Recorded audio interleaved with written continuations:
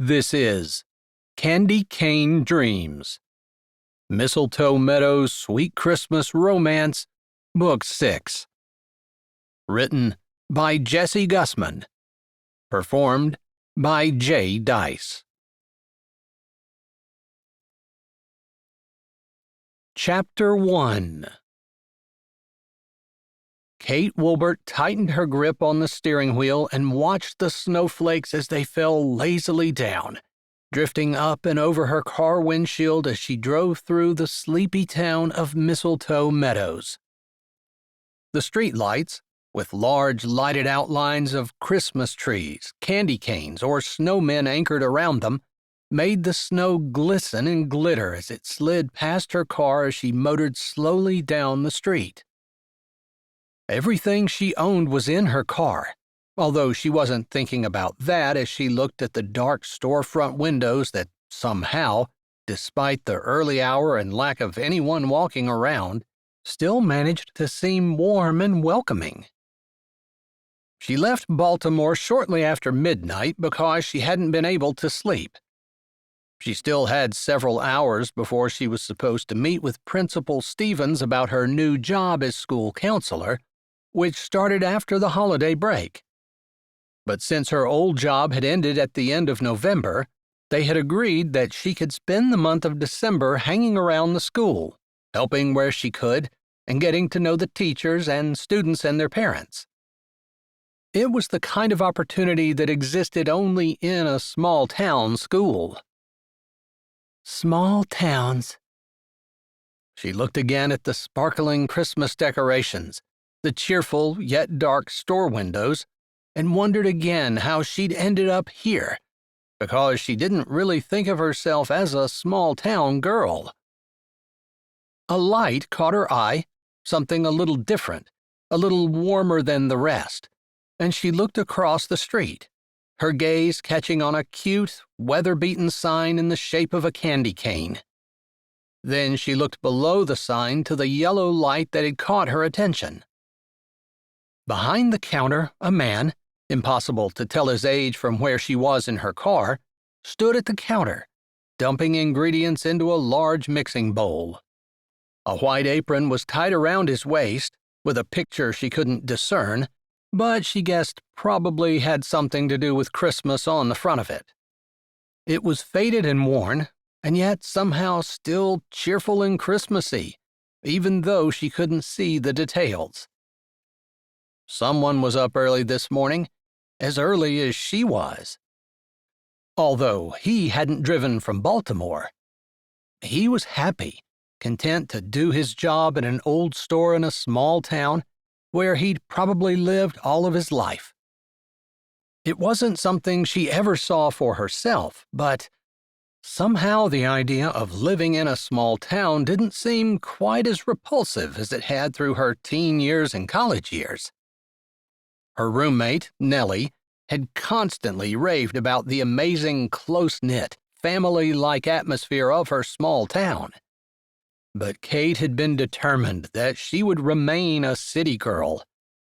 After all, teaching in an inner-city school for an impossibly low wage was one way to give back to her community, wasn't it? Her car inched down the road, and she lost sight of the man in the window as she pondered that question. It didn't feel like she was giving anything back.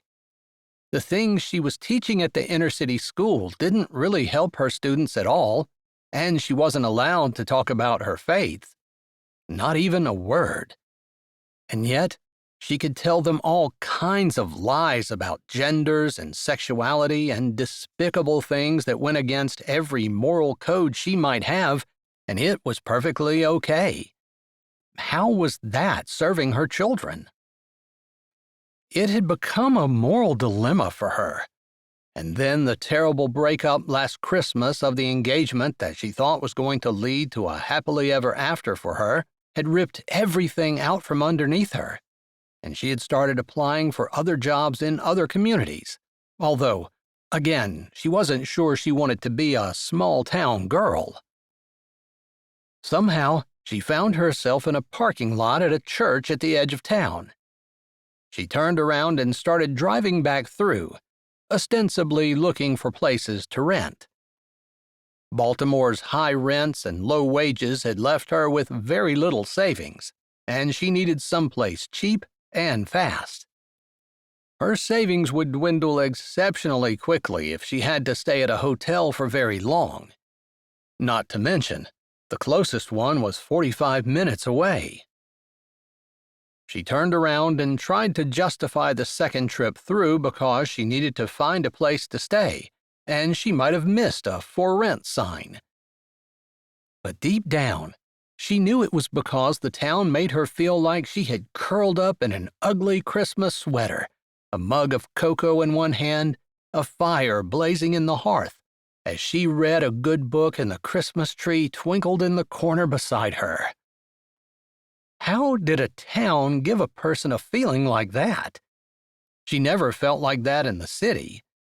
But she loved the hustle and bustle and the busyness and the fact that there was always someone awake, and she never felt alone. Weren't small towns lonely and dead? Boring? The yellow lights of the candy shop caught her attention again along with the man, still behind the counter, still working, still doing what he always did, she supposed. This time, she noticed the elaborate candy cane display in the window and the sign that said, "Handmade Candy Canes." Did people actually hand-make candy canes? She didn't even know that was a thing. But the store just seemed so cozy, the display so blatantly Christmassy, and the man obviously content with his work.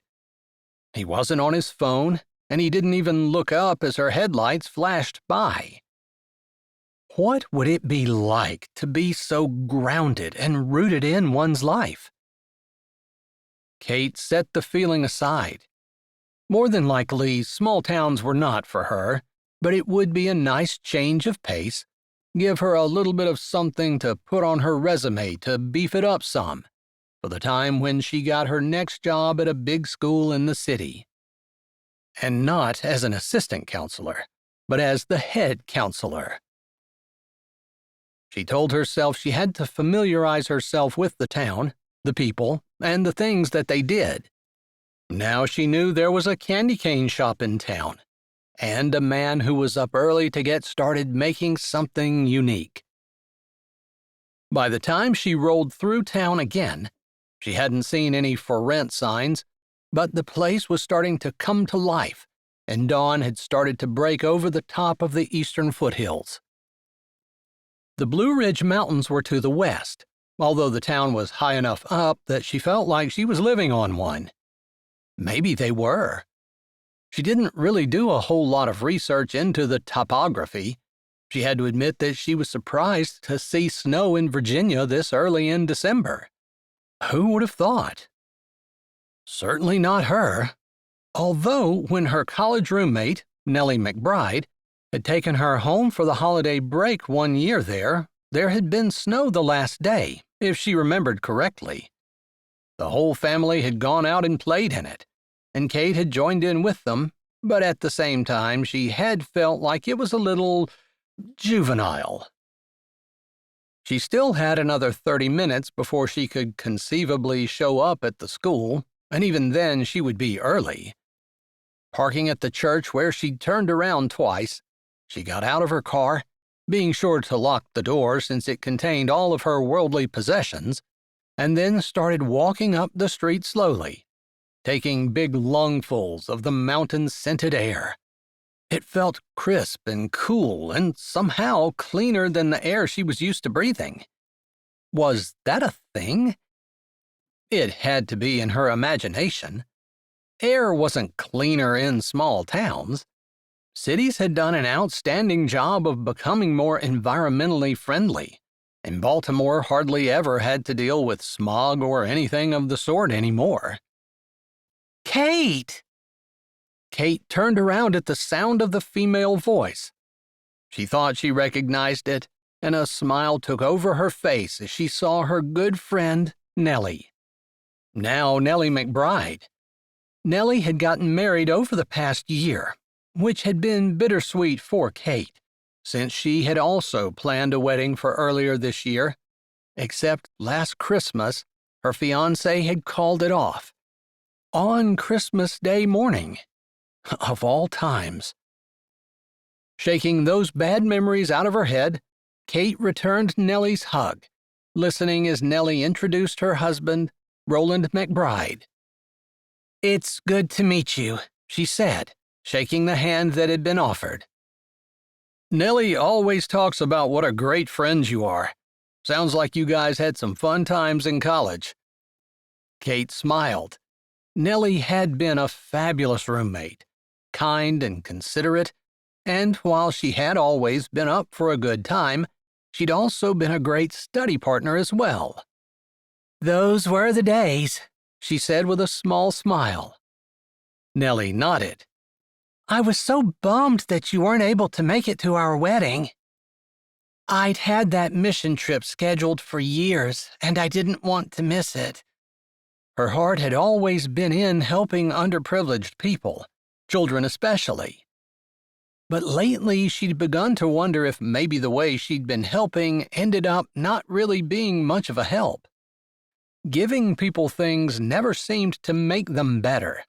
And in fact, she'd seen real-life data that had shown that when children were given things instead of having to earn them, it made them worse. That study was one of the many things that had gotten her thinking and had inspired her to resign her job and apply for other jobs, including the one here in Mistletoe Meadows. That, and the fact that Edward had broken up with her. "Have you found a place to stay yet?"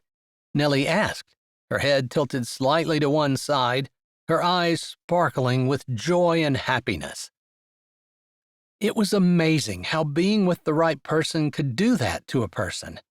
Nellie just seemed to glow. Kate pushed down the little frisson of jealousy that threatened to steal her peace and happiness. She was happy. Of course she was. She was starting a new job in a new town. She had been hired over all of the other applicants, and Principal Stevens was excited about the job that they were going to do together. And so was she. "No, I haven't. That was part of the reason I was walking around town. I thought maybe I had missed a sign or something. Are there no places for rent here?" "The market is tight, that's for sure," Roland said, his voice sounding grave and serious. He and Nellie looked at each other and seemed to nod a bit before Nellie turned to her and said, "But you could stay with us. We're living with Roland's mom right now, and my grandma moved in too. But there's plenty of bedrooms in that big old farmhouse." Nellie was going to go on, but Kate put a hand up, cutting her off. "That is so very generous of you, but I couldn't possibly impose on Roland's mother's house." There was no way she was going to take her up on that offer. A person just didn't do things like that. It was one thing to go home with her for a couple of weeks over the holidays. That had been bad enough, but to move in with newlyweds and the groom's mother? And some other woman? No way. "Seriously, we'd love to have you, and there's plenty of room in the house." "If you don't mind my siblings dropping in once in a while, we're all family there. My mom will probably put you to work, too." "I couldn't imagine living there without working. But of course I would pay rent, except—" She couldn't explain that she had very little money, but it also just went against her sense of what was right, because she could see that Nellie really wanted her to. Would that be so terrible? Her moving in with Nellie and her husband and his mom and their grandma? Yeah, they seemed sincere, and maybe things were different here in a small town versus where she grew up in the city, but in Kate's experience, people really didn't want to be imposed upon like that. So she rebuffed Nellie's efforts to get her to change her mind firmly saying that she would spend more time hunting for a place to stay. "Then at least stay with us until you find a place. It would be cheaper than a hotel." "That's very nice of you. If I don't find a place by the new year, maybe I'll take you up on it." Nellie looked disappointed, but she nodded. The new year was a month away. Surely she would find a place by then. "If I can't get you to stay, at least come for supper tonight," Nellie said, smiling and giving her an appealing look. She had already said no to the offer of lodging. She could hardly turn down supper. Although there was still a part of her that didn't want to impose. "You're not going to be putting anyone out. There's always plenty of food. No one's going to cook anything different if you come. There's just friendly faces and hearty food." Roland didn't seem like he was begging her, but he was simply laying out the facts. Did he really not mind people descending on his house? "You talked me into it," she said, still unable to believe that it wouldn't be an imposition. At the very least, they would have more dishes to do. "Awesome. We'll see you tonight at 6. Does that work?" Nellie said, her eyes shining like Kate had just given her a $100 bill, rather than an agreement to eat supper with her. Maybe Kate was looking at it all wrong. She tucked that thought away for later. It was possible that she was mistaken, although she had been raised to give other people a wide berth and respect their privacy and family. Again, she thought that maybe it was the difference between growing up in the city and growing up in a small town. After a little bit more small talk, they parted ways, with Kate going back to her car and heading toward the school. As she passed by the candy cane shop one more time, she glanced in the window and saw a little girl staring silently at the man who appeared to be talking. Other shops were open on the street now, and the town had, if not come to life, at least started to wake up. Maybe that little girl would be at school in a bit, and perhaps Kate would meet her, along with all the other children. It was going to be a big difference from the school that she had been at, a much smaller student population, less than a quarter of what it had been at the inner city school where she worked. In one way, she was looking forward to possibly knowing the name of every child, which Principal Stevens had assured her every teacher and administrator knew. Kate somehow found that exciting and unbelievable at the same time. Regardless, a little thrill of excitement went through her, for the change if nothing else, as she got in her car and headed toward the school. Chapter 2. Jack Henderson glanced at the timer and then picked up one of the strings of hard candy that he had set to cool in the pan on the counter. "Did you finish getting all of your homework together?" he asked his daughter, a rhetorical question since he knew she would not answer him, as he picked up the candy and began rolling it between his hands. What had been strange and foreign 10 years prior now came as easily as brushing his teeth or driving his tractor. Without thinking about it, his hands expertly shaped the cooling candy into a perfect candy cane shape. He looked over his shoulder, lifting a brow at his daughter, Lily. She was waiting for his glance, and she nodded one time, her head going up and down seriously, her eyes grave and serious. "And everything else is ready to go?" he asked, waiting for her nod before he turned back to the candy. She hadn't spoken a word since her mother had died 3 years prior. At this point, Jack had despaired of ever hearing her speak again. They'd developed a rhythm, an easy camaraderie, and while it was a little bit harder than it might have been had she been able to speak, they'd gotten along fine. It wasn't that she wasn't able to speak. The doctors told him there was nothing physically wrong. it was that she had chosen not to. Jack felt guilt grip his insides, the way it always did when it came to his daughter. Was he failing her? Had he done everything he could? He knew he wasn't a very good mother, but he had been doing the best job he could at being the best daddy he could as well. On top of that, he'd been trying to keep the candy shop afloat so that someday Lily would inherit it, what had been her mother's family's legacy. Lily would be the 7th generation of candy cane makers, and it was a heritage that the entire family had been proud of. It had been exceptionally important to Lauren that Lily be schooled in everything candy. Jack had neglected his farm and the duties there, dumping them all on his brother, Brian, in order to keep Lauren's dream alive and viable. But financial constraints were pressing horrendously down, and he wasn't sure how much longer the shop could stay afloat. As if on cue, Jack lifted his eyes and saw 2 men in business suits walking by the front window. They were peering in with interest, the way they had every morning for the last 3 days. He tried to lift one corner of his mouth and nod his head in friendly greeting, although his interior felt anything but friendly. He wanted to tell the men to go find another town to open their chain store in.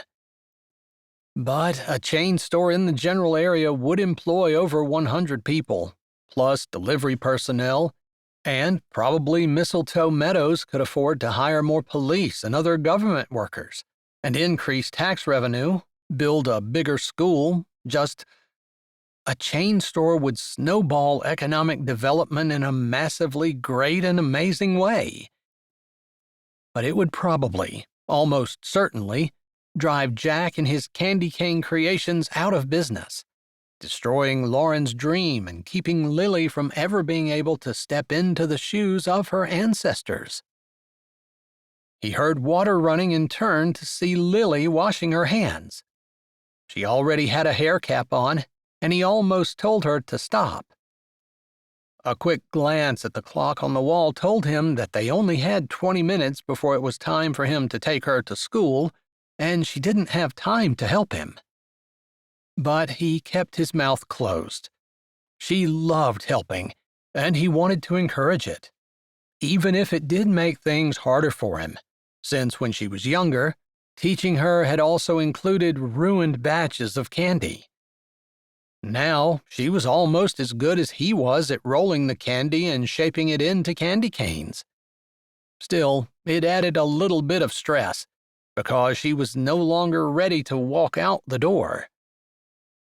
He did not allow her to see those thoughts, but instead smiled encouragingly at her as she came over, standing beside him and picking up one of the ropes of candy. She knew as well as he did how imperative it was that they get the candy formed before it cooled so much that it was no longer pliable. She pointed to the blue-colored candy and looked up and smiled at him. "I know. Blueberry's your favorite, too." That was how he had met his wife.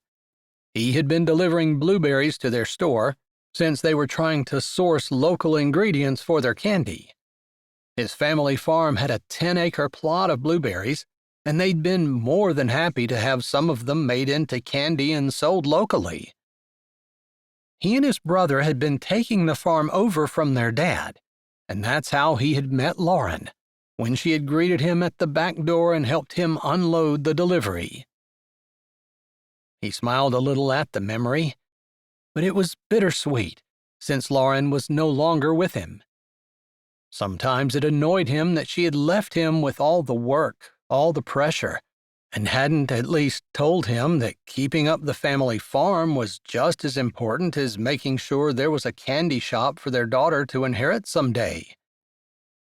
He was pretty sure that's the way Lauren would feel, but she had never said, and he had never thought to ask. She had worked at the shop, and he had left the farm in order to help her, and they had been fine for years and years until Lauren's untimely death from an aneurysm while she was showering. Her parents had come back for the funeral, of course, but neither one of them had been interested in the candy shop. Lauren's grandmother had taught her pretty much everything she knew, and Lauren had loved every second of it. He felt a touch on his side and looked down to see Lily's elbow touching his waist. That was how she got his attention, since she knew better than to use her fingers to touch, since they had been washed and she now had gloves on. She had just formed her third candy cane, and his hands had stilled around his. It was hardening in his hand, even as he looked at her. "I'm sorry, I was just thinking." Her brows raised, and he knew she was asking what he was thinking about. "Nothing, really. Just, Christmas is coming, and I need to figure out what in the world I'm going to get my daughter. She hasn't made me a list yet." He lifted his brows and gave her a stern look, but kind and loving as well. Lily shook her head and turned away from him, pulling the gloves off her hands. He didn't need to tell her that the shop was struggling. Somehow she knew. He had tried to protect her from those things, even though he wasn't sure that that was really what a father should do. Maybe she should know. After all, if she was going to be a part of the business eventually, she'd need to figure it out. But considering that she was just in elementary school, it was too much for her small shoulders. "Are you going to be in the Christmas play this year?" he asked. She nodded, tossing her gloves in the trash. He finished putting the last touch on his candy cane and then snapped his gloves off as well. They would have just enough time to head out the back door and get in the car to get to school on time. Maybe Jack underestimated that just a bit, since the bell rang as Lily stepped out on the sidewalk. Knowing that he would need to write her a note, he offered her his hand, and they walked up the sidewalk together toward the principal's office. This had happened more times than Jack cared to admit. Again, he had to admit he was a little upset with Lauren for dying on him, which he knew made absolutely no sense, but it was the way he felt. After all, as a single dad, trying to keep the candy shop afloat and deal with Lily, who wasn't hard but was still a child and needed him, and in his spare time trying to help his brother on the farm and keep that going as well. That was his backup if the candy shop didn't make it. And it was his dream, what he enjoyed. "We're going to talk to Principal Stevens before you go to your classroom. I'll make sure he knows it's my fault that you were late." Lily squeezed his hand but didn't say anything. Maybe he was wrong, but he kind of thought that his daughter was annoyed with him, wanting him to be a better dad, wanting more out of him. Was that just his imagination? He opened the front door and held it while Lily walked through. She waited to take his hand again, which made him feel good. Maybe she wasn't terribly upset with him after all. The principal's office was in the main hallway, right near the nurse's office and the counselor's office, which was empty. The previous counselor had left the week before, and from what he understood from Principal Stevens, the new one wasn't going to start until the new year, per her contract. He remembered Principal Stevens saying something about the person coming and hanging around the school just to get to know everyone before she started her official duties. He hoped this counselor would be a little better than the last one and take an interest in Lily somehow. Or at least give Jack some better pointers of what he could do, beyond waiting and seeing, which was the solution of the last counselor. "Good morning, Jack," Principal Stevens said, as he strode to the entrance of his doorway, like they were catching him on his way out. "Good morning. I'm sorry, we stepped in as the bell rang, so I knew that meant I needed to make a trip here to make sure Lily got checked in okay." "Yeah, we got her," Mr. Stevens said, and he didn't seem to have any judgment on his face. Maybe he truly did think that Jack was doing the best he could. Maybe he wasn't judging. Maybe it was just Jack's imagination that everyone thought he should be doing better. "Lily, you go on to your classroom. Your dad and I will take care of this. I saw you guys pulling in and I messaged your teacher. She's expecting you." Lily nodded, and then her sweet blue eyes looked up at her dad. Jack's heart melted and he knelt on one knee and gave her a hug. Her little arms wrapped around his neck, and she squeezed him back tightly. She was only 7, but it felt like she was growing up way too fast. "You'll be good," he said, ruffling her hair affectionately as she grinned at him. And then she turned around, her backpack dwarfing her skinny little body as she walked confidently down the hall toward her classroom. Jack straightened, and he and Mr. Stevens watched Lily go. Mr. Stevens must have been waiting for her to be out of earshot, because as soon as she turned the corner, he turned to Jack and said, "Our new counselor is starting after Christmas. I know I told you that." "Yeah. I've already discussed Lily with her, since she arrived early this morning." Mr. Stevens paused, and then in a rare show of annoyance, he said, "She has a better work ethic than the last counselor, who only seemed to show up for work in order to collect her paycheck." "It's a bad career choice if a person only wants a paycheck," Jack said, although he had already surmised as much from the previous counselor. He supposed he really didn't know of any job where a person could just show up. If they couldn't put their heart and soul into their work, why didn't they just find something else where they could? But he knew the answer to that was a lot more complicated than the question would make it seem. And he didn't have time to solve the world's problems. He had enough of his own. Still, he wanted to live his life for the glory of the Lord, and one way to do that was to do his very best at everything he did, including his job.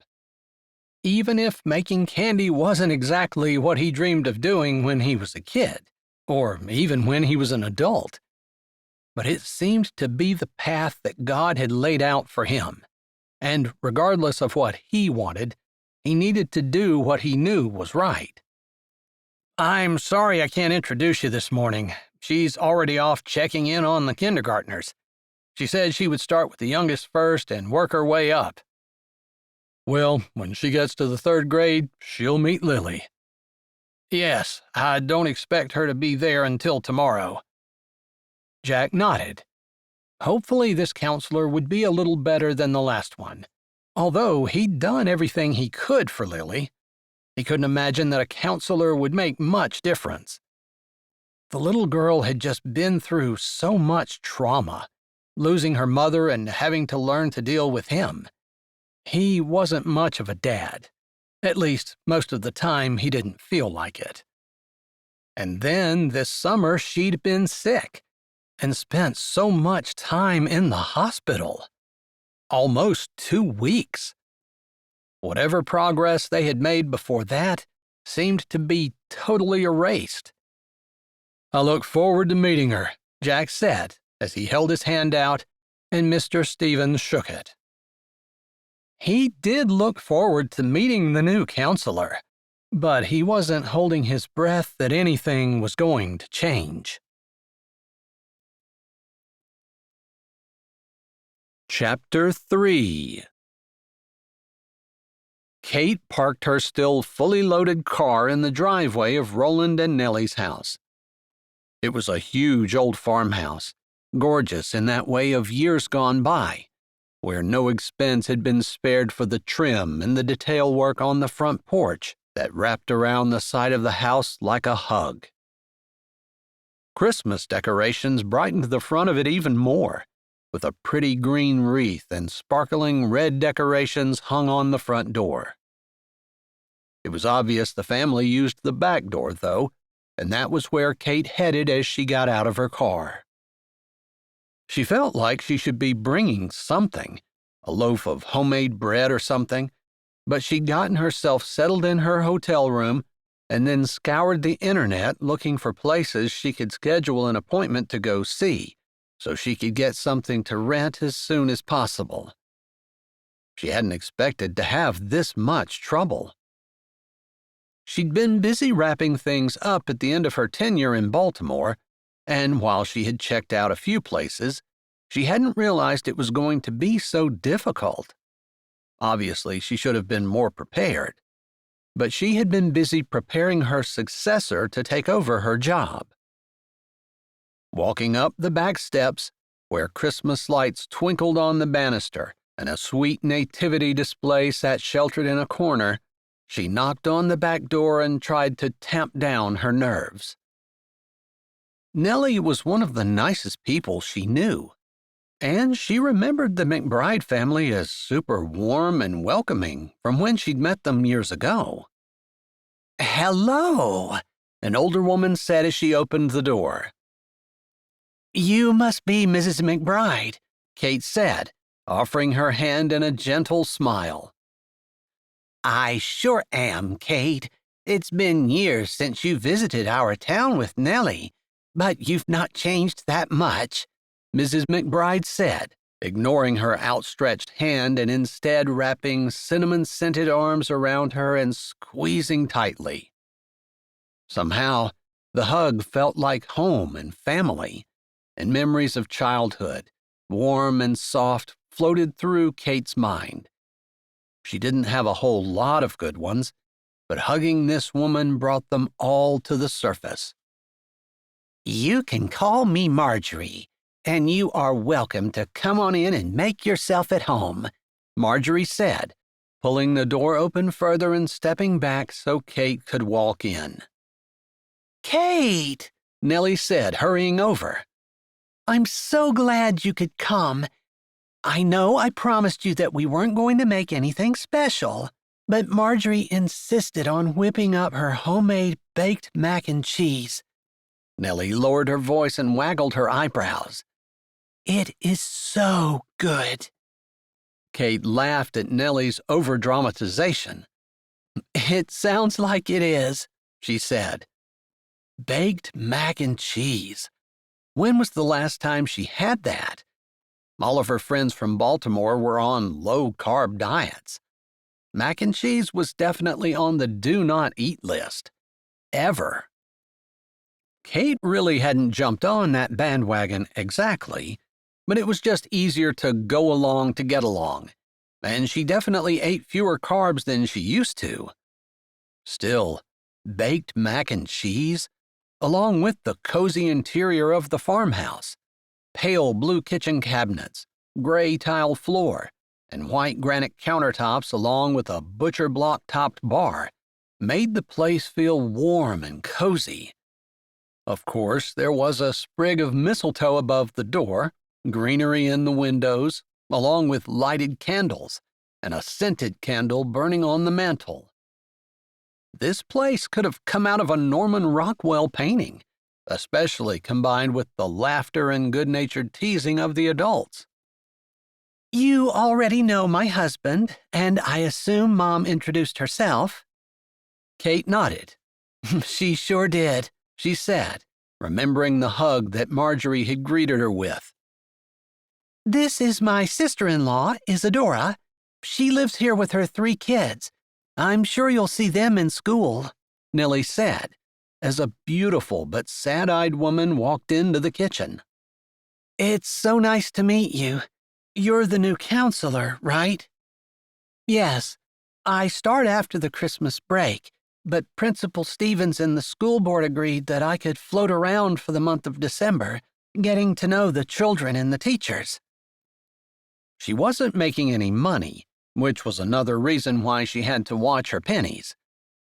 Somehow she'd misjudged. She had thought her start date was going to be the beginning of December, but the school district had decided to do some renovations to the counselor's room, and the contract they had offered her began in January. It was fine by Kate. It would be much better for the children and for her to get used to things. "I can't believe how different things are here," she said, and it wasn't just the school. "You spent the day at the school already?" Isadora asked, walking to the sink and washing her hands. "Yes, there's so much to learn, but there aren't nearly as many kids in this school as there were at my old one, so I'm pretty confident that I'm going to be able to learn everyone's name." "That's one of the very nice things about small schools," Nellie said.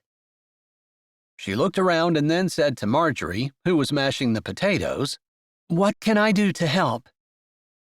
Isadora had started chopping tomatoes on the cutting board, with a bowl of greens sitting beside her, and Nellie had opened the oven door and was pulling out a delicious-smelling casserole. "If you don't mind taking the baked chicken that I have there on the sheet and putting it in that bowl, I think everything will be ready." Kate, happy to have a job, grabbed the tongs that were sitting beside the chicken and started lifting it in, listening as laughter and joking went on behind her. Isadora had instructed the children to set the table, and Nellie had mentioned that another sibling was going to come for dessert. Apparently, that family did therapy, and the mom had a client. Everything seemed so happy and cozy, and while Kate felt right at home, there was also a little bit of sadness because this was the kind of family she'd missed out on growing up. Both of her parents had been professionals, and most of their suppers had consisted of takeout, or for a while, her mom had hired a meal service. But this new camaraderie around the kitchen where everybody was helping was new and compelling. Somehow everything was ready at the same time, and Kate carried her chicken in and sat down beside Nellie and Marjorie, with Isadora across the table from her. To her surprise, everyone bowed their heads and said grace before the meal. Normally, Kate said a quiet grace to herself, but how long had it been since she'd been in a home that took the time to thank the Lord out loud? Even when she'd been growing up, her parents, although they had been regular church attendees, going 2 or 3 times a month, had not said grace before their meals. Everyone said Amen and then began to pass the food.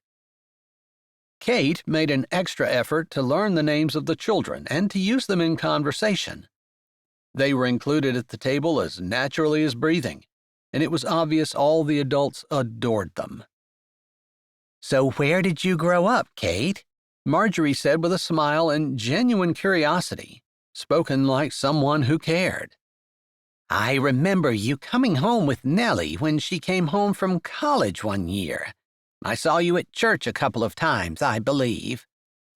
"Good memory," Kate said, impressed. She had a vague memory of an older woman who'd been especially nice, but she couldn't remember whether it was Marjorie or not. "I grew up in Maryland, near the shore. The Baltimore area, although I didn't live in the city. We lived in the suburbs until I began teaching in the city after college." "That's nice. Inner city school?" Marjorie asked, looking impressed. Kate smiled to herself. She'd always wanted to give back to the community, and she thought teaching at an inner city school for a lower salary would be a good way. It hadn't really turned out that way, though. "Yes, it was. Those kids just need so much." "It's great that they have people like you who are willing to make the sacrifice to help them." "So many teachers are willing to make the sacrifice, but we're hamstrung by red tape and politics." She didn't want to turn the conversation into a political discussion, although she had plenty to say about it.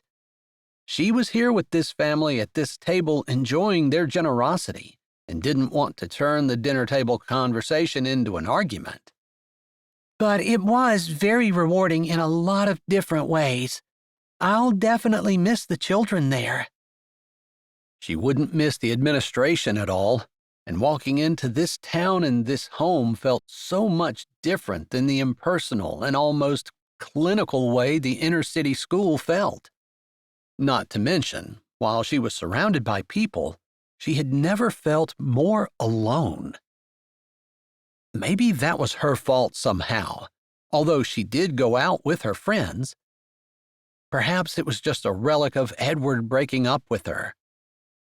"I think you'll find a lot of kids at our school will appreciate you being here," Isadora said easily, as though she also wanted to avoid the political discussion. She couldn't talk to them about the specific children that Principal Stevens had talked to her about that day, although one little girl, she couldn't remember her name, had been mute since her mother died. That had intrigued Kate. Hopefully she was going to meet the little girl tomorrow when she visited the third-grade classroom. "Principal Stevens has a lot to say about the children, and it does sound like I could be useful here." "In more ways than one," Nellie said with a secretive smile. Kate smiled back, but inside she was curious. What in the world could Nellie mean? Nellie had been correct about the mac and cheese. It was the best that she had ever had. And that was saying something, because she had had a lot of mac and cheese growing up. But this was warm and savory and creamy and delicious. And when the container got passed around for a second time, she found herself taking another scoop. She had planned to skip dessert, but when the apple pie came around, she took a slice of that as well. "I'm not going to be able to eat here very often. My waistline won't allow it," she joked as they cleared off the table, and Nellie told her she'd need to come back. "You just need to do a lot more exercising," Nellie said with a laugh. "Or you can call it the middle-aged spread, which is what I do," Isadora said, although as Kate looked at Isadora, she didn't see any spread, middle-aged or not. Although she did see dark circles around the woman's eyes, and if she remembered correctly, Nellie had told her that Isadora's husband had cheated on her and left her and her 3 children. Gilbert and Summer had arrived with their children. Apparently, Summer was a licensed equine therapist, and Kate made a note that she wanted to see if she could talk to Summer and see if perhaps they could work with each other. She didn't know exactly what she was going to run into at school, but it wouldn't hurt to have an idea of what Summer offered in mind as she thought about the children. Isadora soon took her kids into the living room and had them sit down to do their homework. Interestingly, Gilbert and Summer's kids had brought their homework as well, and soon the cousins were all sitting at the table, laughing but also working. How nice it would be to have a ready-made study group, Kate thought to herself as she glanced in and saw Marjorie helping one of the girls with her homework, and Isadora bent over another helping with reading. Roland and Gilbert were standing around the table too. "I had hoped to have a chance to talk to you," Kate said to Summer, who was rinsing off dishes and putting them in the dishwasher. "Oh?" Summer said, looking up in a friendly manner. "Yes, I'm going to be the new counselor at the school, and I heard you do equine therapy." "I do. It sounds like you and I might have a lot to talk about." "You work with children?" "Almost exclusively. Sometimes I do family counseling therapy, but almost always it's children.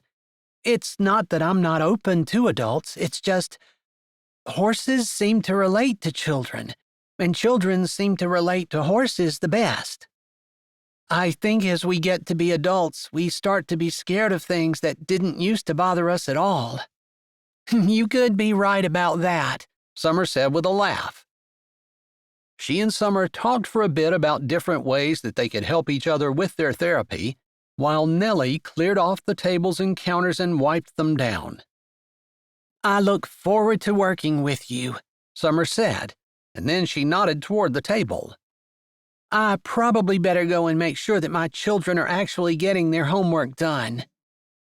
"Spoken like a wonderful mother," Kate said. She was just about ready to offer to help when Nellie touched her arm. "I was hoping I could have a word with you, if you don't mind." "Not at all," Kate said, her brow furrowing, wondering what in the world Nellie wanted. "Can we step out on the porch?"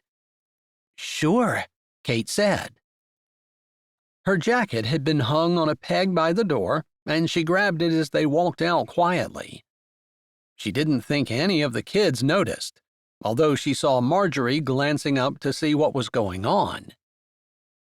That was when she noticed the deep shadows around Marjorie's eyes and the slight droop of her eyelids, like she was exhausted. She wondered if anyone else had noticed. "I've been watching for you two to make your move," a deep voice said, as the door opened behind Kate and Roland slipped out. "I figured you would see us," Nellie said with a laugh.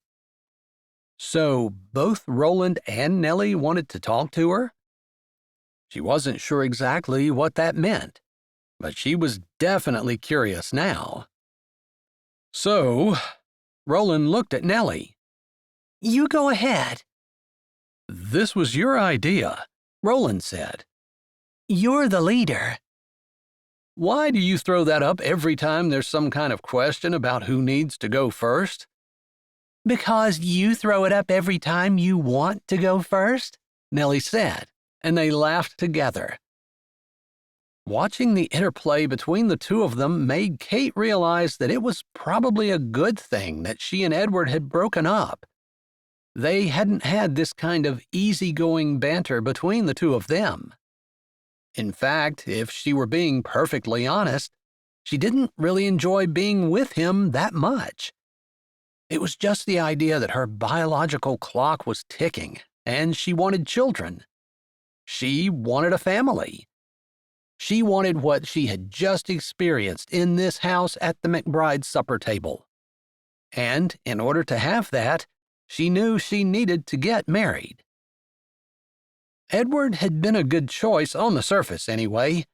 The problem was, he didn't seem to like her any more than she liked him. "So, do you remember when I told you about how Roland and I have something that we do, and it's absolutely top secret? You said something about being like a secret Santa. As long as it's not illegal, my job requires that I keep secrets, so I'm pretty good at it." She had wanted to talk about specific children at the dinner table, but she knew she wasn't able to. And even though she probably could have mentioned names and asked about the kids, and that wouldn't have been considered breaking the protocol of her job, especially since she hadn't even been officially hired, she just liked to use an abundance of caution. After all, if someone was considering working with her for any kind of counseling they needed, she would appreciate them being discreet and tight-lipped about her and her problems. Not that she'd ever gone to a counselor, which was maybe odd, considering that she was one. "Nothing illegal. My wife hasn't dragged me into a life of crime yet," Roland said with a raised brow at his wife and a look that could only be described as adoration. It gave Kate a little shock of jealousy. She tried to shove it aside. She was happy for her friend, and she definitely did not want anything to happen to their relationship, but she wouldn't mind having a relationship like that for herself. But those kinds of relationships only came around once in a lifetime, or at least that's what she thought, and sometimes they didn't come around at all. Maybe she wouldn't be one of the lucky ones. Maybe it wasn't luck. Probably not. Probably it had a lot to do with the Lord. "God, is it too much to ask for me to have something like that?" "Yes, I've mentioned before that Roland and I are involved with the Secret Saints, which is basically a secret Santa for the town of Mistletoe Meadows. You help someone who goes around giving gifts to people anonymously," Kate said, remembering that they'd talked about it in the previous year. but she had been blindsided by her fiancé breaking up with her on Christmas Day, and she really hadn't thought about the Secret Saint thing since. Exactly. There is a vast network of people who are willing to donate, and people that they can talk to who will help provide gifts and such. Although most of them do not know who the actual Secret Saint actually is. That's really awesome, Kate said, loving the idea, although she was kind of confused as to what that had to do with her. Why were they telling her? Considering that you'll be working with a lot of children whose families might need a hand, and also you might have some extra time on your hands as you get to know people, we thought you might be interested in keeping an ear out. Your job is perfect for knowing who might need help, because that's a big part of the equation, not just gathering gifts and figuring out things they can do to help people, but knowing who needs the help. Oh, I see. Basically, we're recruiting you to become a part of the Secret Saint network. Would you be interested? Nellie just flat out asked her, and Kate appreciated her directness. That was part of the reason they'd always been good friends. I would love to. She knew she should probably say, "I'll pray about it," or "let me think about it," or at least play hard to get a little bit. But she had loved the idea from the moment they said it, and this totally played to every desire she had to be a help to people who needed her. Although I'd really like to only help people who actually need it. Sometimes you see things like this happening, and people get free stuff just because the people who are giving it out don't know anyone else to give it to. Do you know what I mean? She'd seen a lot of that in the inner city, the same people getting more and more and more, and never learning how to do for themselves. Unfortunately, she didn't really have a solution to the problem. When there was a need, she just couldn't help herself from wanting to be able to help with it. She supposed there were a lot of other people like that. I told you she would want to, Nellie said to Roland.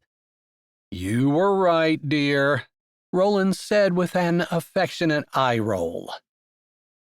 Is there a protocol for anything? Kate asked. No, what we do is just keep our eyes and ears open for people who might need help, and then we keep our eyes and ears open for people who can give help, and we try to match things up. You can come to us with your information and we'll pass it along to the folks who need to know. We just wait for our opportunity, gather supplies, and then we let the right people know. Nice. Speaking of, we have some supplies for someone who's been going through a very difficult time for the last 3 years, but especially the last 6 months. All right, Kate said slowly. And we were hoping that you would be able to deliver them tonight on your way home. Sure. I don't know the area very well. It's right in the middle of town. If you've driven through it, you've gone by the candy cane shop. Yes, it looks so quaint and nostalgic. I think there might have even been a penny candy display in the store, although I didn't walk in. There is, and there is still candy for a penny. That's neat, she said. She remembered way back when she was really small, visiting her grandmother and going to an old-fashioned candy store that still had penny candy. It had been fun and different, although she'd only ever gone once. We have some supplies that we need you to drop off there. You can just put them right in front of his door. Jack will see them tomorrow when he opens. Aren't you afraid someone's going to steal them? No. This is Mistletoe Meadows, not Baltimore.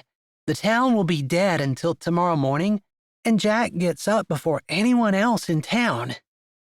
I don't know of anyone who works harder than Jack does, Roland said, and although his eyes were still crinkled, his tone and face were serious. All right, Kate nodded. Just let me know what you need me to drop off, and I'll do it. Actually, if you don't mind, Roland can put the things in your car. I don't mind at all. There's a little bit of room in the front passenger seat. The rest of it is packed with all my stuff. Have you found a place to live yet? Nellie asked, sounding concerned. Not yet, but I'm going to, Kate said, remembering that they had offered to allow her to stay there, and after seeing everyone interacting tonight, she was tempted. But she just couldn't bring herself to impose. If you change your mind about my offer, Nellie smiled, and Kate shook her head. I'll say something if I need it. But she hoped she wouldn't. She really needed to knuckle down and find a place. She couldn't continue to stay in a hotel, but she absolutely couldn't impose on the McBrides anymore. I'll tell you what, I'll stop nagging you to come live with us if you at least agree to eat with us at least 5 nights a week. Nellie lifted her brows. 6, Roland said. Kate laughed. I'll try. Tell you what, I will not eat alone. I will come here unless I have someone else to eat with. Does that sound okay? Sure does.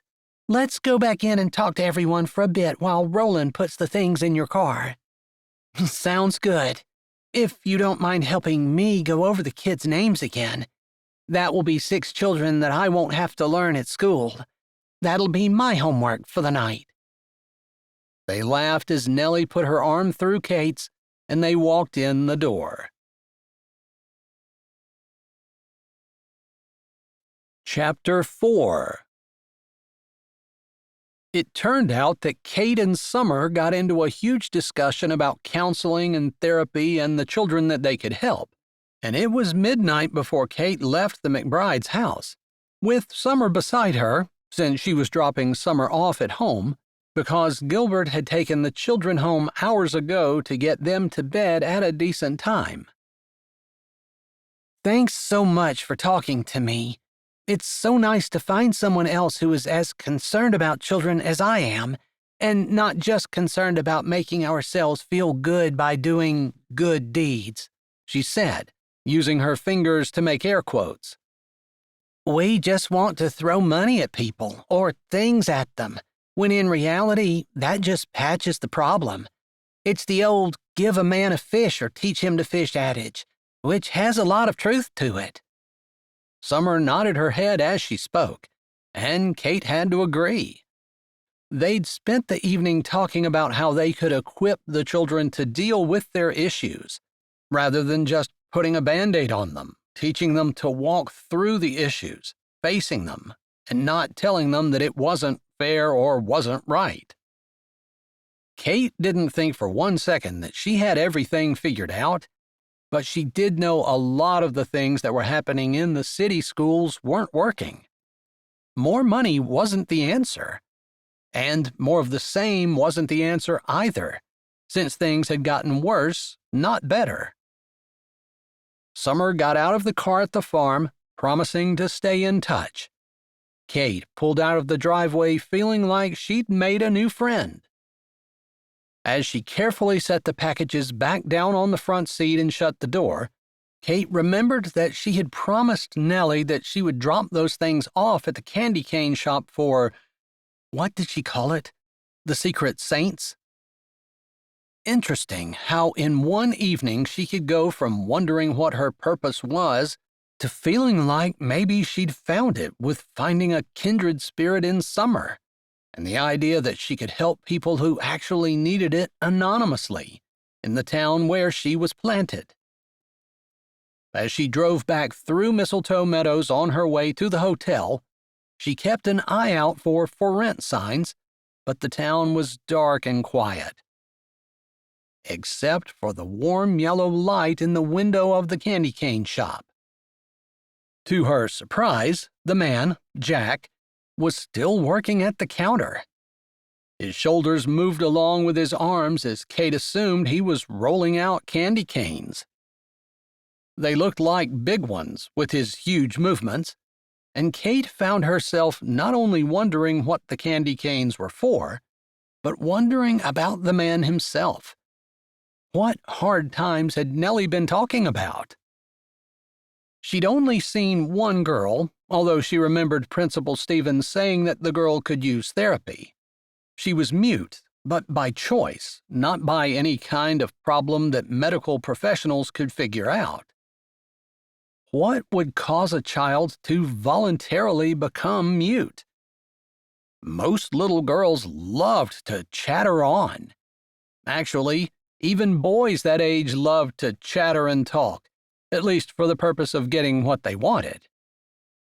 How did that affect the dynamic the little girl had with her father?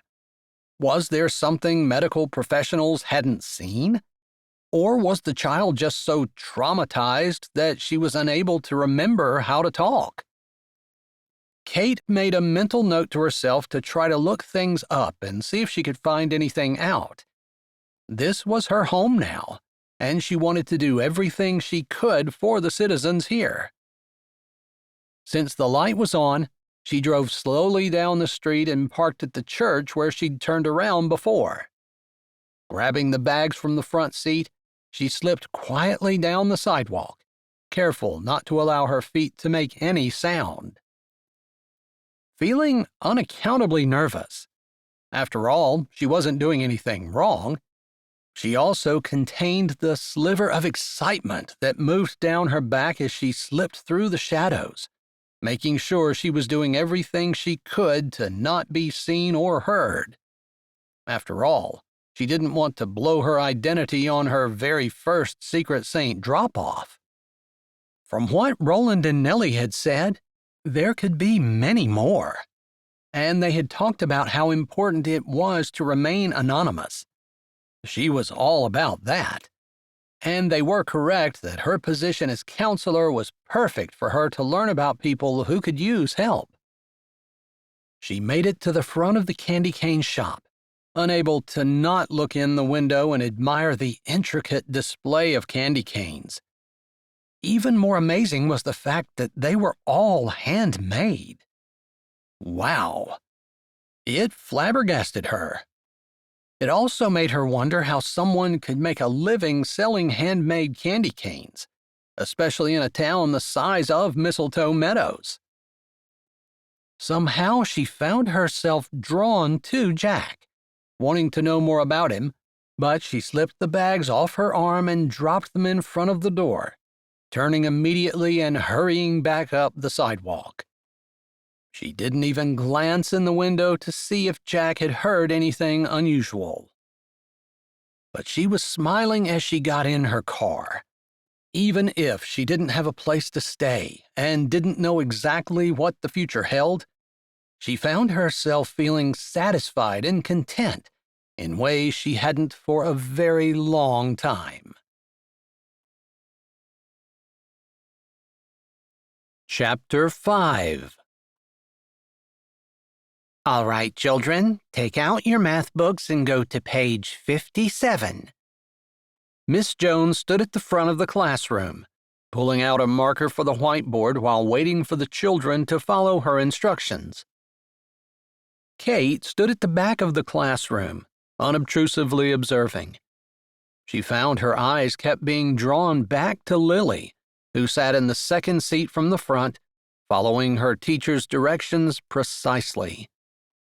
The child was excellent, not a troublemaker at all, although Kate had not expected her to be. She seemed happy, too, not sad or morose or unwilling to be involved in whatever was going on in the classroom. It wouldn't have shocked Kate had that been the case. After all, the trauma that she had been through might have caused her not to talk because she was depressed. But Lily didn't seem depressed.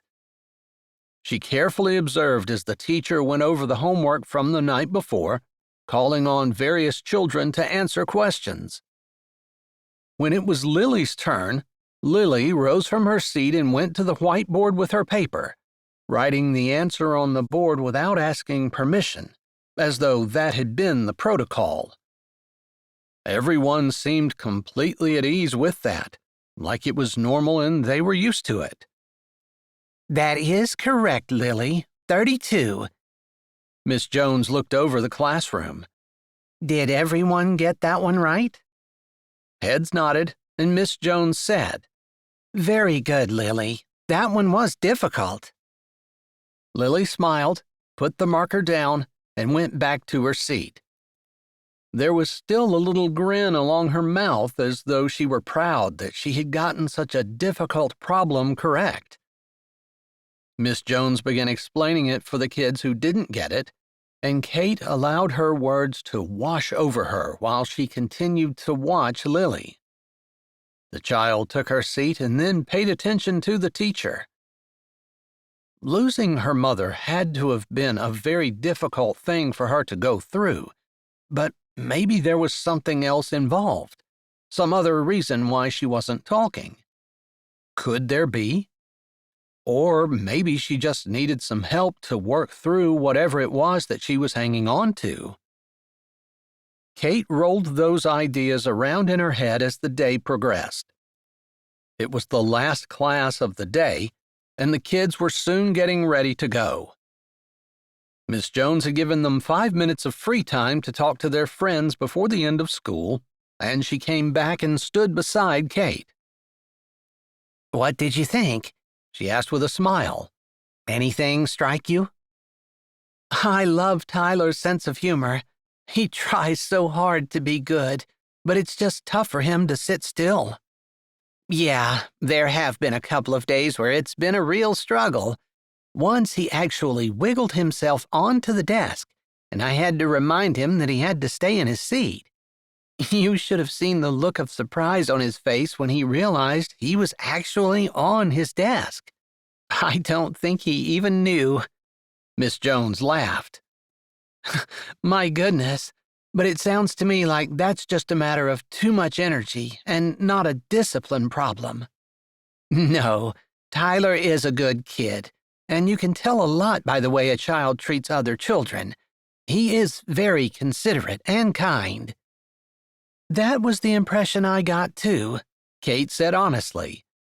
Tyler had struck her as someone with a huge sense of humor. He was probably going to grow up to be the class clown, although it was possible he would be the valedictorian, too. He was very intelligent. He just needed to get his limbs under control. What did you think about Lily?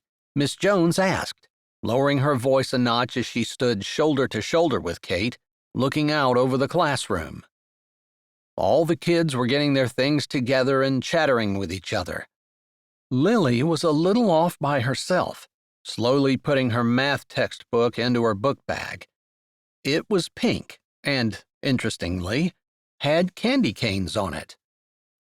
Did Lily like candy canes? Or was it because her family had the shop and she had no choice about what kind of backpack she was going to have? The question was interesting, and Kate filed it away to ask later, if she ever got the chance. I can't quite put my finger on what it is about her that draws me. She seems very smart. She's exceptionally intelligent, but I just don't think she's working to her ability. She's at the lower end of the class, and I really feel like she should be much higher. She seems to be doing well in math. She's just average, maybe slightly below. But it's reading where she really is having problems. She really struggles, and she doesn't write anything at all. I thought that was how she communicated. Numbers. She writes numbers really well, but not sentences. Words, maybe. Her dad has taught her some hand gestures, and they seem to communicate that way some, but I don't know. She would definitely be a good candidate for counseling. Do you think her father would agree to it?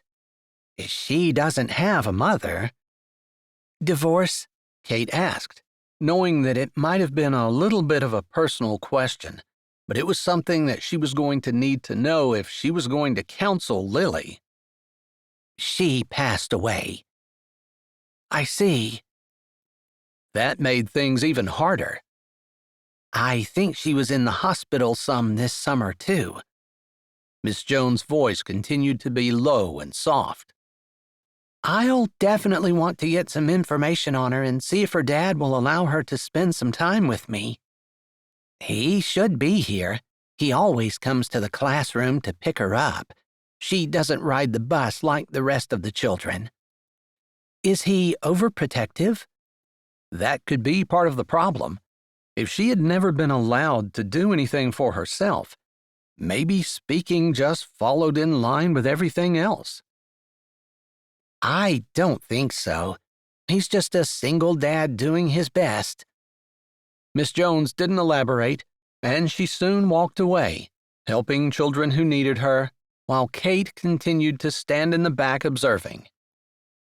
All right, children, it's time to line up for the bus. Those of you who have parents who are going to pick you up, don't leave. Remember, you cannot leave until I give you permission. Miss Jones sounded like she'd said that 1,000,000 times as the children moved to do what she asked. Kate shifted as several parents came to the door. They were mothers. Several mothers came through the door, and their children ran over to them, still at the age where they loved seeing their parents in school. She was still smiling over that when she glanced at Lily, who was watching the door intently. Kate didn't have to see movement out of her peripheral vision to know that Lily's father had arrived. Lily's face lit up, and she grabbed her bag and speed-walked over to the door of the classroom. He bent down and gathered his daughter into his arms, the movement natural, like that was the way he always greeted her. She hugged him like they'd been separated for years instead of a few hours. Maybe that was it. Maybe she was afraid of being abandoned again. Maybe she saw her mother as abandoning her and was afraid she would be abandoned again. She looked a lot different now that her father was there, more relaxed, her shoulders not nearly as tight. Kate hadn't even noticed that she was sitting stressed until she had seen her relax with her dad's arrival. Kate figured there was no time like the present to go over and introduce herself, although she had to admit she was a little intimidated. She had seen him in the shop working, and while she hadn't been spying on him, she felt like the glimpse made her seem like she'd done something a little bit underhanded. Hello, I'm Kate Wilbert. I'll be the new counselor after the holiday break. She held out her hand as the man stood.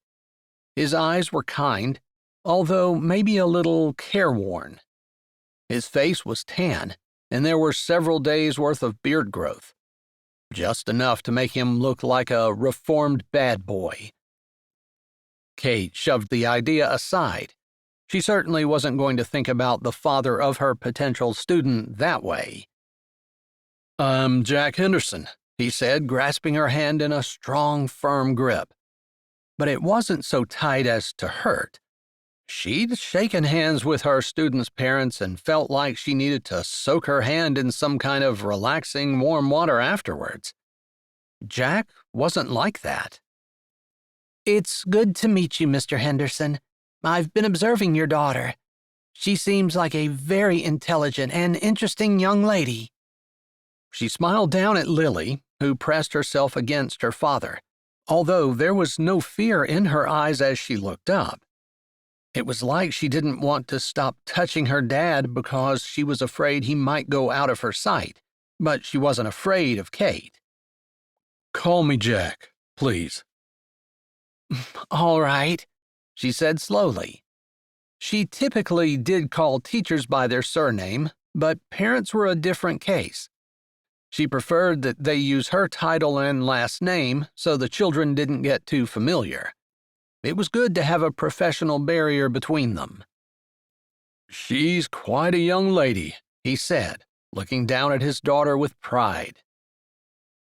Lily, would you like to come over here and put a sticker on the board? I believe we forgot to do that earlier, Miss Jones said, giving Kate a look that said, "If you want to talk to her dad, I'll take her away for you for a few minutes." Reluctantly, Lily walked away from her dad, throwing a last look over her shoulder. She doesn't like to let you out of her sight, Kate observed, wondering what Mr. Henderson would say about that. Ever since her mom died, I'm all she has left. It makes sense to me that she'd want to stick pretty close. Do you have trouble getting her to go to school in the morning? Not really. He didn't elaborate. Has she spoken at all? Kate asked, wondering how she could get him to talk about his daughter, or if he even wanted to. No, not a word that I've heard. He drew in a breath and blew it out. Principal Stevens said you might be interested in working with her. If you are, I'd definitely be open to it. I would love to. She seems like a bright young lady, but she's been through a really tough time. She sure has. She's a lot different at home than she is here at school. If you need to observe her in her natural habitat, he said with a grin, you're certainly welcome to come to the candy shop. That's usually where we spend our time after school. I saw it when I drove through town the other day, she said, not elaborating on the fact that she had indeed seen it and him as well. The shop was in her mother's family. It was her mother's dream to pass it down to Lily and have Lily be a candy maker. How does Lily feel about that? I don't know. She doesn't really talk about it. He grinned, not making a joke of his daughter's muteness, but showing by his smile that he had accepted it and knew there wasn't a lot he could do to change it. Interesting. If you don't mind, I'd definitely like to take you up on that. I would love to see her with you, and if I'm being honest, I'd love to take a look at the candy shop. The display in the window is absolutely fantastic. Lily helped me with it, but I learned a lot from Lauren before she died. It's not nearly like what she could do, but not too bad for a man who thought he was going to be a farmer but turned into a candy maker by accident. Interesting. It didn't sound like Lily's dad necessarily wanted to be a candy maker. Was he only keeping the shop open for Lily? Or because of the memory of his late wife? I don't officially start as school counselor until after the break, but I could come by the shop any time. Absolutely. Today is fine. This is our busiest time of year, and I'll be there early in the morning and late at night. Stop by any time. All right, I will, she said, and then watched as Lily finished up quickly with Miss Jones and hurried back to her dad, again pressing herself against his side. Interesting. A child came up then, and Jack and his daughter walked away. It was just as well. Kate had a lot to think about. Chapter 6. Kate adjusted her purse over her shoulder and closed her car door carefully. She glanced up at the sign above the sidewalk. Mistletoe Meadows candy canes. Maybe a little creatively uninspired, but descriptive. Had she heard somewhere that it had been in his family for 5 generations? Not his family, hers. His late wife's. Jack's late wife. No wonder he was working so hard to keep it for Lily. At the thought of Lily, her heart clenched a bit. She really wanted to help the child. How difficult it must be to lose one's mother. Of course, at least she had a caring and loving father who wanted the very best for her. Thoughts of Kate's own cold childhood tried to push into her mind, but she shoved them aside. That was part of the reason she became a counselor, because she had so longed for a gentle touch, a warm hug, a caring smile from her parents, but they never seemed to have time. They had taken care of her, that was for sure, provided her with everything a child could want, except love and attention. They'd been too busy working to pay for all the things that they had given her, and any time she tried to talk to them about it, especially as she got older, they gave her a guilt trip for not being grateful for what they had provided and always wanting more. She hadn't wanted more. She had just wanted the human connection, the love a child deserves from their parents. But her parents had done the best they could, and looking back, Kate could hardly fault them.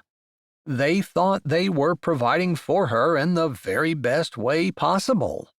And they truly did think she wasn't being grateful when she asked for something different. Regardless, it had shaped her entire life and landed her here, at Mistletoe Meadows Candy Canes and Jack Henderson's doorstep. It was a shop, so she didn't have to knock before she pulled the door open and stepped inside. It was like stepping back in time into an old-fashioned movie, only the smell was minty and somehow old, yet not musty or dirty. She breathed in deeply, the sugary, sweet candy scent seeming to fill up her soul, like the hug that she'd longed for as a child. The old-fashioned display in the window, with the mechanical toys that made little clicking and buzzing noises as they moved along, made her smile as she walked along the hardwood floor. They were small, narrow planks, and she guessed the floor hadn't been replaced since the building had been built in the early 1900s. It probably wasn't on the National Historic Register, but a part of her felt like it should be.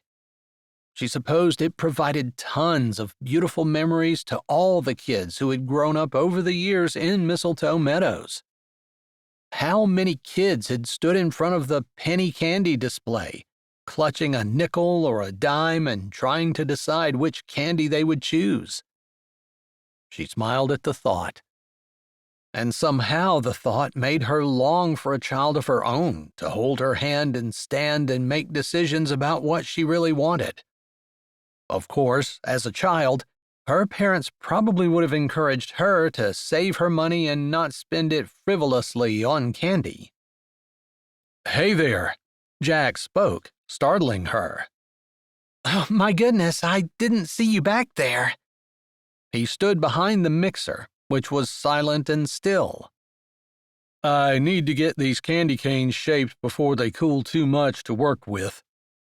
"That looks interesting. Would it be too much to ask for me to be able to watch you?"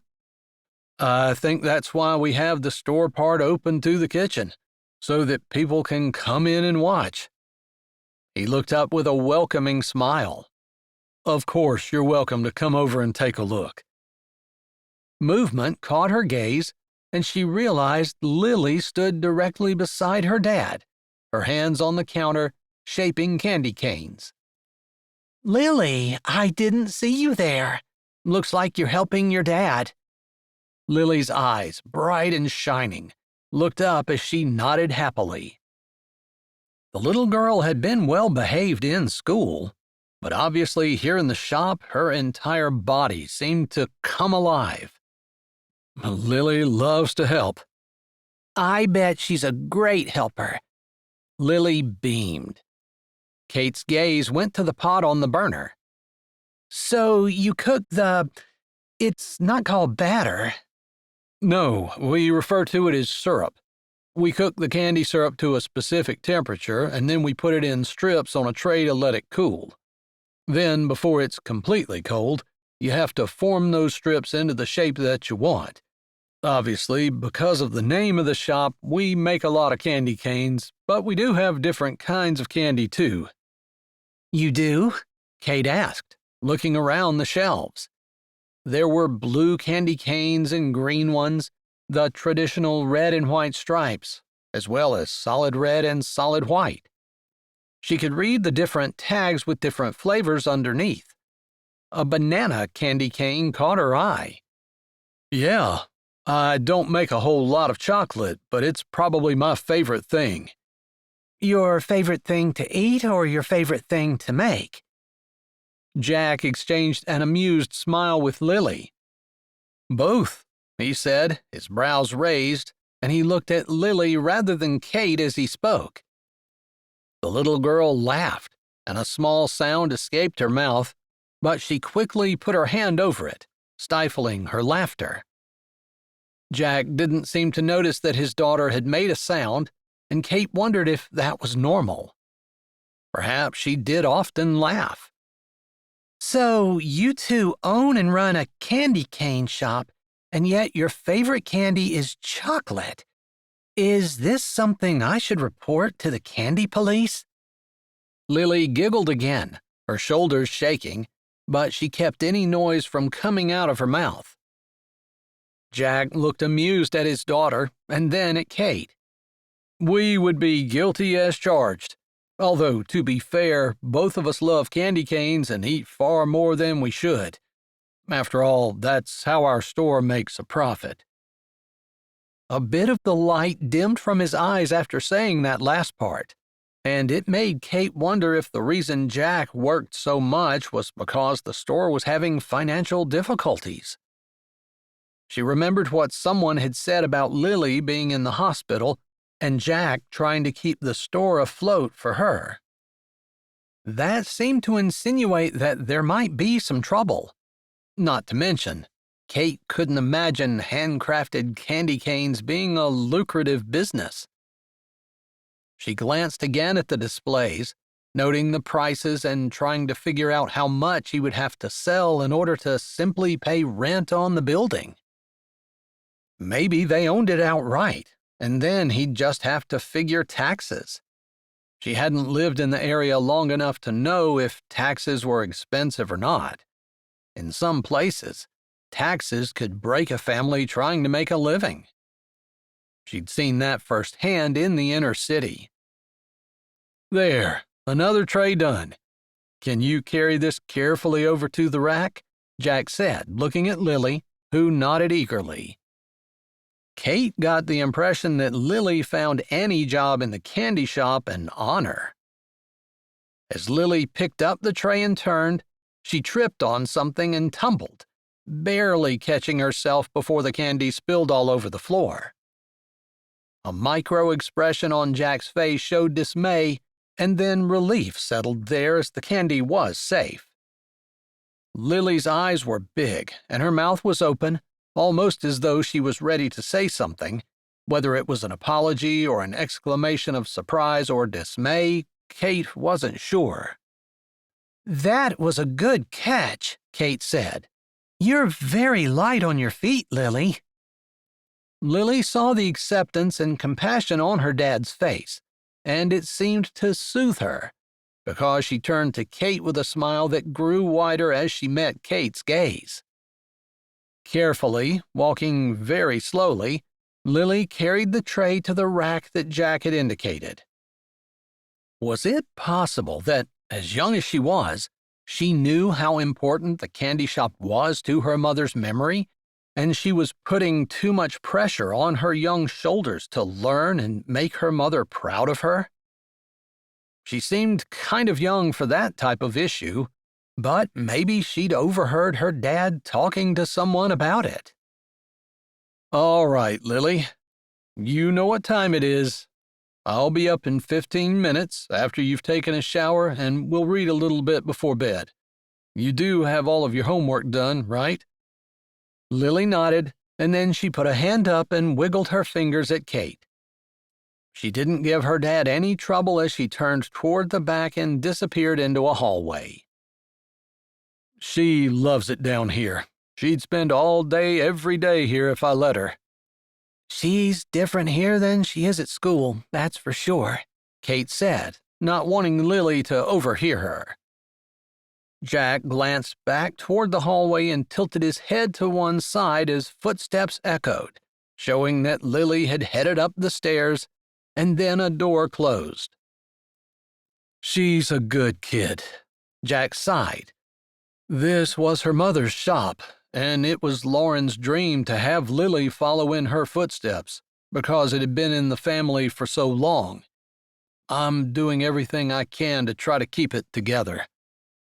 Kate nodded, and she was trying to figure out what kind of questions she could ask that would let her know if the shop was in some kind of financial trouble.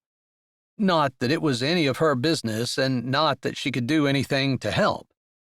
She might be able to buy a few pieces of candy, but she wasn't going to be able to pay any major bills. She hadn't even managed to find herself a place to live, not one that she could afford anyway. There were some high-end rental places on the outside of town, and a couple of nice houses for sale, but again, they were out of her price range and completely out of her budget. "I would think this season would be your best sales season," she said, hoping the statement was open-ended enough that if he wanted to talk about his financial issues, he could. Perhaps that had something to do with Lily's issues. "It's a good thing, too. Lily was sick for a while over the summer, and I'm still paying on the hospital bill. Thankfully, they've allowed me to set up a payment plan, or the creditors would be after me right now." "Oh, that's too bad. She looks perfectly healthy." "She is now. It wasn't anything to do with her muteness.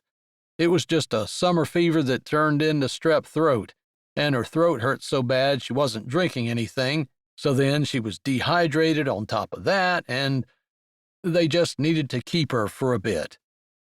"And she couldn't tell you, or wouldn't tell you, that there were any issues?" "No." He sighed again, tidying up the area where they had been rolling out the candy. "The last school counselor didn't seem to be super interested in her.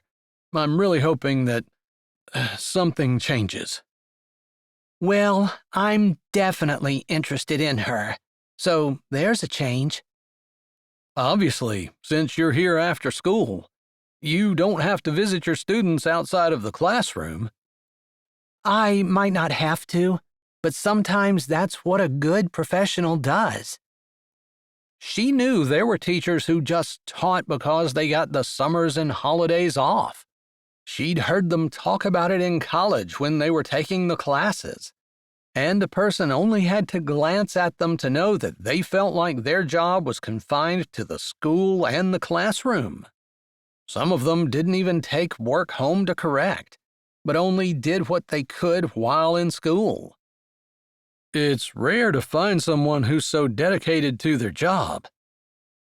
I don't know if it's dedication to my job as much as I just care about people, and kids in particular.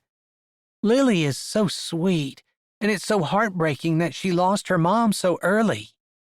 Yeah, I've felt bad for her, having to put up with me as both mom and dad. I don't feel like I do a very good job of either one. Jack didn't sound like he was fishing for compliments, and he wasn't that kind of person anyway. He was just stating what he felt were obvious facts. I don't think any one person would do a good job of being both mom and dad. That's why God gave kids both. Because women are specifically created to be good at the jobs that a mom needs to do, and men are specifically created to be good at dad jobs. And God meant for men and women to pair up and raise children together. I wonder why I ended up raising mine by myself then, you know? He lifted a shoulder. If God was so set on moms and dads and about a kid needing a mom and dad, why did my wife die? That was a good question, and she didn't blame him for struggling with it. I wish I could answer that. I don't have a good answer, other than I don't understand God or His ways, and I'm not supposed to. Isn't that where faith comes in? We just trust when we don't know the answer, and that's how we live by faith. He huffed out a breath, a short laugh, maybe. Yeah, that's kind of the conclusion I came to, too. God didn't want man to fall into sin, but now that we live in a sinful world, things aren't perfect. Nor should we expect them to be, and it's our own fault. Beyond that, I just have to trust and have faith that God will work things out. That's what the Bible means when we walk by faith and not by sight. I want to see, though. I want to see the why, the purpose behind everything, so then I can know for sure that this is what I'm supposed to do. And then it wouldn't be faith, would it? Kate said, thinking about what he had said and agreeing with him. When the way wasn't clear ahead, or the reasons why weren't given to them, it was just a matter of having faith. And it seemed so simple, so easy, but it's where a lot of people stumbled, because they couldn't just trust God and His inherent goodness. They saw something bad happening and their faith wasn't strong enough for them to keep walking anyway. So they quit and turned away. Life isn't all bad. Jack seemed to be shifting the topic, and Kate appreciated it. While their former line of conversation wasn't exactly depressing, it could be, if she thought about all the people in her life that were no longer living for the Lord. It's not. It's mostly good, Kate said, nodding emphatically as though that would make it so. I think a lot of it is how we think about it. After all, a situation that looks bad in my eyes could be good to someone else. It's about how we frame it. That goes along with the Bible verse that says to focus on things that are right and true and good. It kind of does, because there's always some kind of good in a situation, but it's up to us to choose to look at it that way. I read a Christian writer at one point, and I remember him saying that when we're saved, God does the sanctification, but our part is the thousands or tens of thousands of small moral choices we make every day. Jack nodded, setting the bowl in the sink and turning the faucet on to wash his hands. I think that's true, and those choices begin with the decision of how we're going to allow ourselves to think. What you think is what you are, she said a little lightly, because for some reason with Jack, their conversation had gotten serious right away, and she hadn't intended for that to happen. Although she didn't mind. In fact, she enjoyed finding someone with whom she could share ideas and thoughts and things that she hadn't quite figured out on her own. You've got quite a lot of ideas for a candy maker. Not that candy makers can't be deep thinkers, she said, afraid she might have upset him. He laughed instead. I probably have a lot of things going on in my head that candy makers don't normally. Like? She prompted. She wasn't sure why she was so curious, but she didn't stop to examine it. He shrugged his shoulder.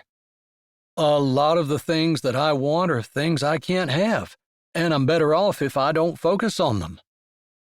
I see, she said, more curious than ever. His answer didn't answer anything.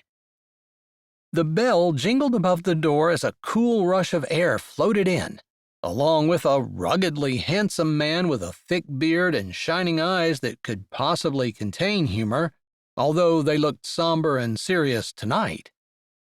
From his uniform, Kate assumed he was the sheriff.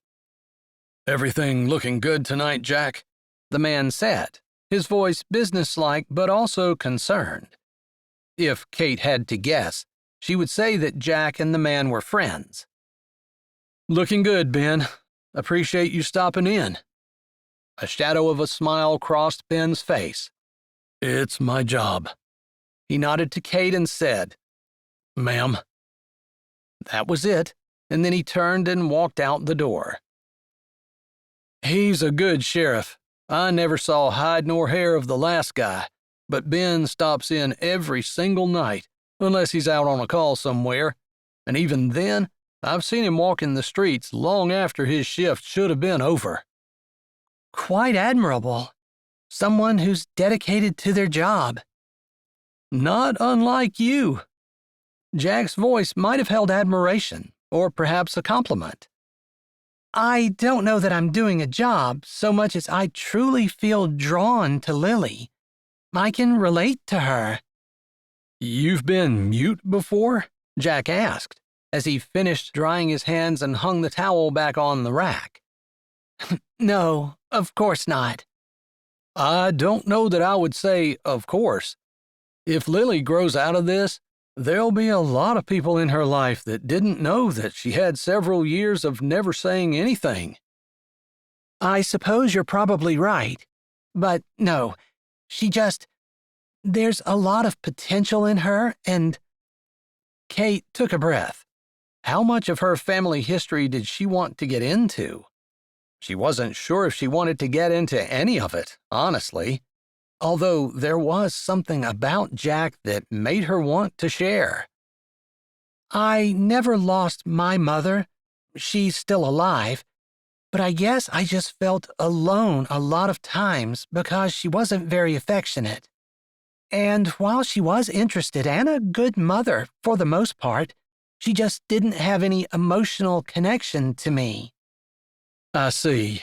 That must have been hard, especially because anyone who looked at you might have thought, oh, she's got a great home life, she's lucky. Exactly. How could I complain? I couldn't. So I just kind of kept it to myself. But it hurt. That makes sense to me. I know that everyone's trial is hard for them, even if someone else might look at it and think, oh, I could handle that easily.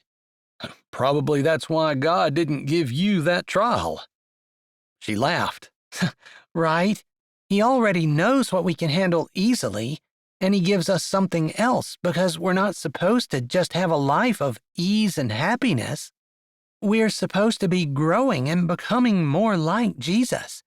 And how else are we going to do that if we don't go through hard things? Yeah, I would agree with that wholeheartedly, even though the hard things are usually not fun, and sometimes it seems like they're never ending. She wondered what felt like it was never ending to him. The grief from losing his wife? She wanted to ask about her, if they had been high school sweethearts, and if she was his soulmate, and he would never get married again. But why did she care? She shouldn't. Not about that. So she kept her mouth shut and didn't say anything. Not about that. Maybe someday they'd be close enough friends that she could ask. I better get upstairs to Lily. She can take a bath by herself, but I still put her to bed. I know someday she'll not want me to anymore, and I try to always make time for that. Every night. I think that's really good. I wish all parents were that conscientious and tried to make time for their children. She heard the note of sadness in her voice, and it bordered on self-pity. She didn't want that. She wouldn't allow that. Everything that she had gone through had shaped her into the person that she was. If her parents had been perfect, she would have missed the opportunities to grow, and she wouldn't have become better. At least, that's the way it felt to her. Thanks for chatting with me. I enjoyed it, she said honestly. She felt like maybe she had found a friend in this town. Jack nodded his head. Stop by any time. I'm in one of the few professions where I can talk and work at the same time and be just as productive. She laughed, then put a hand up as she turned toward the door. She was still deep in thought about the things that they had talked about, and mulling over in her mind how easy her relationship with Jack seemed to be, and almost ran into a lady on the sidewalk. Excuse me, she said immediately, sidestepping neatly. At the same time, she realized that the lady must have been just as deep in thought, since she seemed equally surprised. Kate, you're out late, Marjorie McBride said, her eyes kind and crinkled, smiling at Kate in the narrow beam of light given off by the streetlight. I am. I was just talking to Jack about Lily mostly. She couldn't really say she had to add the mostly on, because it wouldn't have been honest to say that that was all they were doing. Oh, I'm so glad. The last guidance counselor was a nice lady, but Lily could use a little extra attention. And I intend to give her everything I can, Kate said, knowing that she'd already promised herself that in her heart. With every student she came in contact with, not just the one she was drawn to. It may be a little extra because Lily seems special. I'm glad you see that.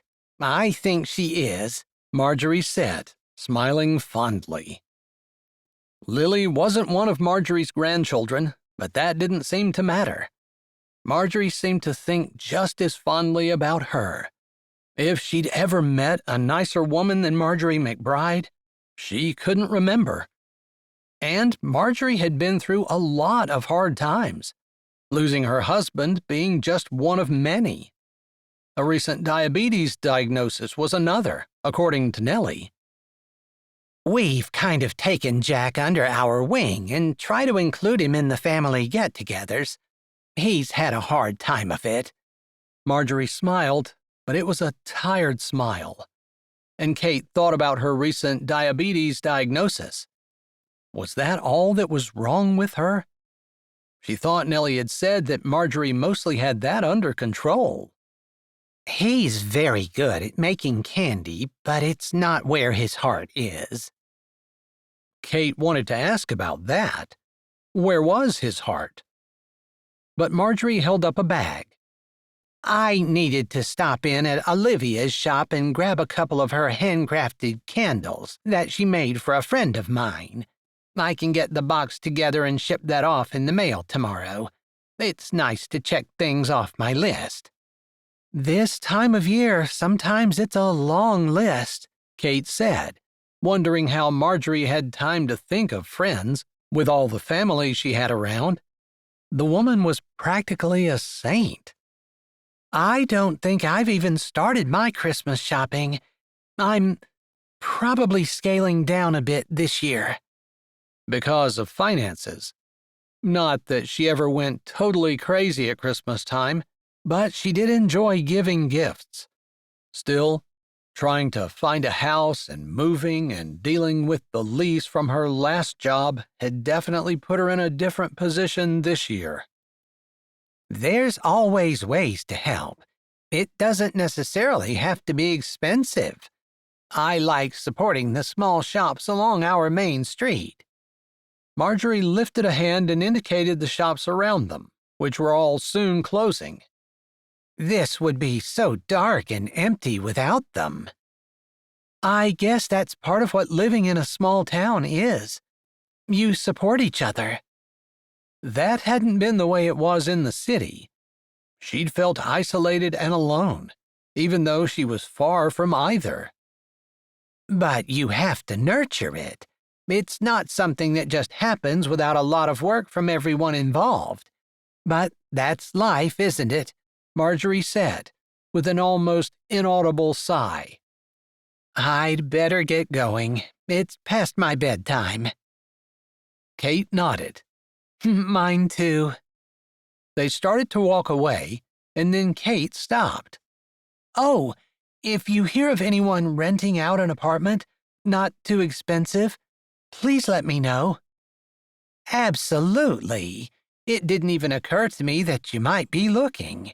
I will check a few sources and get back to you. Of course she would. Marjorie would leave no stone unturned now that she knew. Kate didn't know why she hadn't asked her earlier, although a part of her felt guilty for putting more on the woman's shoulders, since she already seemed so tired. Thank you. And, Marjorie? Yes? Take care of yourself, okay? What you said about small towns is true, but there are just some people in a small town that make it what it is, and I have a feeling that you're one of those people. Marjorie smiled, but it wasn't a triumphant smile. Instead, it was a kind, benevolent smile. I have a feeling that you're one of those people, too. Marjorie turned and walked away, and didn't notice that Kate stood staring at her, her mouth open. Was she one of those people? She looked around and saw other people doing so much. She didn't really think about how she might look to others. But that was the reputation she wanted to have, one of kind consideration toward others, a positive attitude, not necessarily solving others' problems, and like she and Jack had been talking about, a way of looking at the world that saw the good in every situation, even if it seemed like a bad thing. Like being unable to find a house for rent that she could afford and having to scale down Christmas. Maybe, as Marjorie said, there were other things she could do. Chapter 7. Remember last year when we didn't even know who the other was? Nellie said as she and Roland walked through the back streets of Mistletoe Meadows after midnight, holding hands and enjoying the feeling of having accomplished something worthwhile, since they had just delivered 5 Christmas trees to houses that didn't have them. I know, and I had this irritating person in my real life who considered me her enemy for years, and I had this really compelling person that I met with at night and couldn't stop thinking about. Irritating? You can't say that you didn't think the same about me. Worse even. There was laughter in his tone, and Nellie grinned to herself. You're right. You're absolutely right, as you usually are. Oh, I am. Can I get that recorded? No, absolutely not. And if anyone asks if I said it, I'll deny. They laughed together. What are you thinking about Kate? Nellie finally asked. Her friends seemed to be settling down in town okay, although she'd only been there a few days. I think she's going to be great. We can definitely use her. But I'm not sure about handing things off to her. Plus, do we really want to give it up? Do you think we can do it with a family? They had been trying to start a family for a couple of months, and Nellie had a feeling that she was going to have some good news for Roland at Christmas. I don't particularly want to try to shuffle kids and sitters and make our lives even more difficult. Who would? But I can't deny that I love doing it, and I think you do too. I do, but you're right. It might be time to pass the torch, although these will always be some of my fondest memories. Not too many people can say they wooed each other and didn't even know who the other one was. They smiled, their fingers twined together and swinging freely between them, their steps slow and leisurely. With children, we probably can't be up late, walking around like this, because they're going to expect us to get up at the crack of dawn and be happy and cheerful. Well, I don't expect you to get up at the crack of dawn, but I do expect you to be happy and cheerful. You know how miserable it would be to be married to someone who wasn't? Roland shivered as though talking about something truly terrible.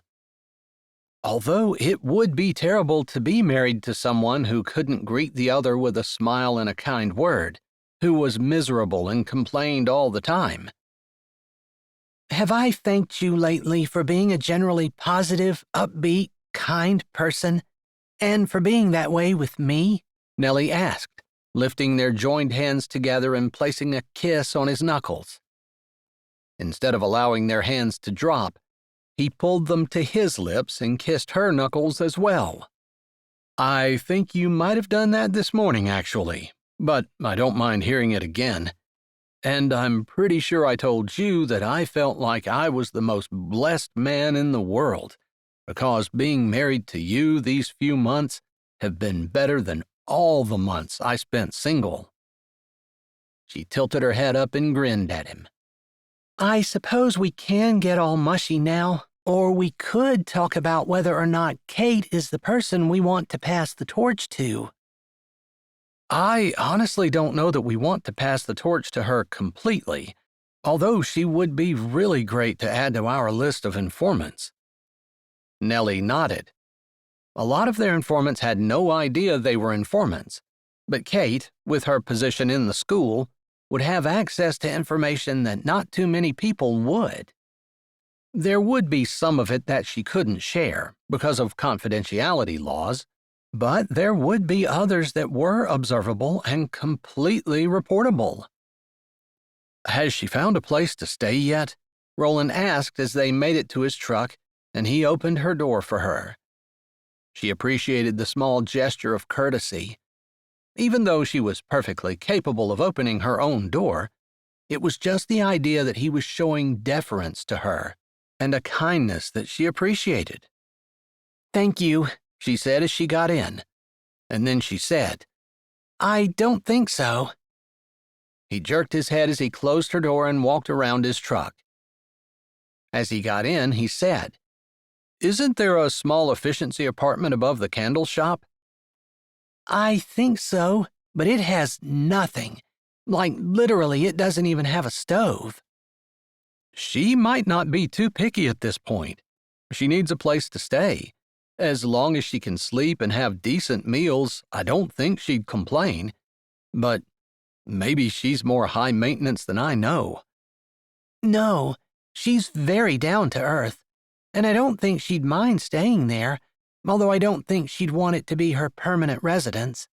She just took that job in the inner city that didn't pay much, and I know she doesn't have a whole lot of savings. Sometimes I wonder why jobs that contribute nothing to society pay so much. For example, the owner of a professional football team or a CEO of a large company. And yet, the very foundation of our society depends on laborers and teachers as well, and yet they don't make much in the way of financial benefits. And an inner city teacher would have such a difficult job. Nellie couldn't answer his question, and she knew it was rhetorical. It did seem like pay grades were backwards, and the less a person contributed to society in some meaningful way, the more money they seemed to make. So then, Kate can give us information, but she might not be a good fit for the actual secret saint, Nellie said as they drove slowly home. She didn't want to reach out to her friend if Roland didn't think it was a good idea. Tell you what, let's keep an eye on her and see how she does. She doesn't have to know that it came from us or that we're thinking about adding her to our network. Good idea. A trial run, so to speak. Exactly.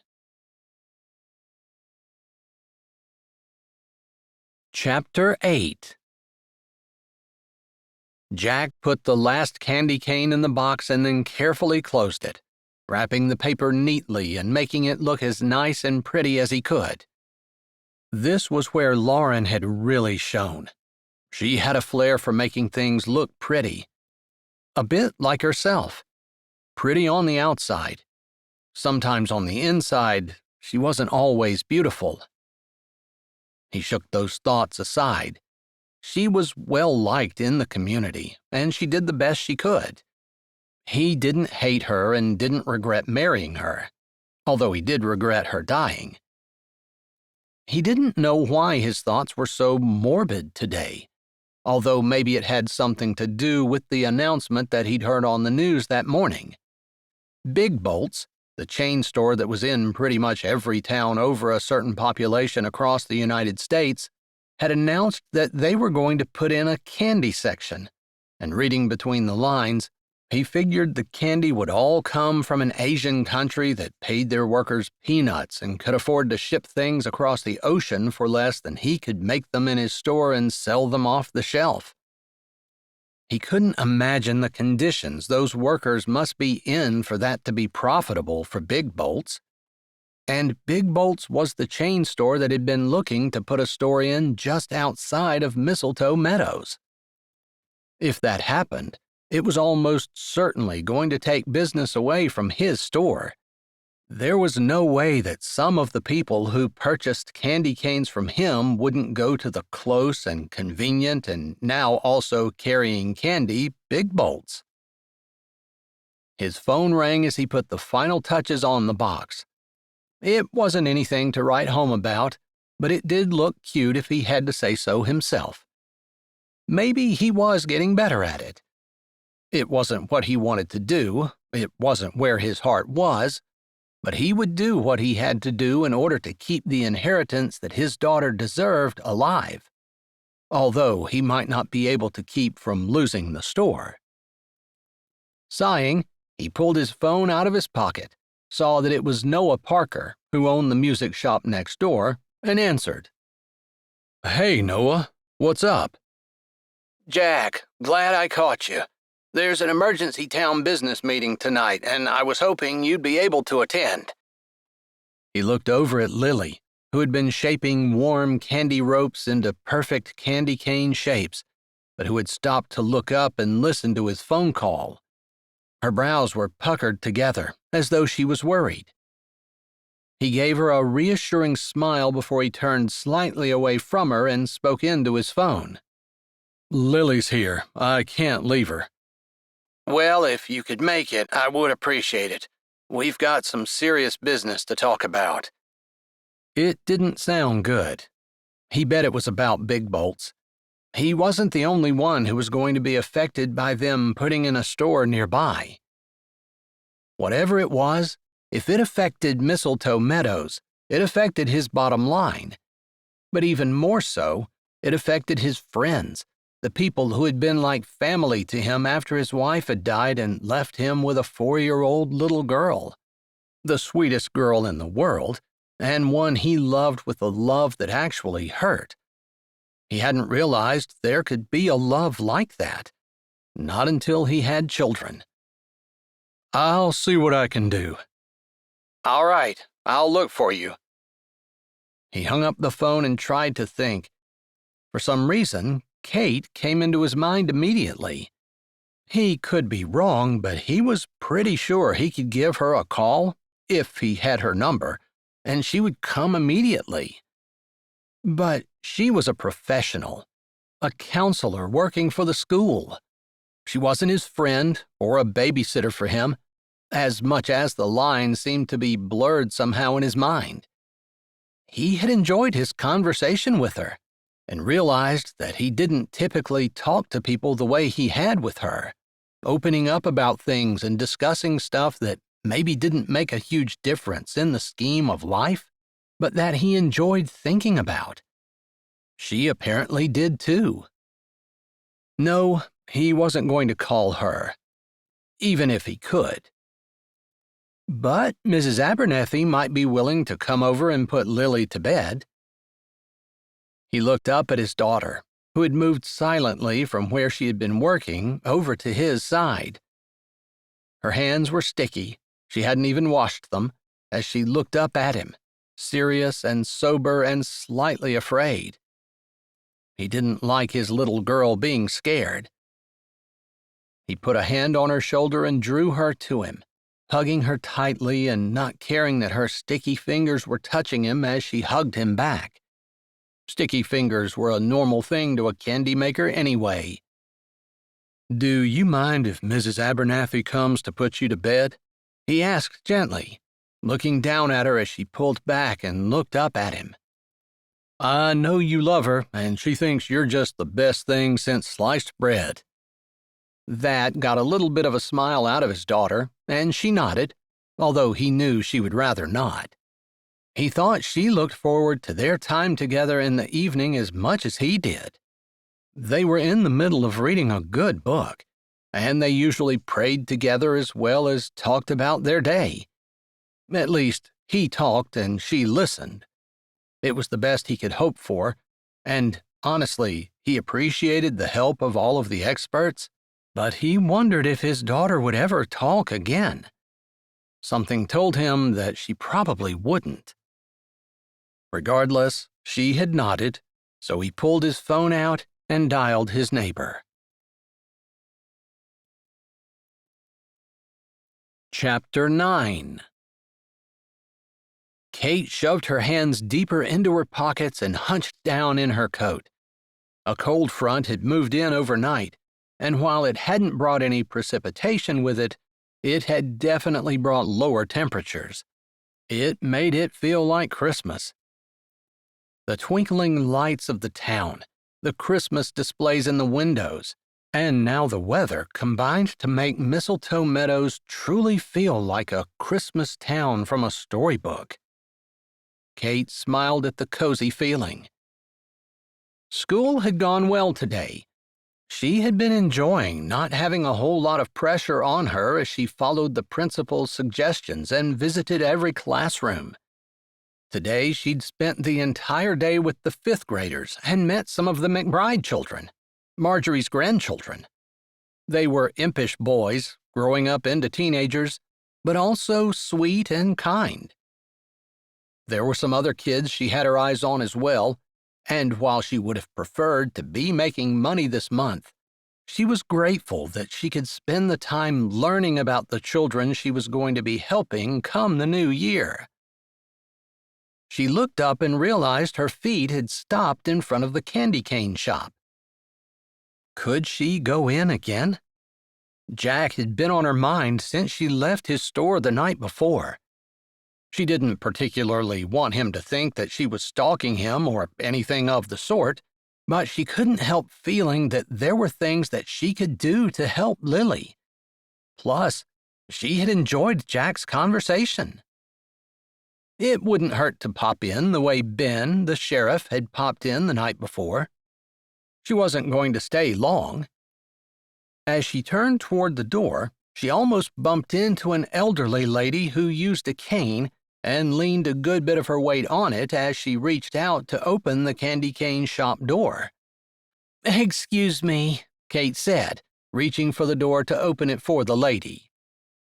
No, excuse me. I've gotten a little unsteady on my feet in my old age. Of course, that's not the only thing that happens in old age." The lady smiled, showing that she wasn't exceptionally upset about old age, just making conversation. "I know the older I get, the more I realize that I did not appreciate my youth while I had it. Oh, goodness, girl, you still have youth." The lady, instead of reaching for the door, held out her hand. "I'm Mrs. Abernathy. I'm headed here to help watch Lily because Jack's going to an emergency town business meeting." "I'm Kate, the new school counselor, although I don't start until the new year." "I've heard about you," Ms. Abernathy said as Kate opened the door and she slowly walked in. There was an emergency town meeting? Kate didn't have any business in the town, so it made sense that she wouldn't have heard about it, but still, she had wanted to get involved. And she could have watched Lily, although it seemed like Mrs. Abernathy knew her way around, so Kate guessed that she probably watched her a good bit. "It's a double blessing," Jack said as Mrs. Abernathy walked in, followed by Kate. Mrs. Abernathy waved her hand in an aw-shucks kind of way while Kate grinned. She wouldn't have called Jack a flirt, or even a charmer, but he did seem rather charming as he moved from around the counter where he was stacking boxes to help Mrs. Abernathy take her coat off. "I appreciate you being able to watch Lily on such short notice," he said to Mrs. Abernathy, and then he glanced at Kate. "Are you planning on going to the town business meeting?" "I didn't know about it until a couple of seconds ago," Kate said, and then she remembered her vow to get involved in the town as much as she could. "But I'd love to go if anyone's invited." "Anyone can go who wants to," Jack said. "I have a vested interest in things, but honestly, all the citizens do if you shop in any of the town businesses. So it's not just business owners who have a monopoly on stuff." "Then I'd love to go, but I have no idea where it is or when it is, although I assume it's soon since you already have your babysitter here." "Yes, it starts in just a couple of minutes, and we're going to be a little bit late." "I'm sorry. I got here as soon as I could," Mrs. Abernathy said. That porch is so wobbly that I was afraid to go down it, but I needed to get my umbrella, so it took me a little while to fish it off the porch. I'm sorry. If I were more handy, I would give you a hand fixing it, but construction is not really my thing. But you make the best candy canes in town, Miss Abernathy said with a wink. Well, thank you, Jack said, with an amused grin at Kate, who grinned back at him.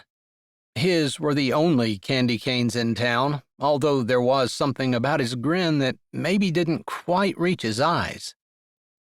You also are a pretty good farmer, too, from what I hear, Mrs. Abernathy said.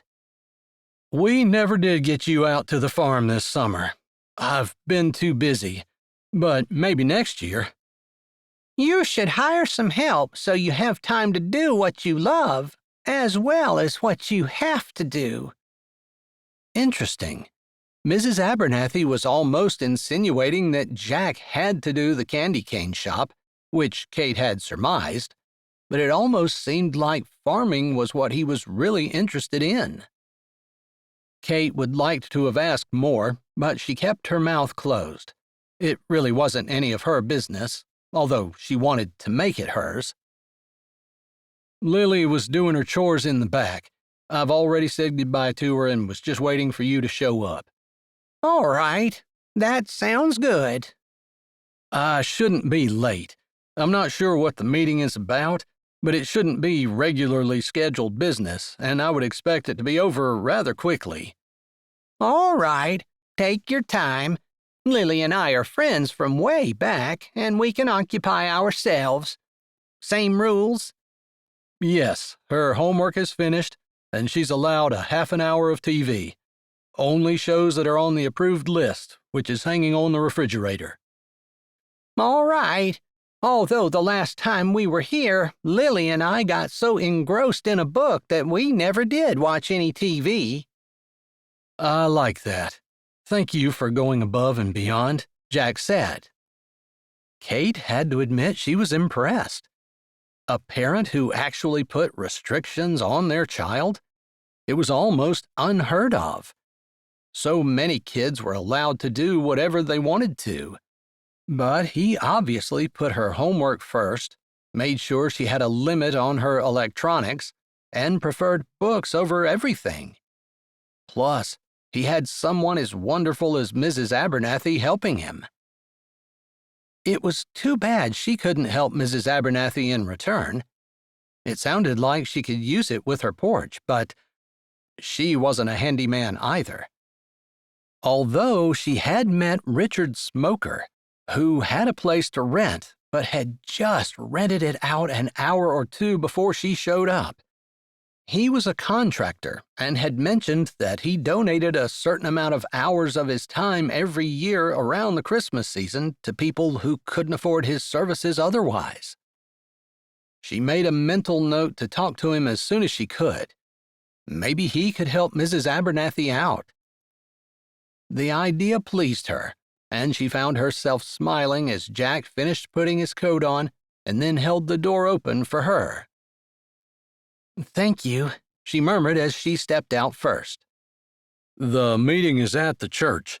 I guess I should have said that in case you wanted to go by yourself, Jack said as he shoved his hands in his pockets and braced himself against the wind, similar to her position. Oh, I wouldn't have left without you, knowing that you were going in the same direction. Unless you didn't want to arrive with me. She looked up at him. It hadn't occurred to her that there might be any problem with them walking together, but she didn't want to make assumptions that weren't accurate. No problem at all. I'm honored to be able to go with you. In fact, it's much nicer to go with someone than by myself. I don't know. Some people like to be alone. I spend enough time alone. Jack didn't say anything more, but it reminded her that he had lost his wife, and he truly didn't have anyone to share his life with, other than Lily, who was in school all day. Chapter 10 Jack opened the church door for Kate and held it while she walked through. The warmth pouring out was welcome, and he could see her relax as she walked in. It always took a little while after the first cold weather of the season to acclimate to the weather before it stopped bothering him. It was a good thing, getting acclimated, allowing oneself to be cold. He'd read the latest research and knew that the uncomfortableness was good for his body. That didn't make it any easier. The entire way from his candy shop to the church, he'd been thinking about Kate. She just seemed to fit beside him, better than anyone ever had, and he felt comfortable with her. She was a good friend, and obviously she cared about Lily. He appreciated that probably more than anything, since he felt totally inadequate to be raising her by himself and appreciated any help he could get. "Thank you," Kate murmured as he walked in behind her, allowing the door to close and keep the rest of the cold air out. He lifted his hand as they walked in, and Noah Parker, the music shop owner 2 doors down from the candy shop, smiled from the podium. "Hey, Jack, we've been waiting on you." "You didn't have to hold the meeting up for me," he said, surprised, but pleased that they did. He supposed he shouldn't have been surprised. It was a small town and they looked out for each other. He could see the McBride family sitting to the left, and he moved in that direction. "Do you want to sit over here with me?" he asked Kate, who seemed to be standing uncertainly. He felt a little bit bad because he'd kind of dragged her along with him. Maybe she hadn't really wanted to go. Relief moved over her face. "If you don't mind, yes. I know a few people in town, but I feel a little bit out of my element here." "Everyone's pretty relaxed, obviously, since they held the meeting up for us." "You, not me," she said with a smile. "If they knew you were coming, they would have waited on you too. You show up to 2 meetings in a row, and everyone will assume you're a lifelong member." He moved a chair and held it for her while she sat down, and then he sat down beside her, nodding at Judd and Jones, who had married 2 of the McBride girls. "All right, now that Jack is here, we can call the meeting to order." Noah tapped a gavel on the stand. Even though the meeting was always very informal, Noah looked serious and businesslike as he conducted it. It helped set the tone. "We just got news that Big Bolts has requested approval to put a store in just outside of town, and we already knew the state is in the early stages of planning on making a bypass with an easy-on, easy-off ramp for Big Bolts and the shopping conglomerate that will probably go with it." Noah lifted a shoulder. "Everything is in the early planning stages, but as a small business owner, this concerns me." "As well it should. If this happens, the downtown of Mistletoe Meadows will die, like every other small town that's had the big box store go in along with the bypass. It takes all the traffic and routes it around town." Marjorie McBride spoke up, and although she seemed very tired, her words were firm. "Exactly. We need to fight this. There's no way we can allow this to happen." Jones, married to Amy McBride, nodded at his mother-in-law. "Amy and my veterinary clinic doesn't exactly depend on the traffic going through town, but if our town dies, our business will die as well." "Same here. As the town doctor, the box store isn't going to affect me, nor the bypass at first, but eventually, as people lose their livelihoods, it will. Also, not to muddy the waters, but I've been so busy in my practice that I'm thinking about hiring a second doctor to help me." Terry, who used to be Terry McBride, sat beside her husband, Judd.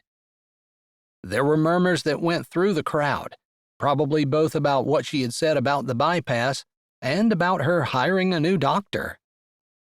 "Well, that's good news about the second doctor in town. I like to hear about business expanding. Noah spoke from the podium. Jack figured that, while he was not for the box store nor the bypass, he ought to present the other side, because there was another side. When several other people stood up and spoke, but no one spoke in favor of either one of the two happenings, he decided that it was probably his turn to stand up and say what maybe he didn't really want to. As quiet settled over the meeting, Noah looked around. I think we've heard from about everyone, except you, Jack. I'm sure that you're against both of these things. Noah said it like it was a given, and it pretty much was, but there was another side. Jack looked down at Marjorie McBride. He did not want to disagree with her or start an argument or fight with her. The woman was too kind to hold it against him, but he didn't want to be disrespectful either. Wondering whether he should speak or whether he should just let it go, he glanced at Kate. You have something to say. Say it, she whispered to him. How did she know? He didn't dwell on that, though, but having got the prompting that he needed, he slowly stood to his feet. He rubbed the back of his neck and took in a deep breath before he started to speak. I agree with everything that's been said here. I don't particularly want a box store to ruin the small-town atmosphere of Mistletoe Meadows. I also am personally completely against the bypass. It will take traffic away from our town, and people who might have gone through and maybe not stopped this time, but come back because of how quaint and cute it is. Or maybe someone would have seen an advertisement along the street or whatever. I don't need to go over that with everyone.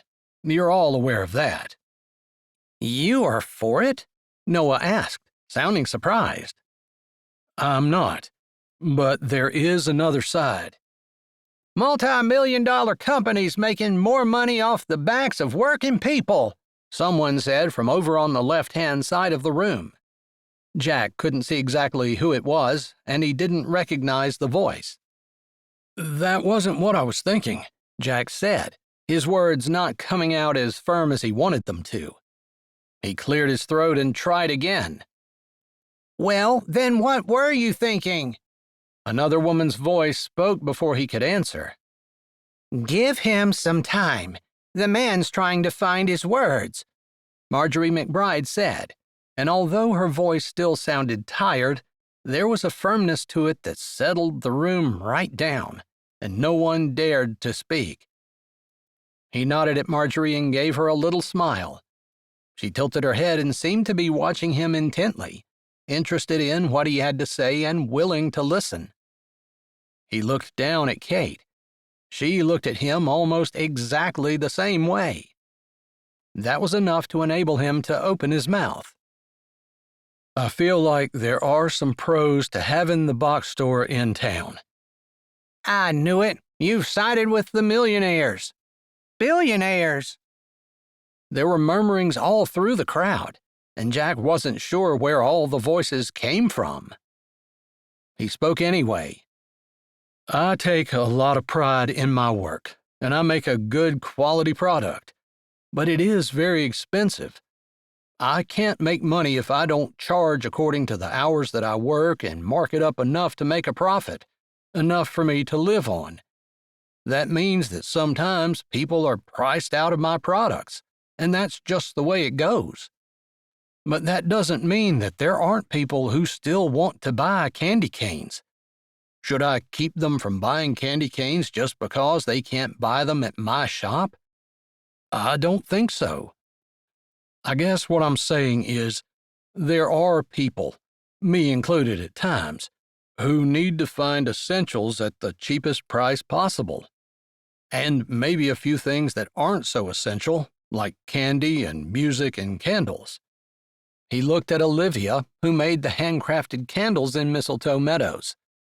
She didn't look overly happy, but she didn't seem upset with him either. I'm not talking about making the millionaires money. I'm talking about regular folks who maybe don't want fancy candy canes, but just want some inexpensive things to hang on their Christmas tree or to give to their children to eat. They should have a place to buy those things. Then they can go to a box store 2 hours away in Harrisonburg. It's 2 hours, and then there's gas for the trip there and back. Is that really what we want to do? Price people out of things just because we're concerned about our own selves? Can we think about others? I guess he has a point. I hadn't really thought about it like that. Marjorie McBride's voice rang through the room, and the silence after she spoke was loud and a little scary. That's a good point, Noah echoed. A box store is not all bad. No, it's not. I'm not saying I want it to come in, because obviously that would be competition for what I'm doing and for my friends who have businesses as well. But I don't know that people who would buy handcrafted candy canes are all of a sudden going to go get them at the big box store either. It might not be as bad as I think. That doesn't solve the problem of the bypass. If they put the bypass in, then that will draw traffic away. And surely you don't have anything good to say about that. Mrs. Murray spoke out from the other side of the room. Well, actually, there was a murmur through the crowd, and Noah banged the gavel a little bit more firmly than he had the last time. Let's let him speak, Noah said, a little bit of warning in his tone. Ben stood beside the podium, back against the wall, hands folded over his chest, weapon obvious at his side, his uniform giving him the cloak of respectability and deference. You're right. If we divert all traffic away from downtown, it will die. There's no question about it. We've seen it all across America. But I have an idea that, as far as I know, has never been tried before. What's that idea? Noah asked, sounding intrigued and not as impatient as Jack might have been afraid. Noah was definitely a man with a head on his shoulders and a very good person to be running a meeting like this. I propose that whatever bypass the state puts in only allows trucks to bypass the town. We make the cars go through. That would get rid of some of the heavy traffic, keep our roads a little bit in better repair, and keep the people who are most likely to be stopping at our shops in the town, while we get the people who are less likely to stop and also more in need of not being stopped in the traffic jams that sometimes ensue as too many cars try to go through the town. In other words, we keep the truckers working while keeping the people in cars coming through our town. That is extraordinary. I've never even... Would that be possible? Noah asked, a rhetorical question, because, as far as Jack knew, there was no one in the room who could answer that. I was also thinking that maybe we could allow certain cars to use the bypass as well, perhaps locals or in-state residents. I don't know, just a thought. I really like the truck idea. I'm not so sure about the cars, but we could think about it and see if we can get a state rep to talk to us about it. Jack had been thinking about it for a while. The rumors of the bypass had been going on for a decade or more, and it had made him sit up and take notice. Every town that put a bypass in, the downtown died. That was just what happened. But it made sense to take the trucks away, but not the cars. It would be a win-win for everyone.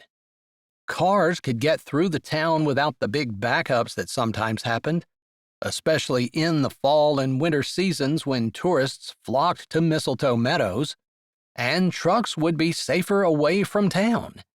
It would get them on their way faster, too, since most drivers were paid by the load or mile, and not by the hour.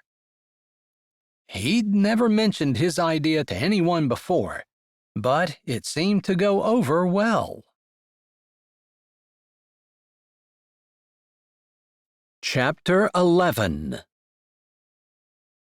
We definitely have some things to think about now, Noah said, over top of the murmurings, which died down when he started to speak. I guess we're kind of shooting ourselves in the foot if we keep the big box store from coming in. We'll miss out on the lower prices and shorter drive as well, a voice said from the other side of the room. Yes. While some of the practices of the big box stores are not exactly what I would like to see, there's no doubt that they're able to offer products at a less expensive price point. There are people in town who definitely could use that, and it would be a blessing to them. It's foolish for me to prevent that from happening just because of my politics and personal disdain for big companies. The voice came from the other side of the room. It was still in an area that Jack couldn't see very well, but it sounded like someone who had spoken earlier against the idea. He hadn't meant to talk anyone into anything. He'd only meant to present the other side. He glanced over, and Kate's eyes were on him. She smiled and leaned closer. You did a great job. Thanks, he said, and somehow her compliment made him feel warm all the way to his toes. The meeting had moved on, and they took care of a few different items, but as Jack suspected, it didn't run long. And the last thing that we need is someone to volunteer to help Marjorie McBride with the town Christmas festival. Marjorie usually does it all by herself, but we don't want to continue to take advantage of her. Would anyone be willing to help? You should do that, Jack said, glancing at Kate and seeing her biting her lip. I was just wondering if I was too new. Do you think people will resent me? He glanced around and then lifted his brows. You don't see anyone else jumping on it. She took a breath, similar to the one he had taken when he needed extra fortification to stand up and speak his piece. I'll help her, Kate said, her voice seeming a little uncertain. That's wonderful. I couldn't think of a better person. Noah looked down at the paper in front of him and wrote a name down. Does he know you? Jack asked, knowing that Kate had just moved to town not that long ago. Through Nellie. I've met him several times. He's a nice guy. Was that jealousy that ripped through him, leaving him feeling a little cold and annoyed? He's right. You'll be excellent at that. He had to say something. He couldn't let Noah be the only one giving her a compliment, and he wasn't quite sure why that was. All right, I'd like to go back to the first item of business. I have on my paper that I wanted to appoint someone the head of a small business alliance for Mistletoe Meadows. I originally wanted it to be so they could protect the local shops, but maybe just protect the local shops' interests, and while also giving the townspeople the opportunity to have the very best services possible, and making people's commute through Mistletoe Meadows, if it was strictly necessary, as smooth as possible as well. That means you'll be working with local and state authorities and planning commissions as well for the county and the state. I think Jack is the obvious man for the job, Roland said, glancing at Jack, who felt a bit of an electric shot go through him. He hadn't come to the meeting thinking he was going to be appointed to anything. I was thinking the same thing, Noah nodded. There were some murmurs, and then several other people spoke up and agreed. Will you take the job?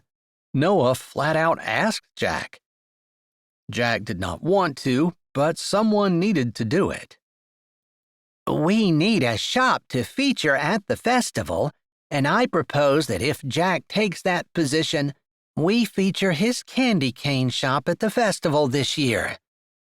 Marjorie McBride spoke clearly. Her words caused a murmur to go through the room, then several people called out in assent. I will. Jack knew he needed to answer the call to help his town, and adding the festival shop feature made it a no-brainer. He hadn't thought about it any farther than that, but he supposed he didn't need to. He was hoping that someone with a cool head, who could see both sides, would be in charge, and apparently that was him. Did he have a cool head? He thought he could see both sides. The meeting broke up not long after, and he found himself standing beside Kate, talking to the McBrides.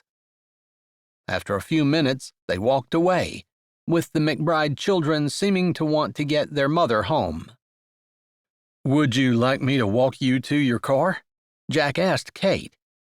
There was just something in him that said that since they'd walked there together, he was responsible for getting her home safely, even though he knew that there really wasn't any such thing. She was perfectly capable of getting herself to her car. "I'd love that." They spoke to a few more people on their way to the door, where they grabbed their coats and put them on before heading out into the night. "You did a really great job in there. I was completely against both ideas until you spoke. And then you really made me see that while I still am not super excited about the changes that might happen here, it might be a good thing for the community in general." "I think so, if we do it in a smart way. I didn't mention it at the time, but some of the tax revenue that's generated by the big box store going in could be used to advertise the downtown. That might mitigate the loss of revenue. I don't know if we can put that directly into any agreements that we make with them or not." "That's an excellent idea." "Yeah, I don't know. I suppose we'll see how it pans out. I mean, there will be taxes coming in from that, obviously, so we might as well make good use of them and try to use them to offset any of the negative consequences. I was also thinking that perhaps people who commute through Mistletoe Meadows could somehow have some kind of permit, similar to an Easy Pass, where they're allowed to use the bypass as well, you know?" "That's a great idea. You should have said that back there." Kate huffed out a breath. "I guess if you're in charge, though, you'll be the one talking, and you can present those ideas to the various people who need to hear them." "Yeah, I guess I just didn't have everything organized in my head. I wasn't expecting to have to speak on that tonight. I would have been more prepared had I known." "You did a great job." "I hope I didn't push you into helping with the Christmas festival if you didn't want to." "Oh, not at all. I planned to get involved in the community. I love that kind of thing, and I thought I would do more of it at my last job, but it just didn't work out that way. So actually, you did me a favor. Even coming into this meeting, I told myself that I wanted to get involved." "Well, you're definitely going to be involved. The Community Christmas Festival is a really big thing." "I don't know. Maybe people will find out I'm doing it and decide to stay away. Sometimes small towns can kind of circle the wagons against newcomers." "I can't disagree with you, but I don't think Mistletoe Meadows is like that, especially since you know the McBrides. That gives you an in that not a lot of people have." "You would know, having grown up here." "True. Although I grew up outside of Mistletoe Meadows, on the farm out there." Kate seemed to hesitate, and then she said, "Are you just in the candy shop because of your late wife?" Wow, that wasn't a question he was expecting to have to answer today. It wasn't something that he typically talked about with anyone. But he didn't want to ruin the rapport that he'd developed with Kate, and he found himself wanting to answer her anyway. "It's for my daughter. That's her heritage. So, yeah, I would rather be on the farm. That's mine. That's what I love, and it's what I wanted to pass down to my children." "Lily is yours, too. Kate said. It was a simple statement, but it hit hard. You're doing so much to keep the candy shop alive because it was important to Lauren, but in the process, you're losing what was important to you, if I'm not mistaken. She paused for a moment, and then she said, And if I'm not overstepping my bounds either. You're not overstepping. You said something that I hadn't even dared to think. Or maybe I just hadn't considered it. After all, I guess I assumed that Lily would want what was her mother's. But maybe she wants what was her dad's as well. I'll have to think about that, he said. Was he really being blind? Was he doing his daughter a disservice by only giving her one parent's dream? Maybe she'd have a dream of her own that wouldn't include the candy shop, and he would have spent all that time and struggle trying to keep everything afloat when she didn't really want it after all. But if he lost it and she did want it, he wouldn't be able to get it back. But the same was true of the farm. It was coming down to him either needing to sell the candy shop or sell the farm, because he wasn't doing a very good job of trying to keep up with both, and he couldn't afford it either. They walked the rest of the way to Kate's car in silence. The walk had gone quickly. As she stopped beside it, he automatically put a hand on her door handle. He didn't want the night to be over. He wanted to spend more time with her. Thanks a lot. I think Mistletoe Meadows is pretty safe, but I'm new, and I do appreciate you walking with me. It was just a few steps past where I needed to be. He paused, wanting to somehow extend the conversation and his time with her, but not knowing how.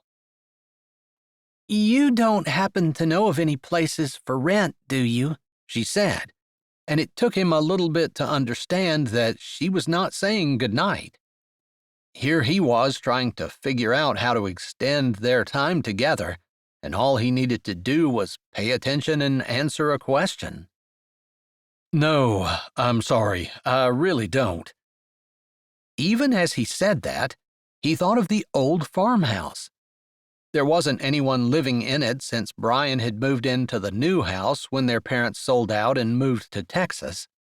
He supposed he could rent it to her. That's too bad. I'm staying in a hotel and I definitely can't afford it. Funds are running low and I'm not even going to start my new job until after the holidays. She abruptly stopped and then shook her head and put a hand up. I'm sorry. That is not your problem. Just if you see anything or hear of anything. The farmhouse is empty. It's perfectly fine to live in. Lauren wanted to be close to the candy shop when we got married, and I moved out. My brother moved into the new house when my parents moved to Texas, and it's been empty ever since. I hate to talk about money, but it would probably depend on how much you're charging as to whether I say yes. He hadn't considered renting it out and had no idea how much he should charge. And to top it off, he didn't want to charge too much and have Kate turn him down. Somehow, having her there seemed very, very important. I could use some help in the candy shop, but I haven't been making enough money to pay for it. I wouldn't be putting you on payroll or anything. All of the hassle and extra money that it would take for him to do payroll had discouraged him from even trying. But if they bartered help in the candy shop for rent, it would save him needing to pay her or do the payroll setup. I don't know that I could help you that much. I will have my full-time job after the holidays. It wouldn't be that much. Honestly, whatever you could do would be wonderful. A huge help. Are you sure? She asked, biting her lip. He tried not to allow his eyes to dwell there, but met her gaze. I'm sure. You could also help some with Lily if you'd like. We can talk again after you start making money and when work slows down after the holidays. That's fair. Okay, that makes me feel a little better. And I definitely can get some time in now, since I'm just observing, and now I have the community Christmas festival that I'm working on. But beyond that, I'm wide open and I would have some extra hours. All right then, it's a deal. I can show it to you tonight if you'd like. I haven't been out there for a month or more, but it's livable. Why don't you just give me directions? And if it's truly okay with you, I'll just go stay there. He wouldn't have to have Mrs. Abernathy stay longer with Lily, which he would appreciate, although there was a part of him that didn't want Kate to go out alone, even though it was perfectly safe. That would work out great. Sounds good. Is there a key or something? She asked. He laughed. Don't laugh, but the front key is under the mat. It's not like we get a lot of visitors out there, and there's nothing to steal. Oh, okay. I won't laugh. Very cliché. He knew it, but that's where they'd always kept it. You won't be alone. My brother goes around and checks on it almost daily.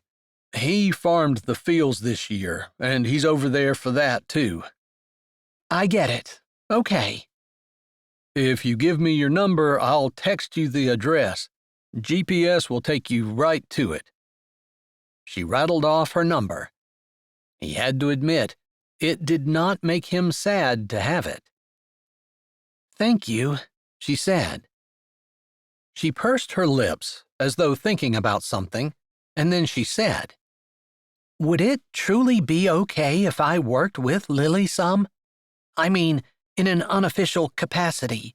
I don't actually start at the school until after the holidays, but Lily is special. I'm glad you think so, he said, her words bringing a smile to his face. And yes, absolutely.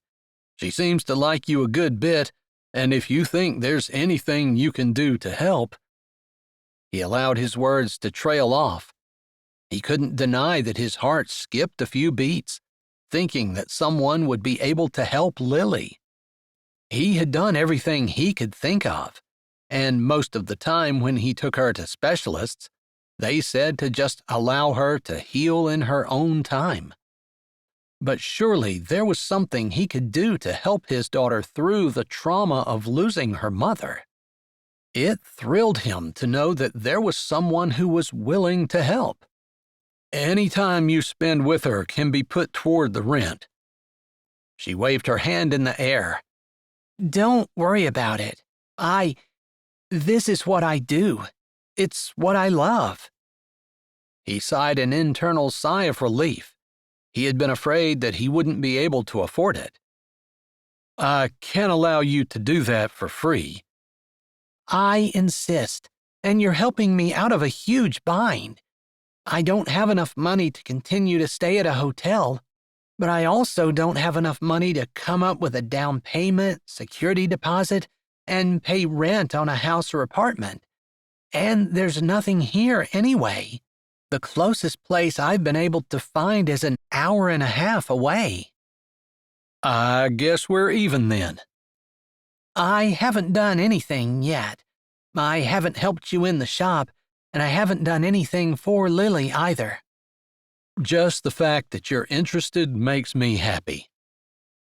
She smiled at him, and they shared a look that seemed a little longer than strictly necessary. He didn't know if she was feeling anything like what he was, but he wanted to reach out, to touch her, to share more than just smiles and looks, to share a physical touch, something that connected them in a tangible way. But instead of reaching out, he fisted his hand and nodded as she said, I better get going. Thanks again. Text me when you get there and let me know that everything's okay.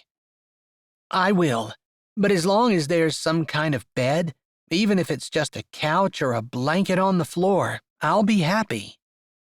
I want to know if there's heat, running water, and electricity, okay? He lifted his brows until she nodded. He could just see her going out there and not even being able to get in and sleeping in her car in the driveway. That seemed like something Kate would do. She didn't seem like a fussy, particular kind of person, but the kind that rolled with things and did her best with whatever was set in front of her. He liked that. He didn't want to, but he watched her as she drove away and her tail lights faded out of sight down the street. There was something about Kate. Chapter 12. And who is this? Kate said, as she pointed to what was obviously a person in Lily's drawing. Kate had decided to do art therapy, trying to draw Lily out a little, figure out what was going on in that head of hers. Lily looked up at her with sad eyes. Because it looked like there were earrings in the person's ears, Kate guessed that it was a woman. Your mother? Lily's eyes widened in surprise, and then she nodded. She was very beautiful. That's what gave it away, Kate said, looking again at the picture that Lily had drawn. Would you like to write a sentence about your mother at the bottom? Kate asked gently, hoping that she could stir a little bit of something else in Lily, but Lily shook her head. That's fine. You don't have to. The picture is beautiful the way it is. Your mommy was a very special person. Lily nodded slowly and looked down at the picture, her mouth twisting a bit, but she still didn't say anything. Slow baby steps, Kate reminded herself.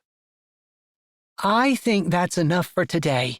You did an excellent job, and I'd love to be able to hang this picture up somewhere, unless you would like to hang it on your refrigerator, Kate asked. Lily nodded eagerly. She reached for the picture.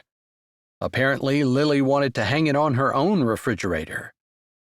Kate hid her smile. Let's ask your dad and see what he says.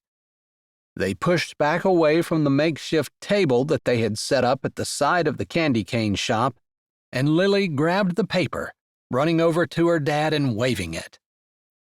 Jack, looking rather handsome in his white apron and rolled-up sleeves, glanced down at his daughter, saw her animated and excited expression, and his own face brightened in a huge smile as he looked up and his eyes found Kate's, questions in them. Kate shook her head and then said, Lily drew a picture of her mother, and we were hoping it would be okay for her to go up and hang it on your refrigerator. Of course. I should have thought of that before. We have lots of pictures of Mommy on the refrigerator, but none that you drew yourself. You go right ahead and put it wherever you want to. Jack looked with so much love at his daughter that it tugged at Kate's heart. She didn't want the two of them to continue to suffer, and she prayed fervently that she would be able to do something that would break through the wall of silence that Lily had built around herself. Once they had talked a bit more and Jack had sent her up to get a shower, he waited until he heard her steps climbing upstairs before Jack looked back at Kate. That's encouraging. It was a comment that was also phrased as a question. Kate nodded her head. I thought so. She almost seemed ready to speak, although when I asked her if she wanted to write a sentence about her mother, she declined. I know it has something to do with her mother's death. I don't know if Lauren said something to her, or if she saw something that traumatized her, or if she feels guilty somehow. I wish I knew what the problem was so that I could help her. Jack ran his hand along the counter, his fingers fisted. Kate's heart went out to him. Obviously, his daughter was exceptionally important to him, and it warmed Kate's heart to see a parent who cared so much about their child. I'll see if I can get to the bottom of it. Maybe we never will. Maybe she doesn't even know. But the fact of the matter is, she can speak, and I think once we knock a hole in that wall, the words will start tumbling out faster than she can stop them.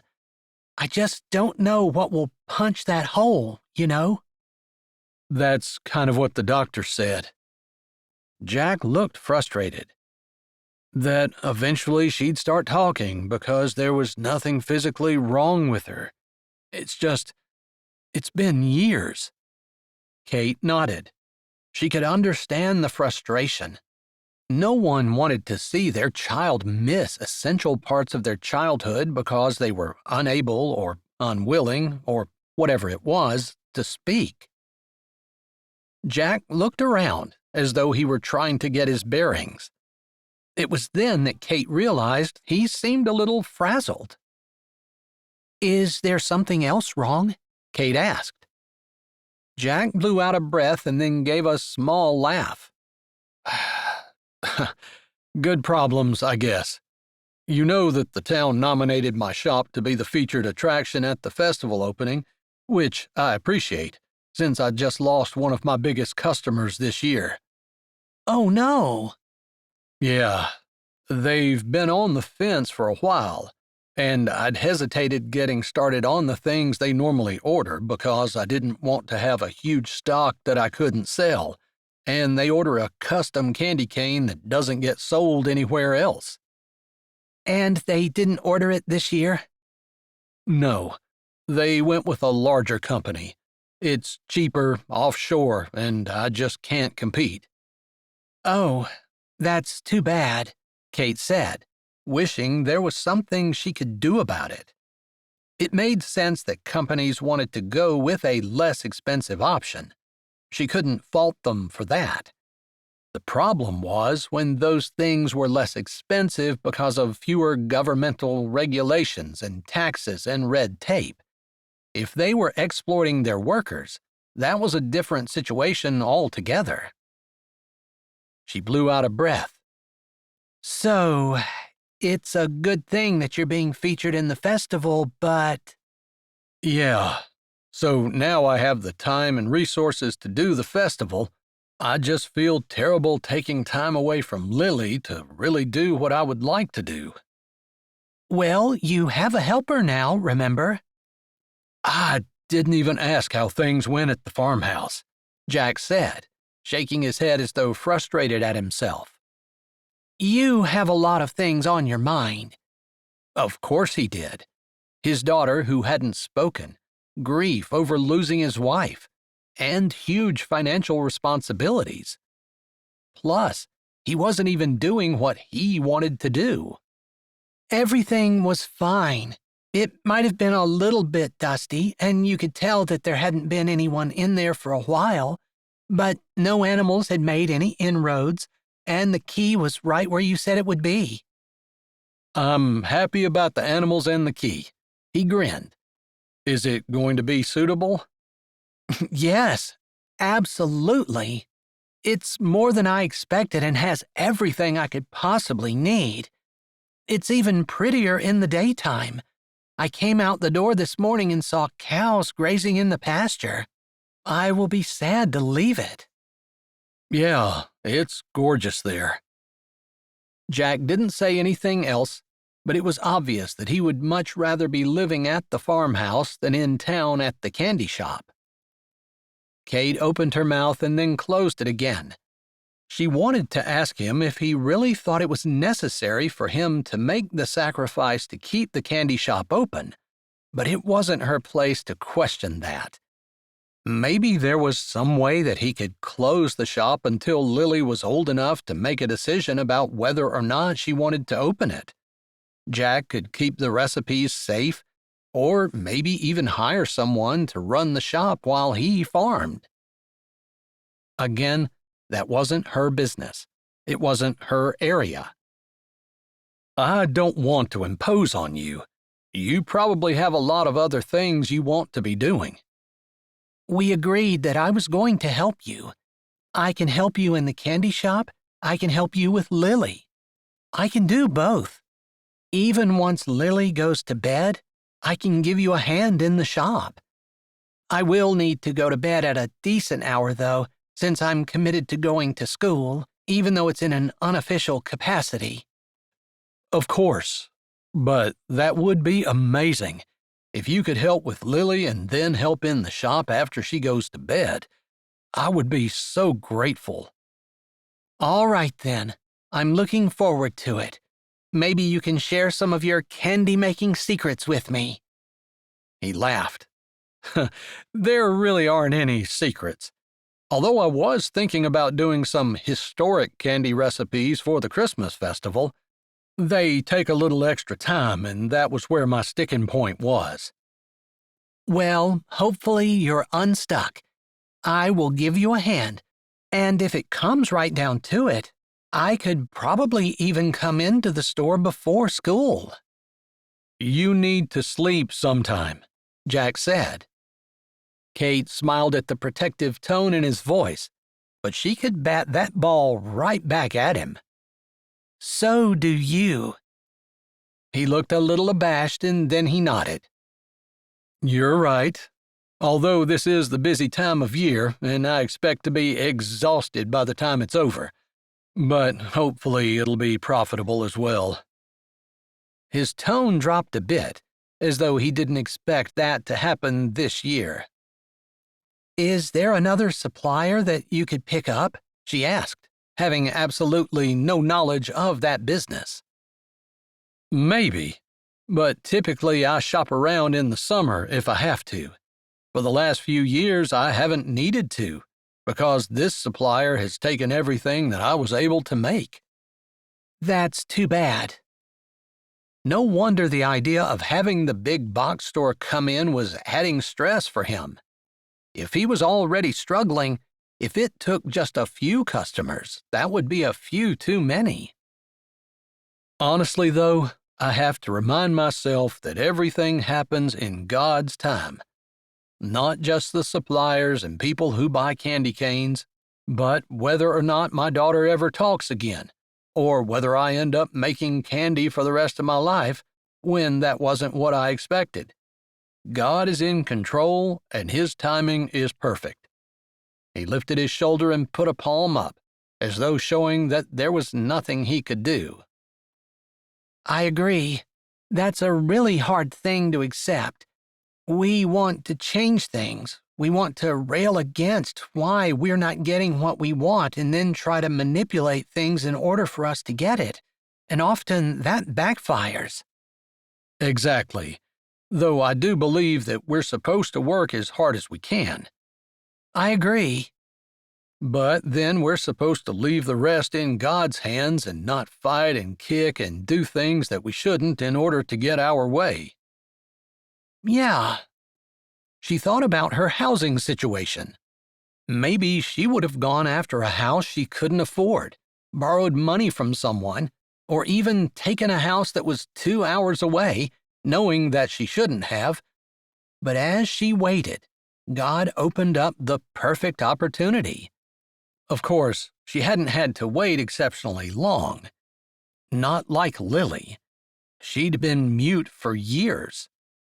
Yeah, it really is hard not to take matters into our own hands and try to do something that we shouldn't. They stood there for a moment, both of them lost in their thoughts, before Kate glanced around. Do you want me to start tonight? I was wrapping up. I need to figure out exactly what my priorities are, but if you show up tomorrow, I will not turn you away. All right, sounds good. I will need to attend the regular meetings for the Christmas Town Festival. I know, and I'm excited for you to be in charge of that with Marjorie. I guess I would be working with you pretty closely anyway, since you're the featured shop. Yeah, it's an honor. And also a great boon for my business. I'm happy it happened for you. Same. I better get up to Lily. Thank you again for being a little bit of brightness in my life. I had gotten some bad news with the suppliers and everything today, and you have me hopeful again. That makes me feel good. I'll see you tomorrow." He lifted a hand in acknowledgement before Kate turned and gathered her things up to head back out of the shop. Her heart hummed a merry Christmas tune, and she couldn't keep the smile that turned her lips up off her face. Suddenly, the future looked very, very bright. Chapter 13. Jack tore the plastic wrap off the roll and placed a candy cane on top of it, carefully folding the edges and bringing them together the way Lauren always had. She had made it look easy, and when he had first started trying to do it, he had ended up with crinkled balls of mess. But eventually, after he'd had to do it, he'd gotten fairly good at it. Sometimes he could even convince himself he enjoyed it. He glanced over in the corner where Kate sat with Lily, earnestly pointing at something on a piece of paper in front of them and talking to Lily, who nodded her head. Lauren's old music box sat behind her on a shelf. He'd mentioned when they came in that he had put some things out that Lily had enjoyed playing with. He hadn't mentioned that he'd put them away for a while because he thought the memories were probably too sad for both of them. Lauren might not have been the love of his life, but they had spent a lot of time together, and he would be lying if he said he didn't miss her or didn't feel sad to think that she was gone. But most of his emotions were wrapped up in Lily and how devastated his daughter was. Still, he had brought some things out of his bedroom that would work for them to play with in the candy shop, without bringing a whole bunch of Lily's toys down from upstairs. He tried to keep the candy shop fairly clean and free of clutter. Not to mention it had to be sanitary as well. He wrapped another candy cane, pulling the bow tight with a flourish and looking up as the bell jingled over a customer's head as someone walked in. He smiled when he saw Summer McBride strolling in, a cowgirl hat on her head and boots on her feet. She grinned at him. "Hey there, Jack. How's business?" "It's going well. This is the best time of year," he said. He lifted his brows. "But I assume you're not in here to buy candy canes?" "No, I came to talk to Kate. She had said something to one of the children about needing to talk to me, and I decided that instead of sending a message back through school, I would just try to find her in town. I asked at the feed store and they pointed me here." "Yeah, she's helping me with Lily, and then in the shop some as well." "I heard she's living in the old farmhouse. It's beautiful." "Yeah, I'm a little jealous. She has a much better view than I do in the morning." "I don't understand why you don't move back out there. You love it so much," Summer said, shaking her head. He didn't have an answer for that. Why hadn't he moved back out? Lauren had wanted to move to the candy shop when they got married, and that just made sense, since that's where she worked every morning. And when there wasn't anything to do on the farm, he helped her as well. Eventually, the candy shop had taken over, and he left his brother with more and more work to do on his own. "I'm sure they'll be happy to see you," he said. Summer nodded and turned over to where Kate sat with Lily. As he expected, Kate looked up, saw that it was Summer, and then glanced over at him, her brows raised. He nodded.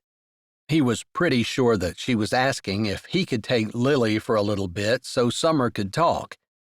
He was guessing, since Summer ran a counseling equine therapy program, that Kate was probably wanting to talk to her to see if there was anything that she could do for Lily.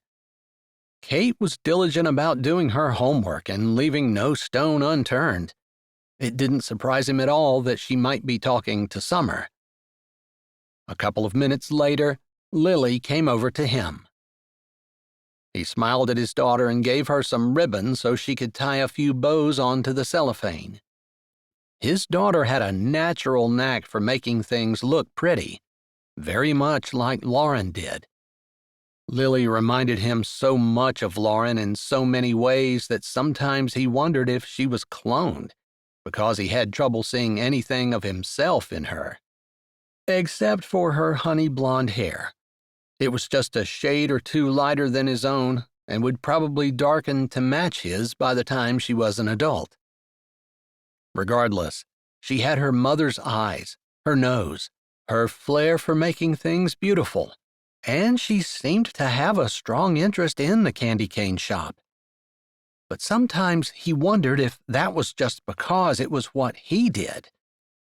His brother had suggested more than once that Lily was interested in the candy cane shop because of Jack, not because of Lauren. Since kids had a tendency to be interested in what their parents were interested in, and since Jack was the only parent Lily had, it was natural that she would be interested in his interests. Brian had said that perhaps if Jack had been farming, Lily's interest would have been there. Jack supposed Brian had a point, but he hadn't been able to move himself out of the candy cane shop just because Lauren was dead and couldn't talk to him about it. And he didn't want Lily not to have a part of her heritage. Summer and Kate talked for about 20 minutes, then Kate stood and walked Summer to the door. They chatted the entire way, with Summer calling a goodbye to Jack before she disappeared out the door. Jack was antsy to hear what Summer had said, but he didn't want to talk about it in front of Lily, and indeed, Kate just came over, thanked him for keeping an eye on her, and then asked Lily if she would like to go back to the table. This time when they sat down, Kate took the music box off the shelf and set it on the table. Immediately, Jack could see Lily's eyes light up as she recognized the small box. He castigated himself for not bringing it out sooner, since it wasn't sadness that lit Lily up, but excitement and happiness. Kate said something, although Jack was too far away to hear what it was, but Lily nodded eagerly as Kate opened the lid and the music box started to play. If Lily was happy before, she was absolutely animated now. Her eyes bright, her cheeks flushed, her finger gently stroking the side of the music box as it played a little tune. It slowly wound down, and then Jack's heart stopped. It looked like, as Lily looked up at Kate, she opened her mouth, and Jack's breath hitched. Was she going to speak? It sure looked like she was, but at the last moment, Lily looked at the music box and then tapped it. If Jack wasn't mistaken, a little bit of the air went out of Kate as well, and he bet she had also been thinking that Lily was going to speak. But Kate nodded and said, "Do you want me to play it again?" Lily nodded eagerly. They listened to the music box and stayed in the corner until it was time for Lily to go up for bedtime. As he put her to bed, he talked about the music box, and her eyes brightened again.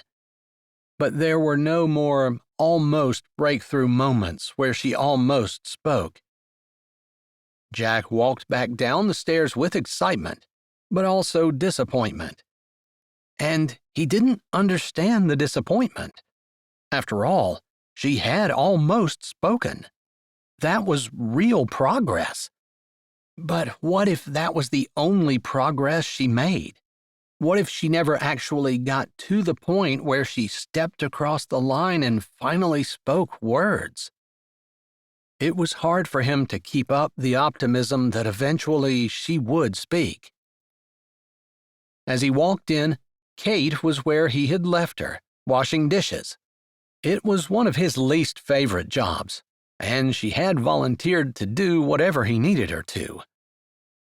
"I'm sorry I left you here washing dishes," he said, knowing that while he did it, he didn't enjoy it. I kind of like washing dishes. It's a mindless task that allows your brain to wander, and you can figure things out while you've got the suds and the soap and the lack of anything that you actually have to think about. I hadn't thought about it like that, but maybe I just don't have anything to think about, and that's why it bothers me so bad. She smiled, but then her eyes brightened. Did you see Lily tonight? Boy, I thought she was going to actually speak the words to ask me to play it again. That was a really brilliant idea of yours. You know, I don't know why I haven't done it before, other than I thought the memories would be sad. That was her mother's. There's definitely a key there. Obviously, she stopped speaking after her mother died, but every time we get something of hers out, or draw a picture, it's just everything revolves around her. That's the key. Did Summer shed any insight on that? He asked, as he walked over and grabbed the towel to dry the dishes off before they started something new. Kate finished washing a dish before she spoke, holding the clean bowl over the water absent-mindedly as she seemed to think about the words as they came out. I think Summer thought I was doing a pretty good job. She's never worked with someone with Lily's specific issue, but she said that just having her use her senses the way I was, like with the drawing and then with music, and just making sure that Lily was able to trust me. She lifted her shoulder. It was really encouraging, though, because she said there'll be little gains and maybe some losses, but eventually the breakthrough would happen. She phrased it in those terms and didn't give any room for the what if it doesn't, which is sometimes what goes through my head. Mine too. In fact, today when she almost spoke, I was excited, but I was also discouraged as well, I guess. Because that was my exact thought. What if that's as far as she ever gets? Well, Summer said something else that really got me thinking. She said, what if she never speaks? Is that really going to be so bad? She sighed and then looked up at Jack, meeting his eyes. I know you're her parent, and maybe it would be a terrible thing for you, but I was just thinking, it's not that bad. Sure, I'd like to see her speak. I think life would be better for her if she were able to communicate that way with people, but why do we always insist that whatever is wrong needs to be fixed? Why can't we just be happy with the other things that we have? She's healthy, she's doing well in school, she has friends, even though she doesn't talk, and she's got a really awesome dad who cares about her deeply and who is sacrificing his own dreams to make sure that she has the heritage that was given to her by a mother who obviously adored her as well. She has so many things going for her, and yet all of us are focused on the one thing that she doesn't have, which is speech. Jack was speechless, literally. He had never even considered that. What if someone just focused on my faults? I've got a bunch of them, and what if that was what everyone saw when they looked at me? What if that was what everyone was trying to make better? Not that we shouldn't try to help someone who needs it. It's just, I totally get what you're saying. We have a tendency to focus on the negative. Exactly. And kind of parallel to that, it's a belief that I've held for a while, and that is that a person can be happy, no matter what their circumstances are. It's like the joy of the Lord. We have it with us all the time. Sometimes we just choose to look at how terrible everything is, and we forget that we have a choice. The choice to be happy, the choice to be content, like Paul talked about.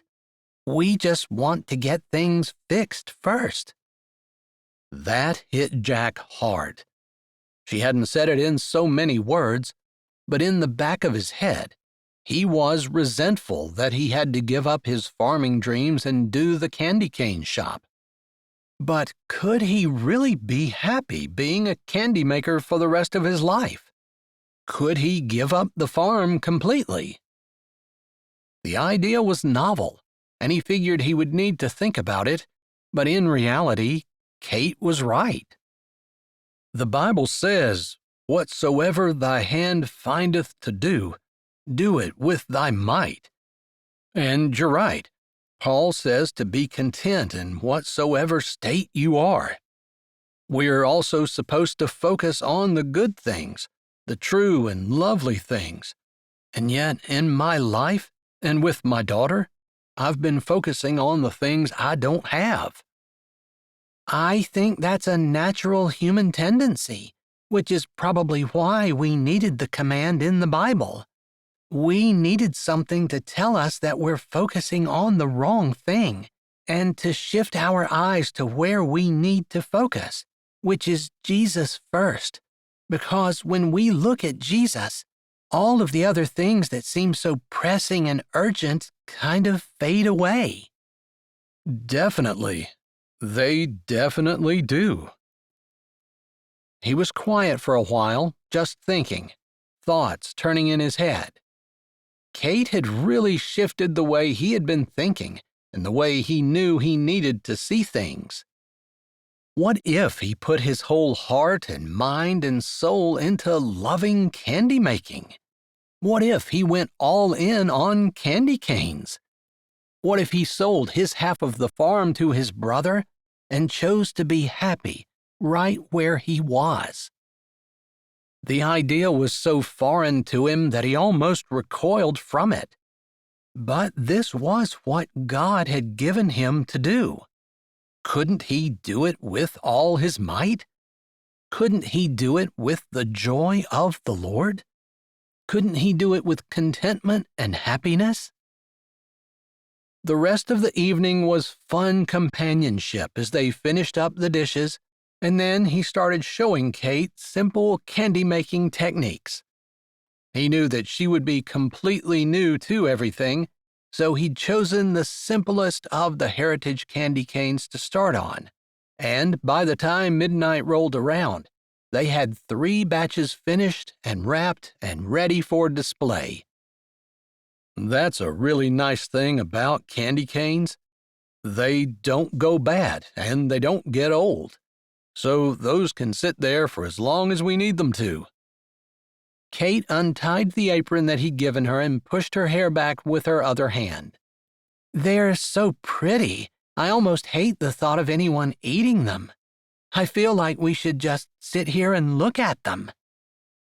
There seemed to be a warm, happy atmosphere in the shop, even though they were probably the only ones still open on the street. He hadn't turned the sign or locked the door, but they hadn't had a customer since Lily had gone to bed. "I've had a really good time tonight." That was probably inappropriate. Not only was she helping him in the shop, but she was also working with his daughter. He probably needed to maintain a more professional distance. "And we got a lot of work done. That's such a relief. I felt like I was drowning in all the things I needed to do, and now I feel like I have breathing room." Maybe she wanted him to say more. He wasn't sure, because she had looked a little disappointed when he shifted the tone of his conversation. But surely she would want to keep things professional as well. He didn't know if the school had any protocols about employees dating or being involved with the parents of their clients' kids, but he didn't want to get Kate in trouble, not when she had just moved to Mistletoe Meadows. "I better get going. I didn't realize it was almost midnight." She sounded a little breathless, and he wondered about that too. "Thank you." He wanted to go on, but he didn't want to keep her, although he didn't want her to leave either. "I appreciate being here. I've never looked at candy making from quite this perspective before, and it's new and fun, especially when you finish and you have a product that is as beautiful as those are." She nodded at the candy canes that sat on the counter. "I suppose when you say it like that, it is a pretty awesome job." Her eyes narrowed, as though she were trying to see what was behind his words. He wasn't even sure himself, although their conversation from earlier in the evening ran loud in his head. He wanted to be content. He wanted to do what God had given him and not insist that he needed to do what he wanted. Still, the idea of giving up farming was hard, but it was like Kate said. Making candy canes was definitely rewarding. He just hadn't been focusing on the right thing. "Do me a favor and text me when you get home. I hate the thought that you're leaving here so late and something might happen." "I'll text you. It only takes about 10 minutes to get out there, and you should be hearing from me shortly." She smiled. "Have a good evening." With her hand on the door, she paused for a moment before, with the jingle of the bells above it, she disappeared. He stood in the shop. The warm atmosphere, the soft lighting, the scent of sugar and candy in the air, and the beautiful wrapped candy all around him made him feel warm and cozy and happy. Happy in a way he hadn't for a long time. Maybe lighter, too. "Lord, I think you knew just what I needed when you sent Kate into my life. I needed a perspective change. I needed to be looking at you instead of myself. I needed some fun and laughter too. Thank you." Chapter 14. Thank you all for coming. I know we all have important things to do, so I'll try to keep this brief. Marjorie McBride stood in front of a small circle of chairs where the members of the town Christmas festival meeting were seated. Kate sat beside Marjorie as her helper and had her laptop open, intending to take notes. She tried not to allow her gaze to stray toward Jack, who sat almost directly across from her. He looked especially handsome this evening with his hair combed back. Although cut short, there were a few errant ends that curled up, giving him a slightly boyish look. It softened the angles of his face and made him more endearing. "So, we all have the previous year's blueprints to go by, but of course we would like to do something a little bit new and different this year." Marjorie smiled at Kate. "Kate, I know you're new here, but I thought you had an excellent idea, and I was wondering if you'd like to stand and present it to the group."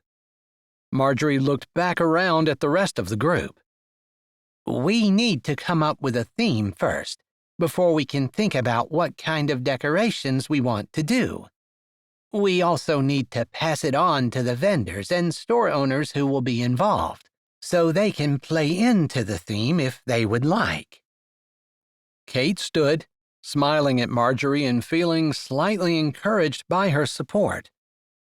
Not that the townspeople had been hostile in any way to her. Quite the contrary. As she had worked with Jack for the last almost week, people had been very, very friendly. She'd had the same kind of reception at the school as well. Still, she was very conscious of her position as a newcomer. Sometimes newcomer ideas were not well tolerated. "Thank you all for your attention. When Marjorie and I were discussing this, I suggested a Mistletoe Meadows heritage theme to showcase our local businesses and the history that our town has. Also, there's tons of history with anything Christmas, and I thought we could maybe bring that all together." It was a short description, but in her experience, the shorter these types of meetings were, the better. People were busy, and it was easier to get people to volunteer if they didn't think they were going to be spending half of their Christmas season sitting in a meeting trying to figure things out. I thought that was a lovely idea, Marjorie said. Again, Kate felt encouraged by her presence, even though Marjorie seemed a little unsteady on her feet, and her shoulders drooped as though she were tired. There also seemed to be tightened lines around her face and deep shadows around her eyes. Her daughter, Terry, was the town doctor, and Kate was sure that Terry had her finger on the pulse of whatever was ailing her. Unless, of course, she was busy with her pregnancy, about to welcome a new baby into the world. That had a tendency to take a person's full attention, as Kate well knew. Not that she had children of her own, but she'd seen it over and over again with kids in her care at school. When a mother was expecting, that mother seemed to think about everything in terms of babies and bottles and diapers and all the preparations that went with them, not to mention the uncomfortableness of pregnancy and the lack of sleep. She could go on and on. So maybe she shouldn't say anything about Marjorie. But she didn't know to whom or what she should even say. Just that the woman looked tired? Everyone did around the holidays, didn't they? As the meeting progressed, the other committee members seemed to be really enthused about her idea, and they came up with a lot of ideas, not just with decorations for the festival, but advertising as well, which was exceptionally important, and they needed to get on that immediately. They all had some ideas for Jack, too, whose shop would be the featured shop, and they wanted to make sure that there was plenty of visibility for him. The shop owners took turns being featured, and everyone knew that it was in their best interest to do their best for him, so that when it was their turn, the whole town pitched in again. Well, I think that about wraps it up, Marjorie said, although now she leaned on the podium rather than stood behind it. She opened her mouth to say something else, but then, almost so quickly Kate missed it, she simply fell to the floor. There was a collective gasp in the room before several of the men rushed forward, including her son Gilbert and Amy and Jones, her daughter and son-in-law. All three of them were at the meeting and were at Marjorie's side in an instant. Kate stood back, ready to do something if needed, but having absolutely no idea what to do to help Marjorie, other than pull her phone out and dial 911. She had it in her hand when Jones looked up, saw her holding her phone, and said, "Please dial 911. Perfect timing. She did so, and seconds later she was able to tell them that an ambulance had been dispatched and was on its way. Not long after that, Terry burst into the room. "Mom," she said as she moved forward toward the cluster of people, although probably not able to actually see her mother amid the crowd. They parted for her to get through, and Kate stepped back as well. "I think I'm fine," Marjorie said, although her voice sounded weak. "Mother, please stay right there. Is there an ambulance on the way?" Terry said, already kneeling beside her mother. There were murmurs of assent, and Kate said, "I just spoke with the dispatcher. They said 5 minutes." "All right. Thank you for loosening her clothing. Did she hit anything when she fell? Could there be a back injury?" "Terry, I'm fine.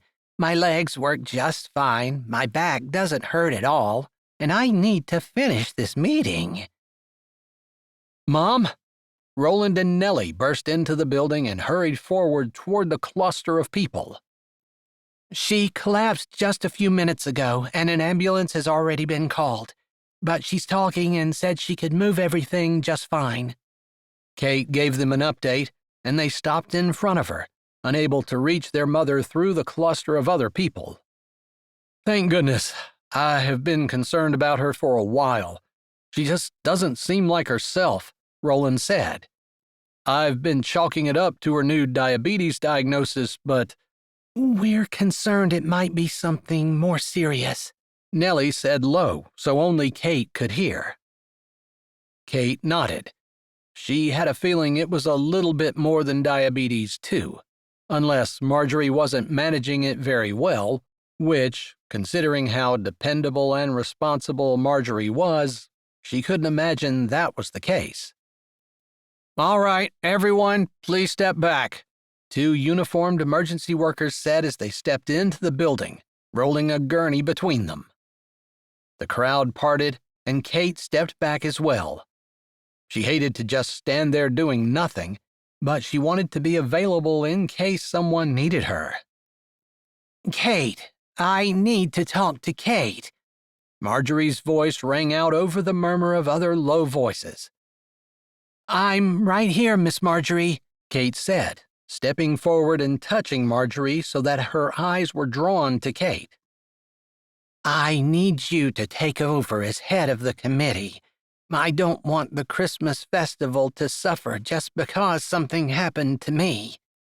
I will take over until you're able to do it again, but I'm not going to be the head of the committee if this is just a small issue. I think there might be something more seriously wrong with her. I know it will ease her mind if you'll just go ahead and run the committee until she's able to get back. Terry spoke low and seriously, but her affection for her mother was clear. I'll do whatever I need to do, but the position is always open for you to step back in, okay? Kate said, lifting her brows at Marjorie. Marjorie nodded, and then she looked at the medical professionals. Now you can take me away, but be careful. I don't want to arrive at the hospital looking like I've been through a windstorm. The crowd laughed as Marjorie patted her hair. Kate stepped back as the EMTs wheeled Marjorie out, her children following in a large group. Finally, the door was shut, with fewer people left than they'd begun with. All right, everyone. I think we were pretty much done anyway. If you have any questions or have any great ideas, please feel free to make sure you call or text me. She gave her phone number and noticed several people writing it down. I heard Marjorie putting you in charge. Should we check in with you until further notice? Jack spoke from across the circle. Yes, please. I think for now we shouldn't be bothering Marjorie, although once she's well enough, we definitely need to include her. Someone who's been as involved as she has will feel left out, and perhaps a little lonely if she suddenly dropped from the committee entirely. She couldn't imagine being Marjorie, who was used to immersing herself in everything, and now all of a sudden needed to take it easy. No wonder she was struggling. That's very considerate of you, Olivia said, and the others nodded approvingly. It was obvious that Marjorie was a well-loved member of the community. Before we go, I think it would be a good idea for us to pray for Marjorie, Kate said. She wasn't used to taking a stand and being a spiritual leader, but it seemed like the right thing to do. After all, everyone at the meeting attended church regularly, and it was good for Christians to pray together. Her announcement was met with resounding approval, and she looked at Jack. He gave a slightly perceptible nod, and she said, "If Jack would stand and pray for us and also dismiss the meeting, please." He nodded again and stood. His prayer was short but heartfelt, and soon the meeting had adjourned. Kate felt like it had been a whirlwind. She'd started the meeting thinking she was just going to give Marjorie a hand, and now she ended it with the weight of the town Christmas festival on her shoulders, which did not feel strong enough to handle it all. But she would have to, because there was no one else. She could step up and do it, and once more, despite her difficult financial situation, She was grateful that her job didn't start officially until after the holidays. It was perfect timing, because it gave her plenty of time to work on whatever she needed to work on. God had known all along that she was going to need that time, and she loved the way He had worked things out. She spoke with all the committee members and felt like everyone had a handle on what they needed to do. It had been a productive meeting, even if it had not gone quite the way she had anticipated. "You did a wonderful job, and I know you're going to be fine as the head of the committee." She turned to see Jack standing behind her, as the last of the other committee members walked out the door. I don't know if I feel up to the task. In fact, I feel rather intimidated.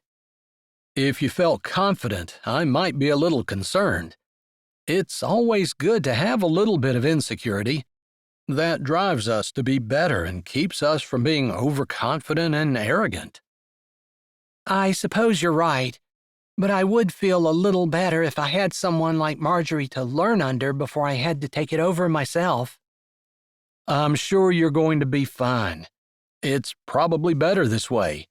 This way you don't have preconceived notions about how you have to do it, but you can feel free to let your creativity loose without unconsciously trying to stick to the way we've always done it. He paused for a minute and then gave her a little smile. Weren't we just talking about how it doesn't matter how things actually go? We can be happy and joyful no matter what? You're right.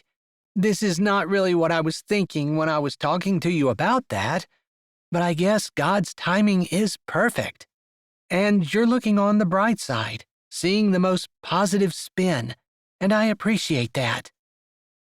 She appreciated the fact that he challenged her to live the way she said she believed, and not just allow her to talk the talk, but pushed her to walk the walk as well.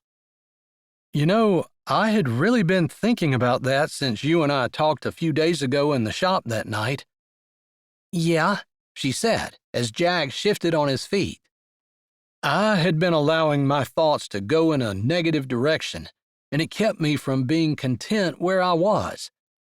It's true that I'll always love farming, but it's also true that I really do enjoy making candy. I just resented the fact that I didn't have a choice about it, instead of looking at all the positive benefits and keeping my mind focused on those. There's so much that we can do right around us. It's silly for any of us to be so down about our own circumstances when we could be looking around at people we could help. They stood there for a moment, and then they both seemed to realize it was getting late. I better go. Do you want me to walk you to your car? Kate's eyes widened. She wasn't expecting that. Jack almost looked like he wanted to take it back. Or maybe it was her imagination. He put a hand up. Never mind. I guess it's just gentlemanly chivalry that comes out every once in a while. I know you're perfectly capable of walking to your own car. And it's not that late. Mistletoe Meadows is perfectly safe. It sure is. You did a great job tonight. I'm glad you're in charge. Thank you. Good night, Jack, she said, wondering what made him change his mind. Was it her? Did he want to be nice and so therefore forced himself to do a little bit more than what he normally would? Or was he just not interested in her the way she seemed to be interested in him, since her eyes couldn't help but go to him any time they were in the same room together? Whatever it was, she ended up watching him walk out, turning just before he closed the door in case he looked back. But as far as she knew, he didn't. Chapter 15. I hope we're not interrupting anything, Jack said cautiously as he stepped outside Marjorie's hospital room, where Roland and Nellie stood, talking softly together. Roland's head came up and his eyes widened, and then his face broke out into a grin when he recognized Jack. "Of course not. You're always welcome." Lily was concerned about our Sunday school teacher, so she drew her a picture, and I figured we'd just swing by on the way home from school. There were very few beds in the new medical center, and they couldn't take acute patients, but Marjorie's condition had been deemed low enough risk that they kept her overnight instead of sending her to the bigger hospital in Harrisonburg. "I'm sure that will cheer her up immensely.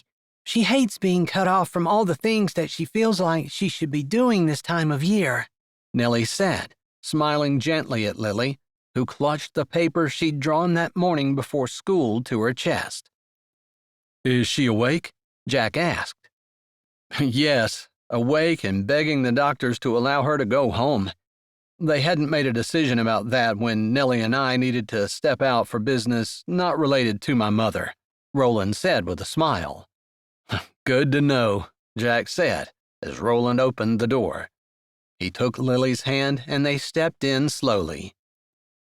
Marjorie's eyes came up and she smiled, looking truly pleased to see them. "My goodness, look who's come to see me," she said, a hand to her chest, her eyes on Lily. Lily held up the picture that she had drawn.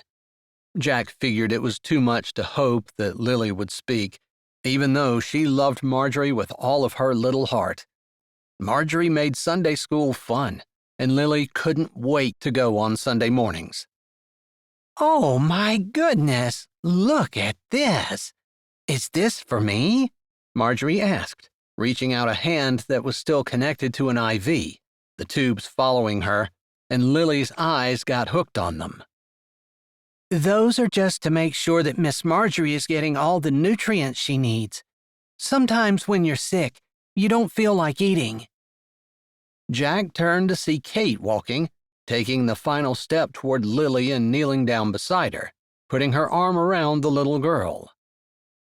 Jack didn't need a magnifying glass to see Lily relax and even give a tremulous smile at Kate's presence and words.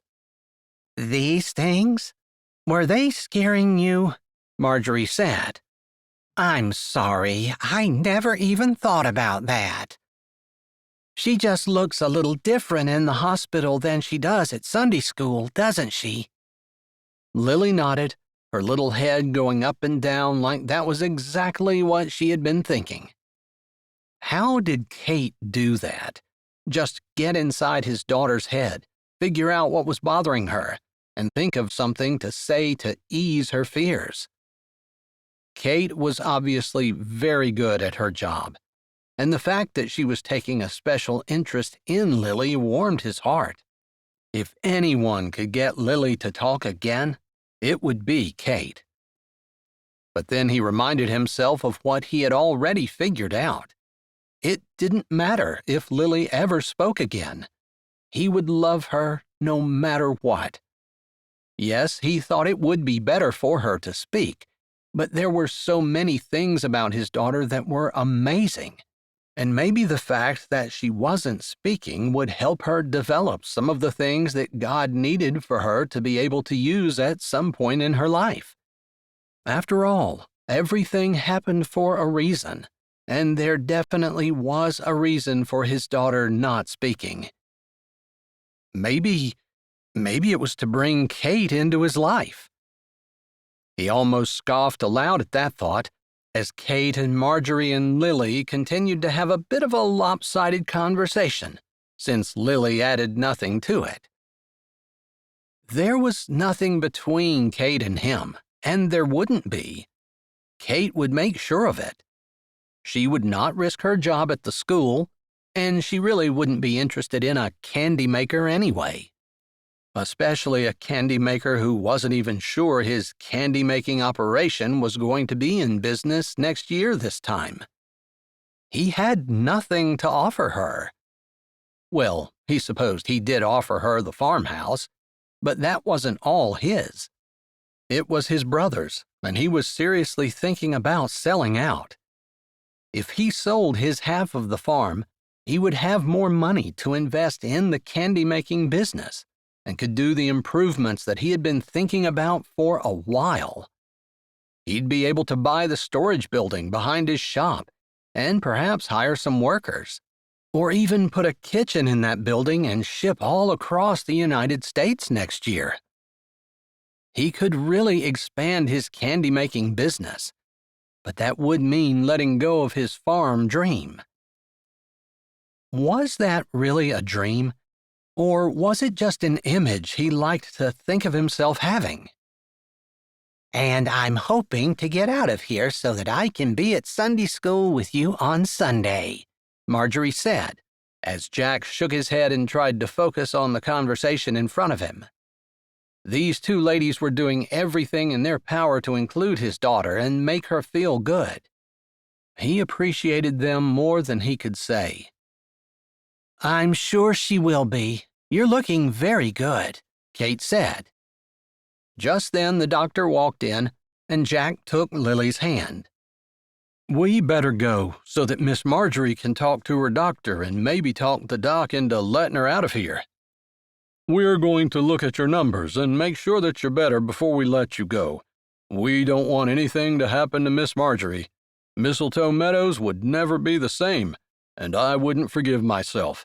The doctor smiled, and Kate stood as well. Take care of yourself, Miss Marjorie, Kate said. I will. When I get out of here, I would like for you to stop by my house, and we can talk about what's been going on with the festival. Absolutely. You just let me know when. Kate smiled, and they all waved at Miss Marjorie as they filed out the door. She does look a lot better, Jack said as he closed the door softly behind them. Roland and Nellie had disappeared, and it was just Kate and Lily and him in the hall. I thought so, although it does bother me that they don't seem to be able to figure out what the problem was, and they need to run more tests. At least, that's what Roland and Nellie told me when I walked in. Did you hear anything different? Kate said, her voice low and concerned. No, I hadn't, he said, pressing his lips together. I do hope that they find it, though. There's nothing more frustrating than knowing that there's something wrong with you but being unable to figure out what. It's like a mystery, and sometimes it's like a mystery where you don't have all the clues. Very frustrating. They started walking down the short hall. The hospital wasn't very big. It was more like a medical center with a few rooms where patients could be kept overnight. Mistletoe Meadows would like to expand it, but they were happy that they had been able to get this much done. As small a town as they were, it was good to have a place where people could go without having to travel over the mountains. I see we both had the same idea. Stop in and see Miss Marjorie after school? Kate asked with a twinkle in her eye. Exactly. Great minds think alike, she said, quoting the old saying. I guess they do. Jack looked down, and it was then that he realized that Lily held both of their hands, the way a child might hold the hand of her mother and the hand of her father as she walked between them.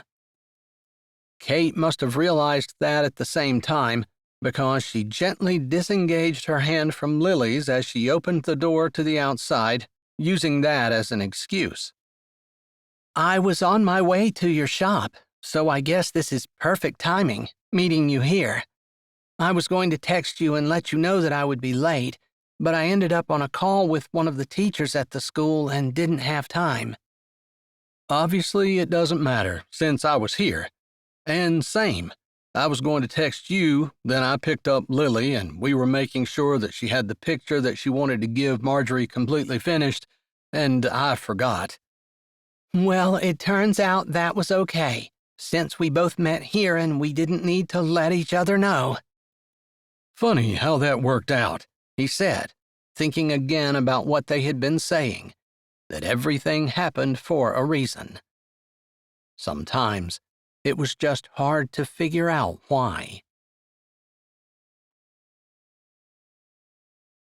Chapter 16 On Monday, Kate told Jack she would be late to the candy shop since she needed to stop by Marjorie's house first. Marjorie had come home on Friday and made it to church on Sunday, even teaching her Sunday school class, although her daughter Amy had helped her a good bit.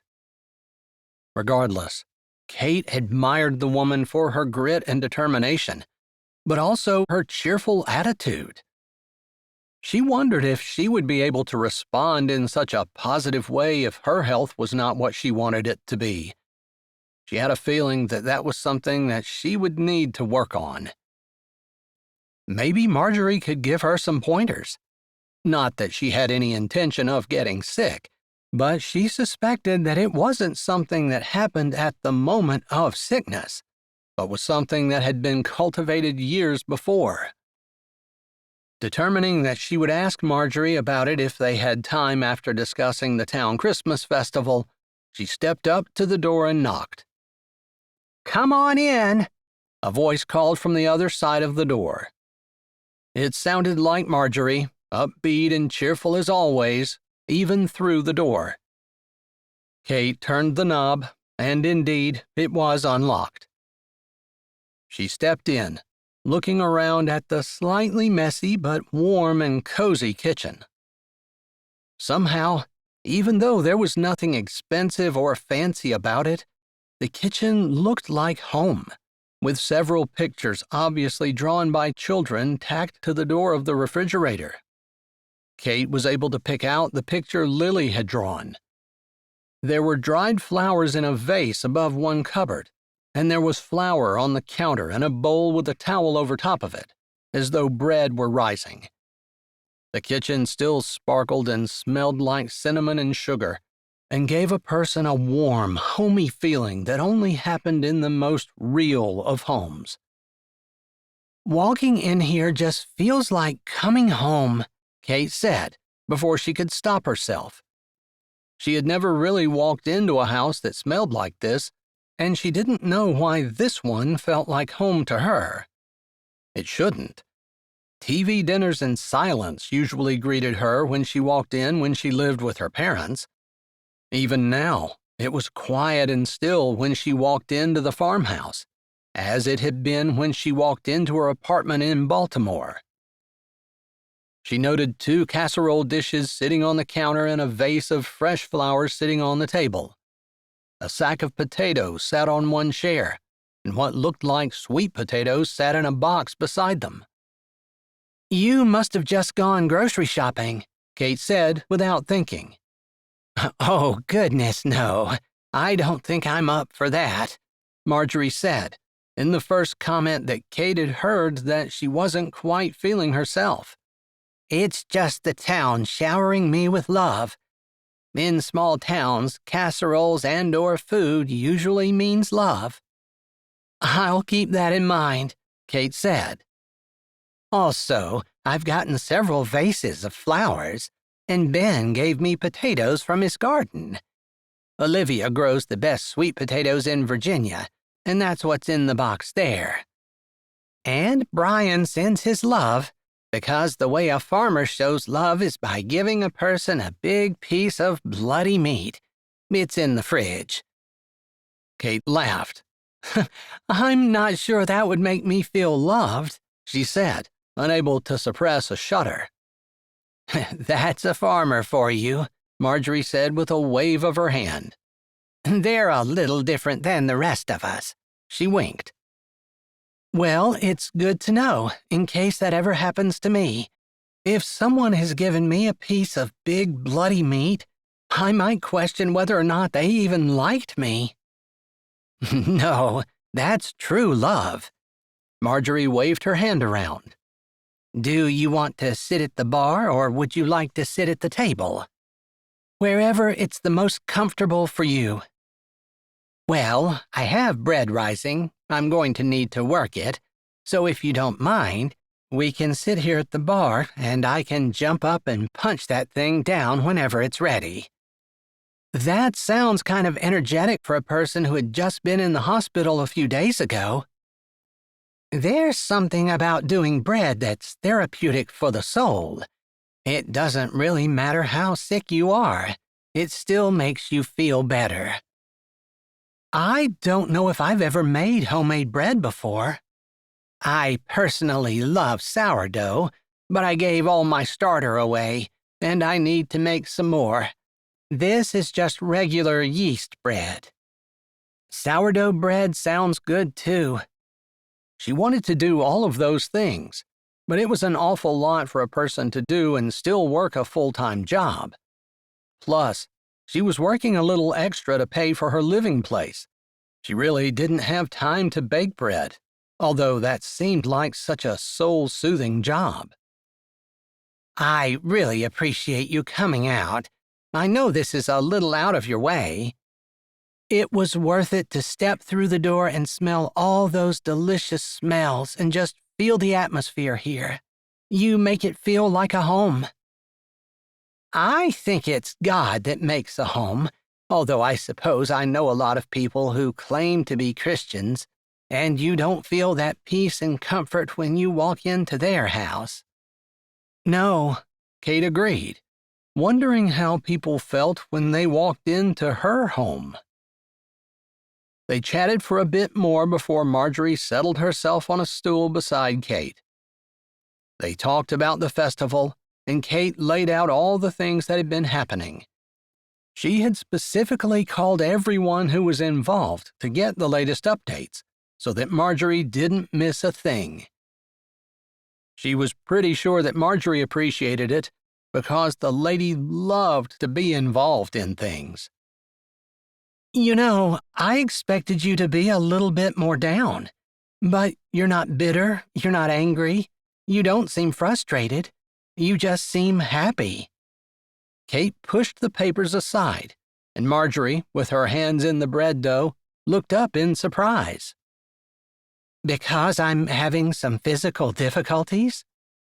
Yeah, someone like you who's used to running around everywhere and doing whatever you want, to be laid up, to be held back, especially this time of year.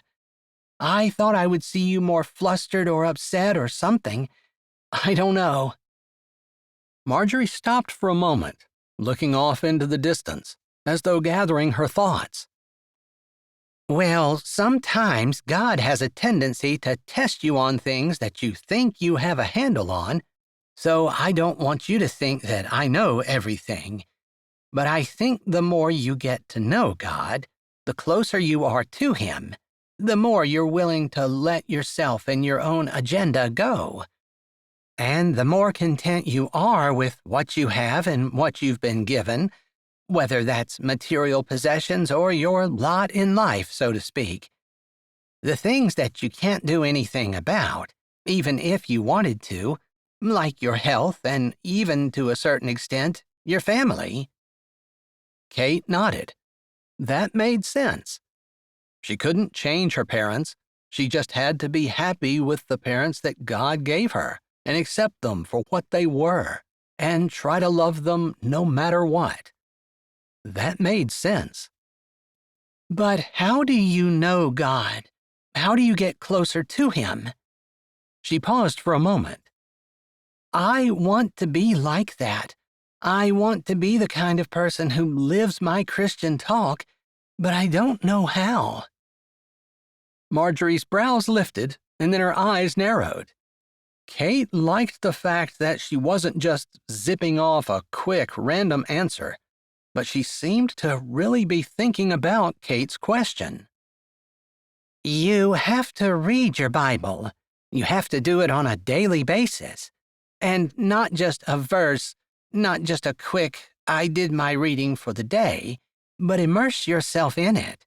When you wash your hands, you don't just take 2 drops of water and say that's enough. No, you run the water over in large quantities so that you're sure you get them clean. That's what you do with the Bible. You dig into it in large quantities so that you're sure to get enough, because it washes your soul clean. It washes your insides, cleans the bad stuff out, kind of acts like a filter. A lot. What do you mean by a lot? Well, in my opinion, a Christian should definitely be reading their Bible through. Whether it's in a year or in 2 years or in 3 years, I don't know, but you should be reading the entire thing. God gave it all to us for a reason. But there are whole chapters that I don't even begin to understand. Like Isaiah. It goes on and on forever, and I have no clue what he's even talking about. Kate lifted her hands and then allowed them to drop back down on the counter. But Marjorie just laughed. That's me when I first started reading. I didn't understand half of what I was reading. But the fact of the matter is, you're in the Bible, you're reading it. Eventually, it will make sense to you. You pray and you ask God for wisdom, and sometimes you can go to commentaries or online and look up YouTube channels, but that's the other thing you need to do. Talk to God about it. Ask the Holy Spirit to show you. If you're a Christian, the Holy Spirit is inside of you. But the Holy Spirit can't show you without you at least reading for yourself. It's not like he's going to drop the knowledge into your head. You have to go after it. And so much of the Bible instructs on the Bible. So if you're only reading, say, Matthew, Mark, Luke, and John, which are easier, and the rest of the New Testament, which is definitely easier than the Old Testament, you're missing things that you need in order to put the pieces together. You need to read the whole thing. You need to read a lot of it. You need to read it often.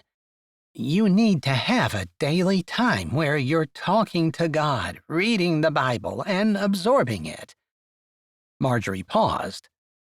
That's not to say you shouldn't meditate on 1 or 2 verses. Is that what you do? Well, I've been doing this for a while, so don't think that you're going to just start being perfect overnight. Not that I'm perfect by any stretch, she said, slapping the bread around and then forming it into a ball. But what I do, I'm on a schedule where I read my Bible through in a year. So I read that first. And then I pray, and sometimes I pray before I read, just to ask God to show me what he wants me to learn. I'll take notes, copy out verses. It's not a quick process. I take at least a half an hour, and sometimes even double that. And then I have verses that I'm memorizing. Those are the verses that I think about, kind of chew on, work on throughout the day. Those are the verses that I'm putting into my memory. Because the Bible says I need to hide his word in my heart so that I won't sin against him. God obviously wants us to memorize the Bible. So I work a little day after day. As I get older, it's gotten a little bit harder, but it's also true that the more you do it, the better you get at it. Like anything else. Marjorie gave her a small smile. Does that answer your question? Yeah, it really does, but I don't know where to start. I do think there's a place for Christian books and Christian teachings and all of that, and you definitely want to be in church. You learn a lot from church, but you need to make sure that the pastor is opening up the Bible and teaching directly from it. Expository teaching is best, but if he gives a sermon on Sunday morning and does expository teaching on Sunday night, you're getting both. And that's good too. So you think that reading good books on the Bible is okay? Absolutely. But the more that you're in the Bible, the more you can look at those books and go, oh, I don't agree with that, or I think they've got it wrong here, or They said this, but they didn't back that up with the Bible, and I don't think that's right. I see. So you read those books to be encouraged and challenged, but you also read them using the Bible as your yardstick, making sure they line up with it? That's exactly right. That's what you need to do. Marjorie smiled. Now it's my turn to ask you a couple of questions. All right, Kate said, putting her hands up as though she were willing to answer whatever Marjorie asked her. Are you settling into town okay? Are you happy at the farmhouse? And how are things going with Jack and Lily? I've heard that you've been working with them. There, how's that for firing a bunch of questions off at you? Kate laughed. I don't know if I can remember them all, but I can answer the easiest ones first. I love the farmhouse. Love it. I wish it were mine, except that would be coveting, wouldn't it? I think coveting is when you want something for your own, but wishing is a little bit different. Marjorie sat down in her chair with a small sigh. But I also think it's best to be content where you are and with what you have. Sometimes that's the best way for God to see that you're ready for more. I'm definitely content with what I have, and if I never own a place as nice as the farmhouse, I can just assume that that's not what God has for me. That's the spirit. I love that too, because the farmhouse isn't that big. You're actually content with very little. Kate supposed she was right. It just seemed so expansive when she was outside looking at the view. It was inspiring, and it really was hard not to wish that it was hers. Now, about settling into the community. You've really helped with that by suggesting that I'd be your helper on this Christmas festival. I've definitely gotten to know a lot of people, and I've been enjoying my work. As for Jack, I suppose I'm a little more drawn to him than I should be. What do you mean by that? Marjorie asked, sounding truly confused. Well, he's got a lot of memories tied up in his wife, whom he obviously loved very much. He did love her, I am sure of it. But she was a good woman, but I always felt that she had a hard time focusing on anything but the candy shop. Jack and Lily kind of got left behind sometimes. Really? I would have thought from the way Lily was acting that her mother doted on her. Don't get me wrong, it wasn't like she was neglected, but I think maybe Lily is pining for what she wished she had, or maybe she hoped that she would eventually have it. I don't really know much about it, but you can't rule that out. I'll keep that in mind. What about Jack? What about him? He's offered me a place to stay in return for me helping his daughter and working in the candy shop. You two seemed pretty in tune with each other. I think that's the right way I want to say it. It wasn't like every time you looked at each other there were sparks flying the way you could see with some couples, particularly younger ones, but it was more of a mature attraction. Was I wrong about that? Kate stood speechless, flabbergasted. Marjorie had said exactly what she felt, but she didn't really want to admit it. If you don't want to talk about it, you don't have to. I was just telling you what I thought I saw. Yeah, I think you saw correctly, but he doesn't seem the slightest bit interested in me. So there's that. That's not what I thought I saw, Marjorie said, her brows furrowing. Is there something that he feels is coming between the two of you that could be keeping you apart? Not that I know of, Except I'm not sure I'm interested in getting involved with someone who has so much baggage.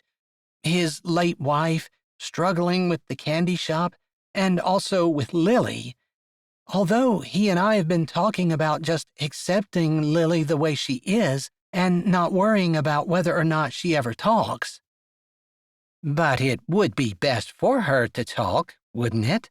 Marjorie asked gently. I think it would be, but maybe God has something he needs her to go through, to learn from this, and to use eventually. I don't know. It's not that we've given up on her ever speaking. It's that we decided that we weren't just going to focus on what she didn't have. I think that's very wise. Very wise indeed, Marjorie said thoughtfully. She seemed to be letting the idea of Jack go, which Kate appreciated. She didn't know what to say about Jack anyway. She couldn't deny that she was attracted to him.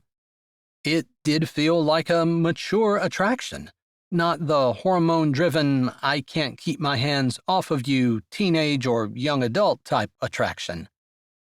He's a good man, and I would love to see him settle down with someone who appreciates him. I'd like to think I would appreciate him, but I think we're getting way, way, way ahead of the horse, since we're just friends, and I don't know that we'll be anything more. If you say so, Marjorie said. Maybe you could ask him. Or maybe you could ask him if there's a reason why you couldn't be more. Kate wouldn't have even thought about doing that on her own, but when Marjorie suggested it, it sounded totally reasonable. Why wouldn't she ask him and see what he said? After all, she had wondered. But she wouldn't want to ruin whatever kind of friendship they had. They did have a nice friendship going, and rocking the boat could ruin that. Although something told her that rocking the boat could make it even better. Chapter 17. Merry Christmas, guys, Jack said, smiling as the children at the children's hospital held their candy canes, the wrapping ripped open and most of them already sucking on the sweet confections. The nurses smiled, and parents beamed at children who lifted sticky, smiling faces. His eyes landed on Kate, who seemed to be deep in conversation with a little girl who had no hair. Lily stuck close to her side, her eyes wide, obviously hanging on every word Kate said. Lily loved Kate so much, and Kate had been working diligently with her for more than 2 weeks, and Jack could be wrong, but he was pretty sure that Lily had been making progress, albeit slow. "Thank you so much for coming, Mr. Henderson. The kids always enjoy it." The director of activities at the hospital, Dr. James Martin, shook Jack's hand. "I wouldn't miss it. I think it does more good to my heart than it does to anyone else. It definitely reminds me of the reason for the season and why I do what I do. These children could teach a lot of people lessons if we just took the time to learn them." Jack nodded, and Dr. Martin moved on. "I'm so glad you asked me to come. This was an inspiring experience," Kate said, at his elbow, and he turned to face her. She glowed. There was no other way to say it, and he felt his heart turn over. He wanted to reach out, to touch her cheek, to share the connection with a physical gesture, but he fisted his hand close to his side and nodded. Then his eyes dropped to Lily, who was glowing almost as much as Kate. With their light eyes and delicate bone structure, Kate and Lily could be mother and daughter. He had never thought that Kate looked very much like his late wife at all, with her dark hair and more slender build, but Lily definitely had similarities that could make them pass for relatives. "I think you had a good time too, didn't you, kiddo?" he asked, playfully ruffling her hair as she nodded. "Let's get home. It's going to be almost bedtime by the time we get there." He paused as he saw Lily's downturned mouth. "But you can spend a little bit of time with Miss Kate if you want before bed." That immediately made Lily smile, and he was glad he had guessed correctly. Sometimes having a daughter that didn't speak at all was very frustrating because he couldn't figure out what she wanted. He supposed he could just ignore her until she decided to tell him. That might be what people did a few generations ago, but he just couldn't bring himself to do that. Maybe if he had no other choice, but as long as he was able, he would allow her time to heal. The ride home was fun, as they talked about the kids and their smiling faces and the reactions as they opened the candy canes. Jack really couldn't afford to give anything away, but at the same time, he believed he couldn't afford not to. After all, a person reaped what they sowed, and he couldn't expect God to give to him if he didn't give to others first. It was a test of faith, since that was the one thing that God specifically commanded his people to prove him by. Not to mention, it truly was more blessed to give than to receive. He didn't want to be irresponsible, giving when he owed money or anything like that, but he didn't want to be so selfish that he kept more for himself than what he truly needed. By the time they pulled into the shop, it was only a half an hour until bedtime. "Do you mind if we spend a little bit of time together?" Kate asked, pulling her bottom lip in and worrying it with her teeth. 30 minutes is fine. I do have a big order I need to get filled, but Lily looks so forward to this time with you, and I do believe it's been very beneficial to her." "I was afraid you would tell me that I needed to stop when there was no discernible progress." "I think there is progress." "I mean, with her not talking," Kate said, watching Lily disappear into the front of the store, hurrying inside to get her crayons and paper out before Kate came in, so that they would have as much time to draw as possible. "She's definitely got her mother's artistic flair." "I'd like to hear more about her mother at some point," Kate said, and then she shook her head. "But I don't want to pry or anything." He didn't say anything. He'd like to tell her more about Lauren, about the fact that he was not pining away for his late wife, but in fact felt like he might be falling in love with his daughter's therapist. But he couldn't say those things. He didn't want to blur the line between employer and employee, renter and rentee, therapist and parent. He didn't want Kate to get in trouble either, not with the school, and he didn't want to throw any wrenches in her newfound relationship with the town. "I thought the meeting last night went really well," he said as he opened the door for her to step in. "I'm so glad Marjorie was able to be there. I still took copious notes because I didn't want her to miss anything, but having her at the front was a really good idea. Gilbert made sure her water glass was filled up, and I noticed her kids pampering her every chance they got." Kate sounded almost wistful, and it made him take a double take at her as he moved to go toward his candy counter. "I can't figure out if you want children or if you want to pamper your parents, but there was a longing in there somewhere."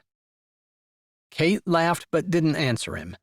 She just lifted her shoulder and then turned to Lily and sat down at the desk.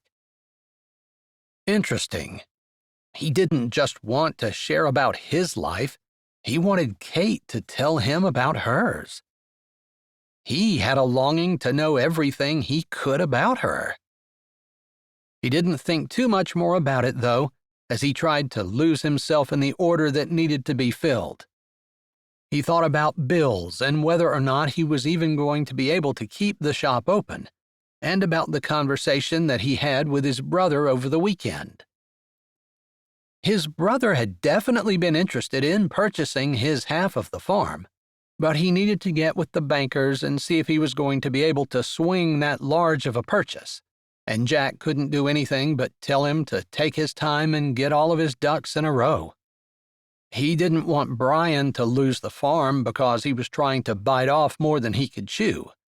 But having Brian purchase his share of the farm would give him the capital he needed in order to expand the candy shop and make it profitable for him, and something that he could pass on to Lily if she was interested in it. When that time came. "Jack! Jack!" Kate's voice interrupted his thoughts, and it took him about half a second to realize that something major had happened. "Jack! Oh my goodness, Jack, you've got to see this." Kate nodded at Lily, and Lily went running over to him, waving the paper beside her.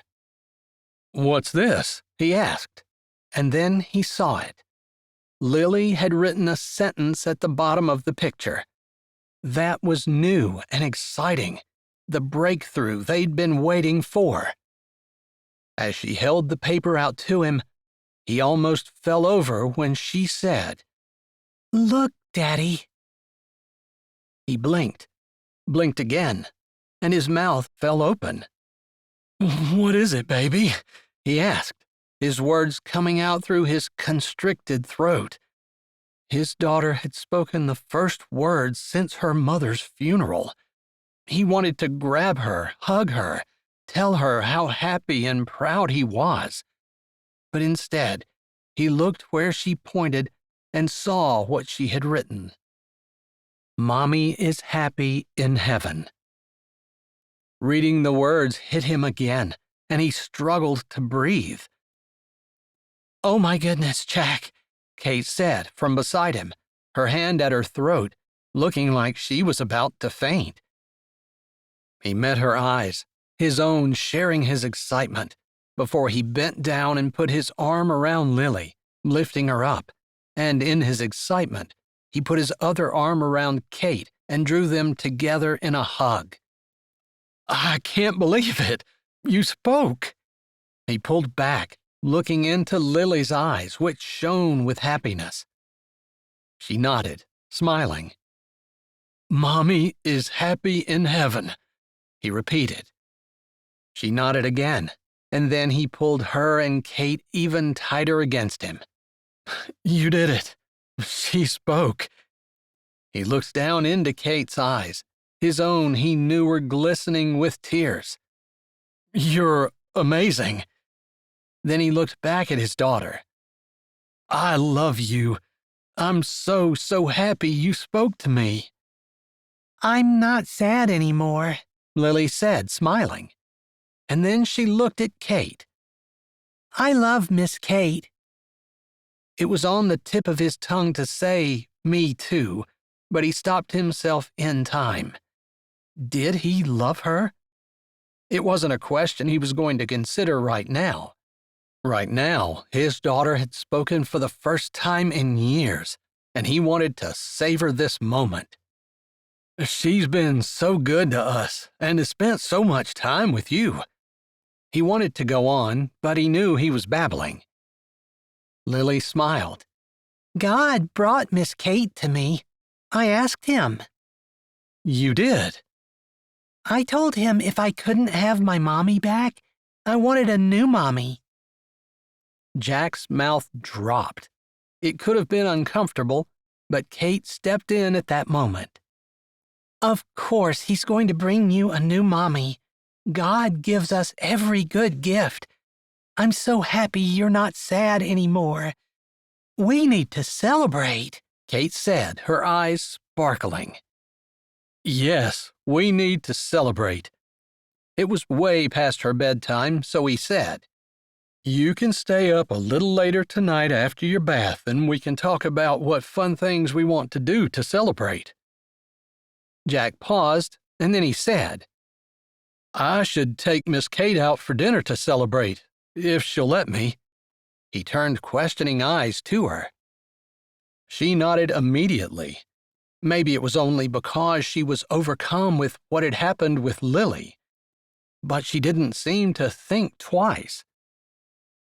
Between them, Lily smiled, as though that was what she wanted all along. And maybe it was. Maybe that was celebrating to her, too.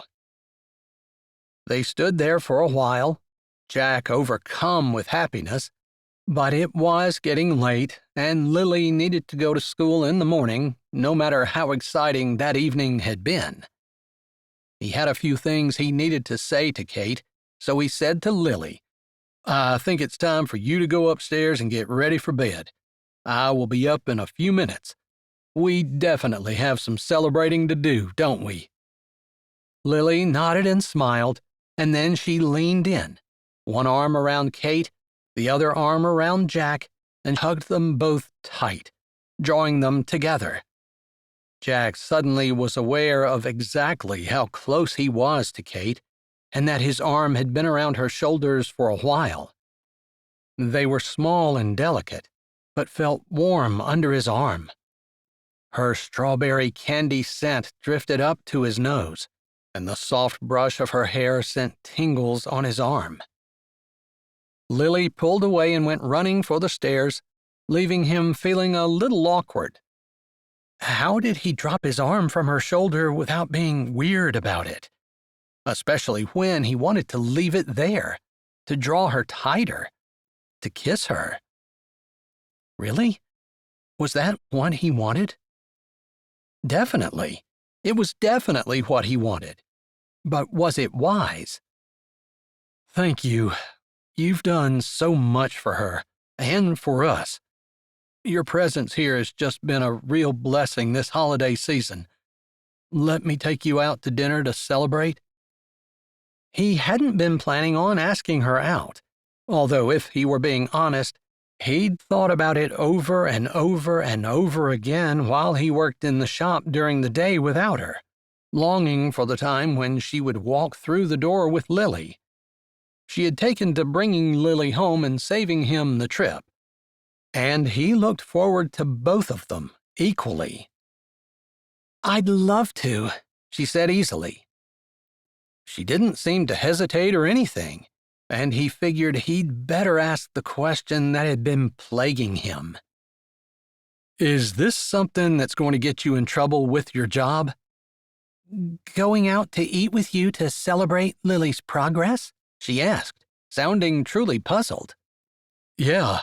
Are there some kind of rules about dating clients or anything?" "Well, if I were dating Lily, it might be an issue.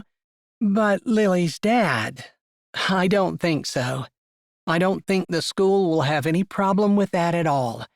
In fact, I kind of feel like the community might be happy that you found someone.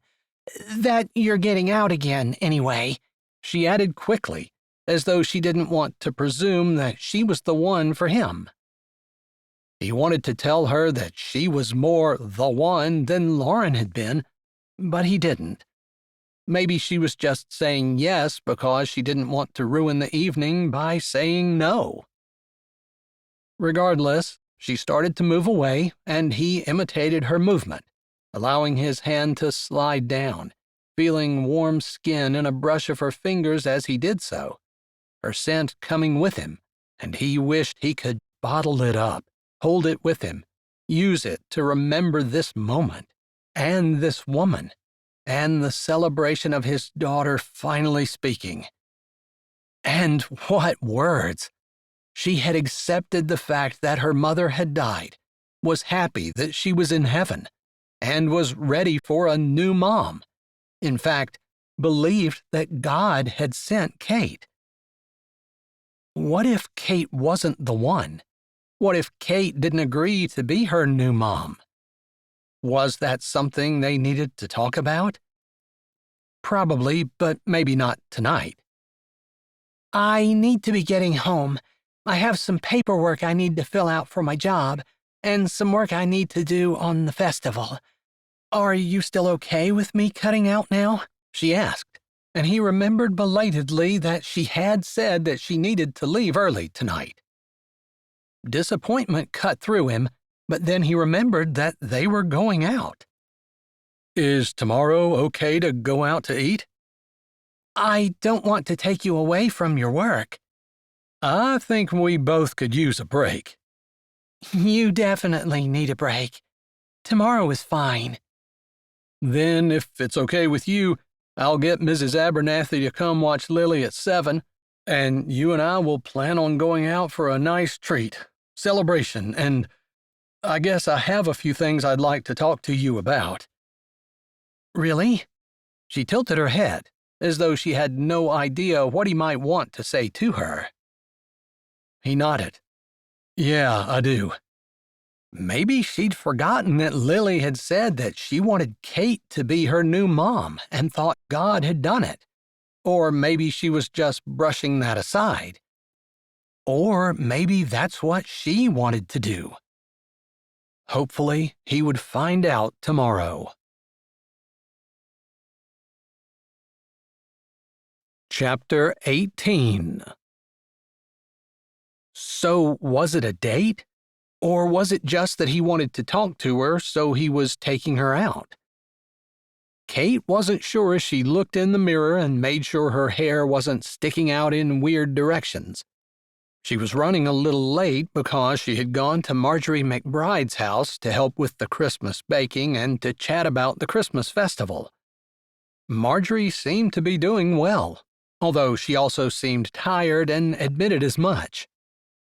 Kate had stayed longer than she should have and had swung by the farmhouse to quickly change her clothes and check her hair before Jack arrived to pick her up. Jack said that he was getting Mrs. Abernathy to watch Lily and had asked her if there was anywhere in particular she would like to go.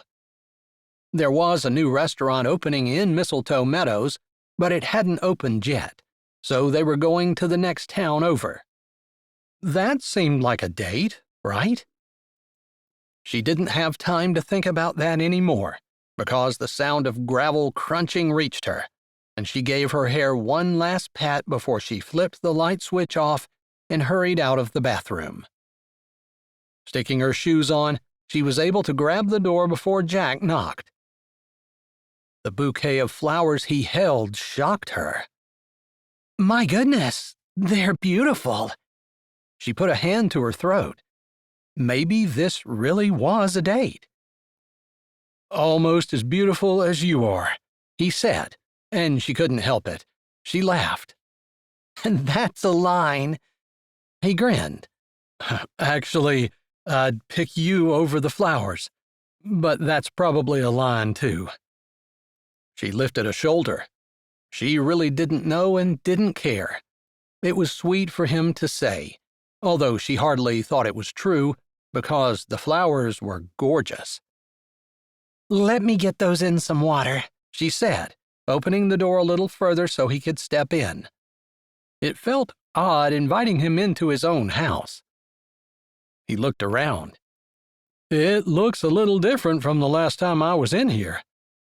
I've been adding a few little touches, but I haven't wanted to spend too much money on decorations or that type of thing. I really am saving so I can get a place of my own, whether I'm renting or buying. There's no rush. I'm going to talk to my brother early tomorrow morning, and I'll see if he has any issues. I don't think he does, and if not, you can stay here indefinitely. But you said you wouldn't have work for me since your shop wouldn't be busy after the holidays. She led him to the kitchen, where she didn't have a vase, but she pulled a mason jar out of the cupboard. That's true, but if things go through with my brother, I'm hoping to ramp up production, and I will definitely need some help. You might need full-time help, she said, casually, as she put the jar under the water spigot and filled it half full. True, I don't know how things are going to look. I'm a little out of my depth, but I figured that if I'm going to work on saving the candy shop, I better go all in on it. What's the worst that could happen? You could lose it, she said reasonably. Yeah, but I could lose it if I don't try. So I might as well give it my best shot, right? I agree. I admire your courage and your dedication to trying to keep it in the family for Lily. I realized it was for myself, too. I thought you always wanted to be a farmer, She asked, setting the jar of flowers down on the counter and admiring them. I have, but after I talked to you, I realized that God gave me a different path. And I can sit and wish for things that didn't happen, or I could walk this path and do the very best that I can on it. Obviously, the second choice is the best choice. And so, as much as I'm able, that's the choice I'm going to make. She gave him a look, impressed that he had run that through his mind and come up with that decision. Do you think you're going to regret that? She finally asked. He tilted his head.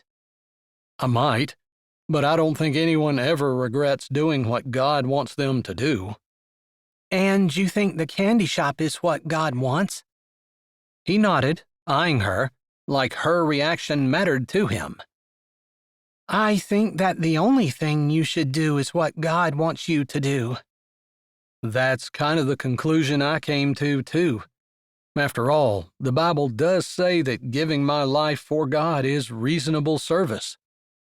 That wasn't an exact quote of that verse, but it was close, and she tucked that thought away. Most people dismissed that reasonable service that they were supposed to give to the Lord because of their gratefulness for salvation, but acted like God was a genie in a bottle that was supposed to pop up when they needed him, answer their prayers, give them everything they wanted, and then step back in the background and let them live their lives the way they wanted to. For a Christian, nothing could be further from the truth. But there were so many Christians she knew who lived their lives exactly like that, thinking God just wanted them to be happy. He wanted them to choose happiness, of course, but it wasn't about living one's life for oneself. Ever. Not for a Christian. It was a lesson she was still learning. I think I could just stay here this evening and stare at these flowers. They're so pretty. Thank you, she said, giving Jack a shy glance. The flowers, the compliments, it was all very romantic. Was he seriously interested in her like that? She hoped so, but she also didn't want to get her hopes up. Well then, let's go. I'm hungry. He allowed her to walk through the kitchen first and then opened the door for her. Finally, she decided that she might as well just ask. So after she walked through the door, she stopped and turned around while he shut it. I've been trying to figure out whether this is an actual date or just a celebration because you're grateful that I've been helping Lily and you somehow think that I'm the reason that she was talking yesterday. Or is it because you had things you wanted to tell me and you thought that going out to eat would give us some privacy? Wow, that's a lot of choices. Could you run through those again? She blinked twice before she realized he was teasing her. This isn't funny, she said, stomping her foot and putting her hands on her hips. She was only kind of half joking. He was teasing her and she liked it, but she still wanted to know exactly what they were doing, so she could temper her expectations to match his intentions. I'm sorry, I shouldn't have joked about that. And you're right for asking. I could see how you would get confused. Okay, so it's not just me overthinking all of this. No, I suppose not. He had stopped in front of her, with the door shut, at the top of the steps. He shoved his hands in his pockets and looked out over the yard. I suppose I do have things I need to talk to you about, and it would be nice to have privacy, and it's true that I wanted to celebrate, because I do give you the credit for the fact that Lily spoke yesterday. And I know, he held a hand out to keep her from saying anything, you don't think it's all you, but I know that Lily hadn't said anything for years before you got here, and you worked with her for a few weeks, and now she's talking. So you can take that however you want to, and so can I. And I'm giving you the credit. She tilted her head because it made sense when he said it like that.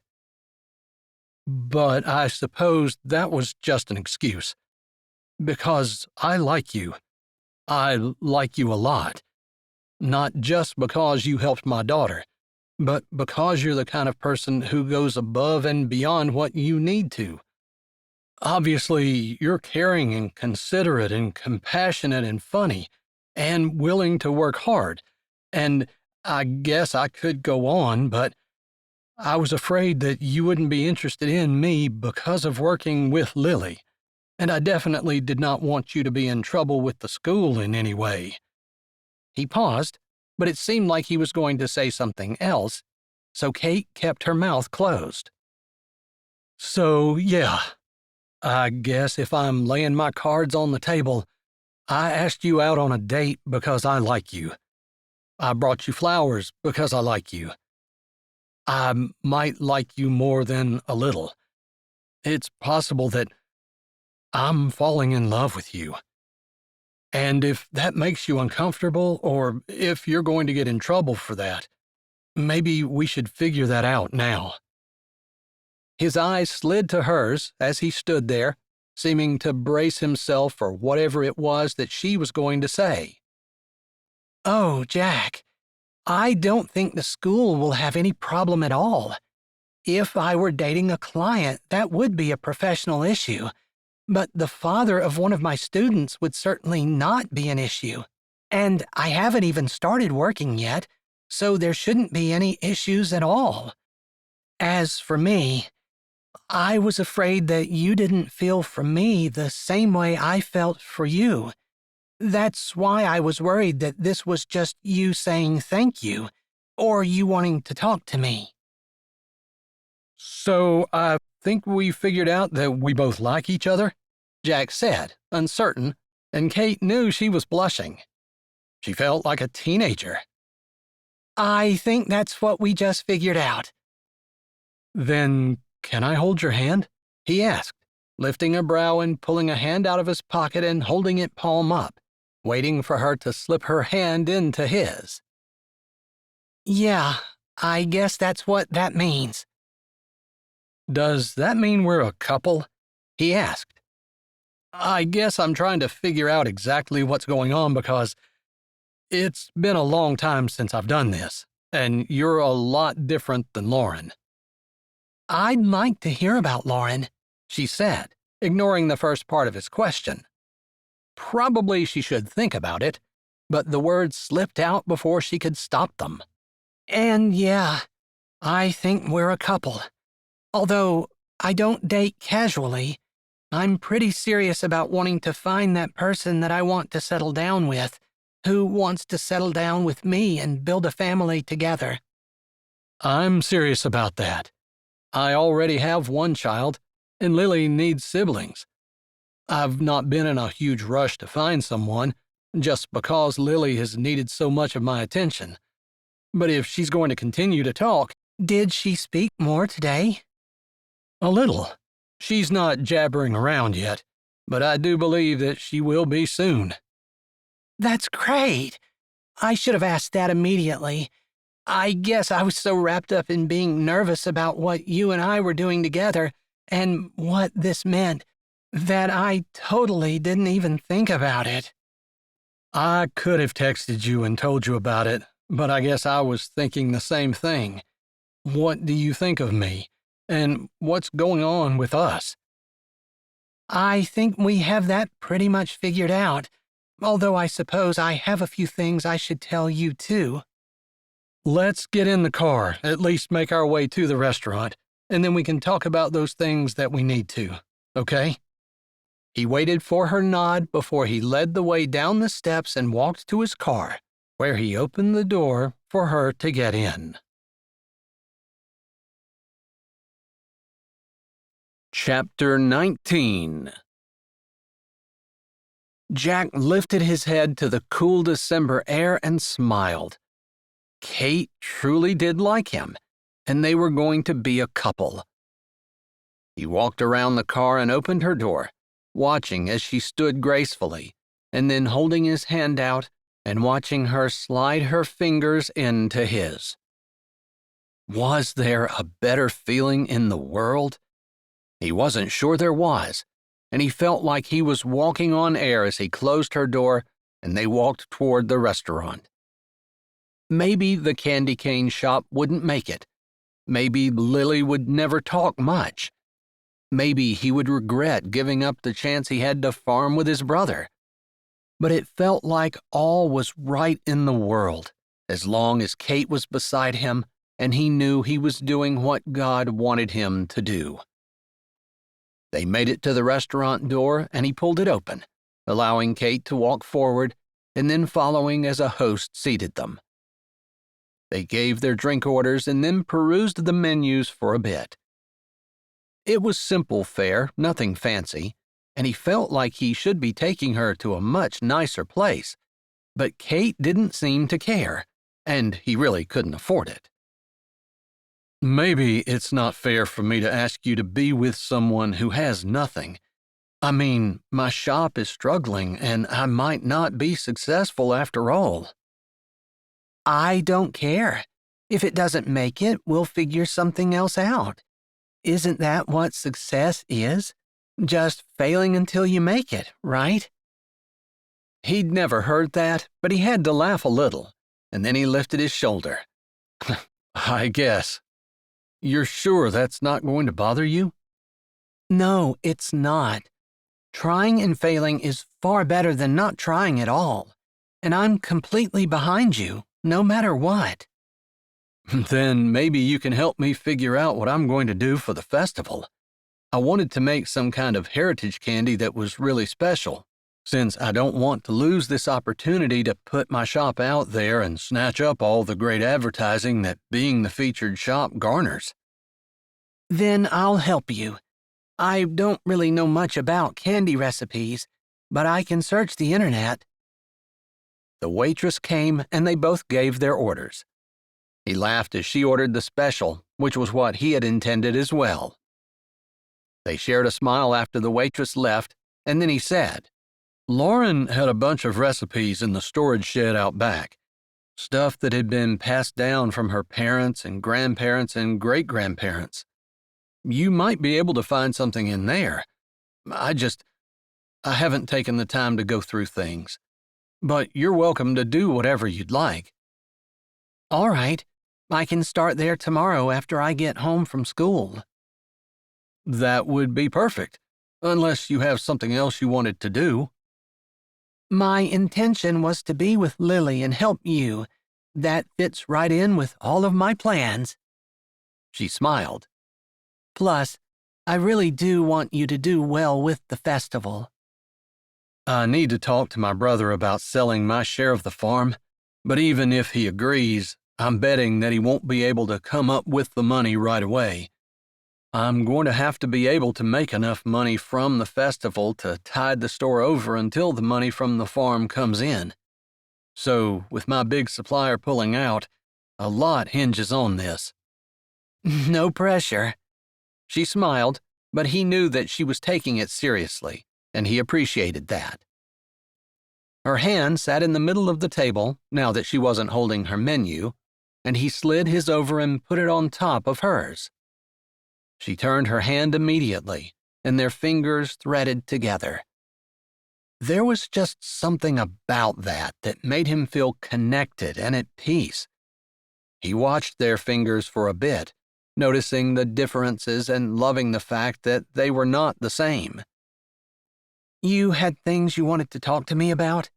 She prompted him when he was quiet for a bit. He looked at their hands for another few seconds before he raised his gaze to hers. I guess I just wanted to tell you a little bit about Lauren. I felt like you deserved to know, and especially now that you've agreed to be with me and we're thinking about the future together. Not that there's a whole lot to tell. You don't have to if you don't want to. I don't necessarily want to, but I think you deserve it. After all, I was married before, and she's Lily's mother, and you should know. Lily obviously adored her. She did, and Lauren was a good mom. but she really was focused on the candy shop. And I think our relationship suffered some because she felt like she needed to call the shots all the time. I wanted us to stay together, especially after Lily was on the way, and that's why I left the farm, moved into the candy shop, and went to be beside her. I suppose a lot of me resented that. Maybe that's what came between us. But by the time she died, we were barely talking. I don't want to allow my relationship to get like that in the future. I should have told her how I felt, although in my defense, I did bring it up multiple times. And she told me that if I wanted to be a farmer, I could move back out to the farm and be a farmer, but she was going to stay right there. There was no discussion, and I felt like I made the only choice I could to keep our family together. Wow. I hope I don't do that. I hope I can be flexible enough that we can make a decision that benefits both of us. I guess that's where I was going with that. I feel like the candy shop is Lily's heritage, but you and I have a life to live before Lily grows up. I don't want to force you into being a candy cane maker's wife if that's not what you want. It doesn't matter to me. If you make candy canes, if you expand the shop, if you sell it and become a farmer, I don't care. I'm with you. That made him feel right and good the whole way down to his soul, and he squeezed her hand. Kate wasn't the kind of person who said things just to make him feel good, and he knew she meant exactly what she said. "Even if I want to move to California?" he asked, only half joking. "Where you go, I will go," she said, and then continued. "Your people will be my people, and your God my God." She laughed a little. "You can say that with ease. God's done too much for me to ever turn my back on him now." It's good to hear. It's nice to see gratefulness, too. I think so many times we just expect that God owes us, and we forget that it's the other way around. We all owe a debt we cannot pay, couldn't even hope to begin to repay. Yeah, it's an unfathomable debt. The waitress brought their food, and he waited until she left before he continued. "But we're to serve him out of love, not because we have to." True, but following Jesus is one little decision after another, to not fulfill the lusts of the flesh, but to follow after the Spirit. Each decision builds on the next until you have a lifetime. That's the truth. Sometimes we lose sight of the big picture. His food looked delicious, and they prayed and then began to eat. "What did you want to talk about?" he asked. Kate had her mouth full, and she finished chewing and swallowed before she spoke. Last year this time, I was engaged to be married. He blinked, feeling like he'd gotten punched in the gut. Engaged? We were serious. I'm sorry, I guess this is something you should have known before, but I didn't know that you and I were headed in this direction. No. I'm surprised, but it's fine. I understand why that probably wasn't the thing that you would introduce yourself with. "Hi, I'm Kate. I was engaged last year." She laughed, as he had intended, and it made him feel better, too. So she'd been engaged. Wow. He broke up with me on Christmas morning. I thought I would never trust anyone again. You know, the way it always happens. After someone betrays you in that big of a way, you think you're never going to do it again. But you are so much different than he was. I couldn't imagine him loving his daughter the way you love Lily, and being faithful to anything the way you've been faithful to the candy shop. You're just completely different, and it isn't really even that much of a stretch for me to know that you'll stay with me forever. That made him feel good, for sure. Those were words that a man could use to keep himself warm for a very long time. "So that's one of the things you like about me?" he asked softly. Your faithfulness, your dedication, your perseverance, and your love for your daughter. All of those things are things I love about you. They make you the kind of man that a woman can admire and depend on. He didn't realize that their meal was going to be a series of her making him feel like he was 10 feet tall and could do anything. It was a shock to know that she'd been engaged, but to be compared so favorably to her broken engagement definitely eased that in his mind. I don't want to be presumptuous, but I guess I don't want to draw things out too long. I want to make sure that Lily is okay with us and that you're sure. "I'm sure, and I don't think we need to worry too much about Lily, especially since she began to talk whenever you came. It's obvious that she's okay with her mom being in heaven and she wants a new mother. I couldn't help but think when she was saying that I wanted her new mother to be you." Kate's cheeks turned a becoming shade of pink. He figured, while he was embarrassing her, he could go on. "I would like to have more children, too. I'm hoping that might be something you're interested in." She nodded. I love kids. That's part of the reason I became what I did, so I could be around them all day long. But I've always wanted a family of my own. "It's okay that it's a little bit ready-made?" That makes it even better. Lily is an angel, and I adore her almost as much as I adore her father. Maybe it was the company, but Jack figured he'd never eaten such great food, and they shared a banana split for dessert. Then they walked hand in hand along the river, despite the cold.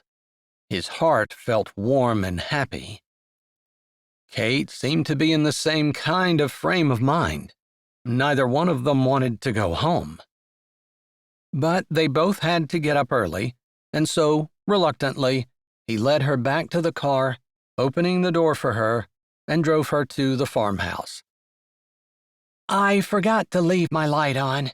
Thankfully, the walkway is pretty flat. "There is that one crack in it that's been there since I was a kid. I'll walk you in."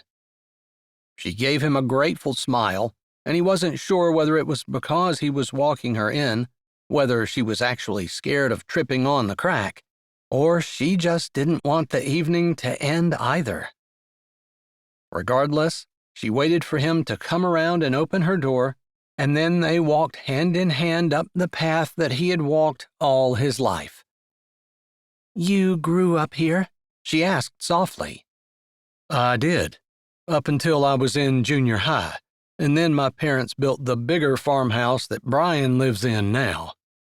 And he's not married? She asked. "No."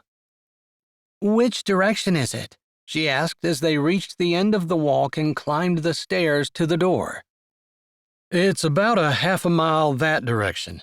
Just keep following the driveway and you'll come to the barn first, then you go past that and the house is beyond it."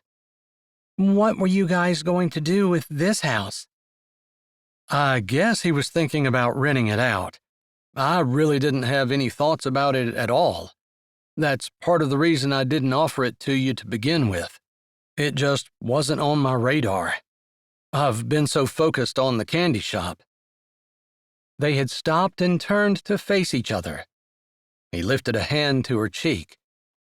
"Right now, I was thinking about kissing you goodnight." I like that thought, she said easily, and she turned her face up to his. Moonlight shone down, and a few stray snowflakes floated past. "I think this will go down as one of the best nights of my life. Definitely one of the best weeks. Lily started talking after years, and I am with the most amazing woman I've ever met in my entire life. I really don't see how life could get better. He shivered. It's a little scary. If it can't get better, there's only one way for it to go. And whatever happens, we'll handle it. It doesn't matter which direction it goes. He loved that she was so secure in what God wanted for her life, knowing that He wanted the best for her, that whatever happened, she'd see the best in it and be content. That was inspiring. I love that about you. I love you. He grinned. I love you too. He lowered his head and kissed her gently, pleased when her arms came around his neck and pulled him closer. He didn't kiss her long. It was really cold. Not nearly as long as he wanted to. I really don't want tonight to end, he whispered softly as he lifted his head. Same. Her eyes sparkled up into his. I like the idea of a short courtship. He was only half joking. She smiled, but she nodded. I really like that idea too. We'll have to talk about that sometime soon. He sighed. In the meantime, I better get home. Mrs. Abernathy is probably asleep on my couch. Oh, I don't envy you the job of waking her up and getting her home. She said that I can let her stay there. I might tonight. I think I would like to keep the good memories close. Text me when you get home, she said. He nodded. And then, even though he knew he shouldn't, he lowered his head and kissed her once more. It was a beautiful night, perfect in every way. Chapter 20. Kate hummed softly as she and Lily knelt down in the storage shed, elbows deep in one of the boxes that she'd opened. Lily had started chattering like a normal child her age, and Kate listened, nodding and smiling and commenting when she needed to. Lily went on about her day, her friends, what she'd done with Mrs. Abernathy the night before, and how she used to play in the storage shed when her mother was still alive. Whoever had said that once the dam broke, the words would come gushing out, had been absolutely right. Kate was curious as to whether Lily would ever tell them why she had chosen not to speak for 3 entire years, but she supposed it didn't really matter. From a clinical and professional standpoint, she would really love to know the reasoning, because perhaps if she could understand why, she could figure out how to break another child's silence. Although she knew no 2 children were alike, still, as a professional, she was curious. As Lily's potential mother, she just loved the little girl. Look, that's Mommy's old cookbook, Lily said, interrupting her monologue about the frog they'd seen at recess. This? Kate asked in disbelief. It didn't look like a cookbook. It looked more like a photo album. She'd been avoiding picking it up because, as much as she was interested in seeing Jack when he was younger, she wasn't sure she wanted to see him embracing another woman. She knew that was a part of his life before, and she accepted that, but perhaps she just didn't want to rub her face in it. Any more than Jack would want to see pictures of her snuggled up to her ex-fiancé, whom she hadn't thought about in a long time, interestingly. When she'd come, part of the reason she'd taken the job was to get away from everything, and she'd thought that it would be a long time before she got over him. It was funny that she took one look at Jack and her ex-fiancé had vanished from her head. Mommy had some really good recipes in there. She said someday we would make them all. She said there were some that she hadn't made in years, and others that she had never made. Some she had never made. Kate asked with interest as she pulled what looked like a photo album out of the box. She said great-great-grandma used to make some of them, and someday we would make candy canes like great-grandma. Kate was a little confused about how many great-grandmas there were, but it didn't really matter, because she understood the implications. The recipes in this book hadn't been seen for generations, and they were perfect for what Jack wanted for the festival. It would bring attention and, hopefully, sales.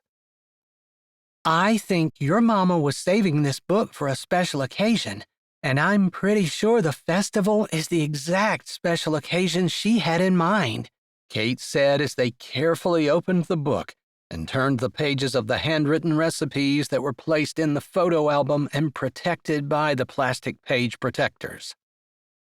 Are they good recipes? Lily asked, looking at the recipes and then glancing up at Kate's face. I think we'll let your dad be the judge of that. I'm pretty sure he's going to be excited to see this. Shall we take it in to him? Yeah, you carry it. It's too heavy for me. It was a big book, but Kate was excited and barely noticed as she climbed up, dusted herself off, and held Lily's hand as they walked into the back of the shop. Daddy, I think we found something that you're going to want to see. Oh, really? Jack asked, coming to the doorway where the back room met the shop, with a towel in his hands, drying them off. What's that? This, Lily said, theatrically pointing to the book Kate held. I don't know if these are what you were hoping for or not, but I wanted you to take a look at them. Immediately, interest lit Jack's eyes, although there was still a glow in them, maybe from last night, or maybe it was just the way he was going to look at her from now on. But it made her feel like he loved her and was happy to be with her. Let's see what you've got. He walked a little closer, throwing the towel over his shoulder, his eyes on the book. I don't think I've ever seen that before. He took it from Kate's hands. Where'd you guys get it? In the storage shed? Yeah, Lily said. It was in the back, in a blue tub. A blue tub? Jack scrunched up his nose, thinking. When her mother moved, she gave us a bunch of stuff of her great-grandmother's and said that it was antiques and the like. Lauren said she'd get to it eventually and stuck it in the back. Anything that didn't have anything to do with the candy shop, she wasn't interested in. I could see how she might have missed it. I didn't think it was anything special either. It looked like a photo album. But Lily said that her mom said that it had some good recipes in it. That's what she told me in my dream. Kate and Jack exchanged a look. Which dream was that, honey? Jack said, sounding curious but not concerned. The one I had when I fell asleep at her funeral. She said I wasn't supposed to tell anyone until it was time. You weren't supposed to tell anyone until it was time for what? Jack asked, his hands still, his eyes on his daughter. I don't know. She just said until it was time. And I didn't know when it was going to be time, so I knew I couldn't say anything. Now it made sense. Jack lifted his eyes, and he shared a look with Kate that stretched between them, understanding dawning on both of their faces. That was why Lily hadn't felt like she was able to talk, because she had a secret to keep until it was time. Well, I think you did a good job. It's definitely time for us to know about this. Thank you for waiting like your mother asked, and for letting me know now. He paused. Next time, maybe you can let us know while you're still talking. I forgot how much I like to talk. I don't think I'm ever going to not talk again, Lily said, which made Kate laugh. Please don't ever stop, Kate said. I agree. We love to hear you talk. Jack glanced at Kate, and they nodded together. Then he continued to open the book. Kate held her breath while Jack perused the recipes. It didn't take long to see the glowing excitement on his face and know that they had stumbled into something really good. "Thank you, guys. This is exactly what we need." Chapter 21.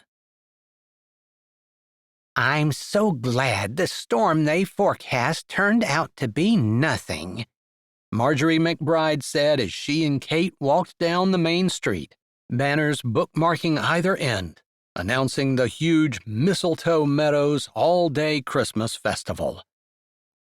Same. I would have felt so bad for everyone who put all of the work into it, only to have people not show up because of the snow.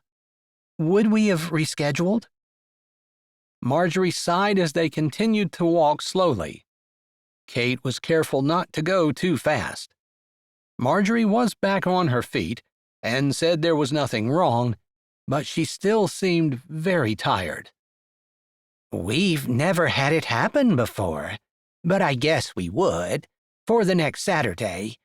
Although I don't think rescheduled things ever do as well as they do if they happen on the date they originally intended them to. I agree. Anyway, I guess we don't have to worry about that this year. It's a beautiful day. And it's warm, too, Marjorie said with a smile. Kate nodded, and they chatted some about the different things that were happening and the things that they were overseeing.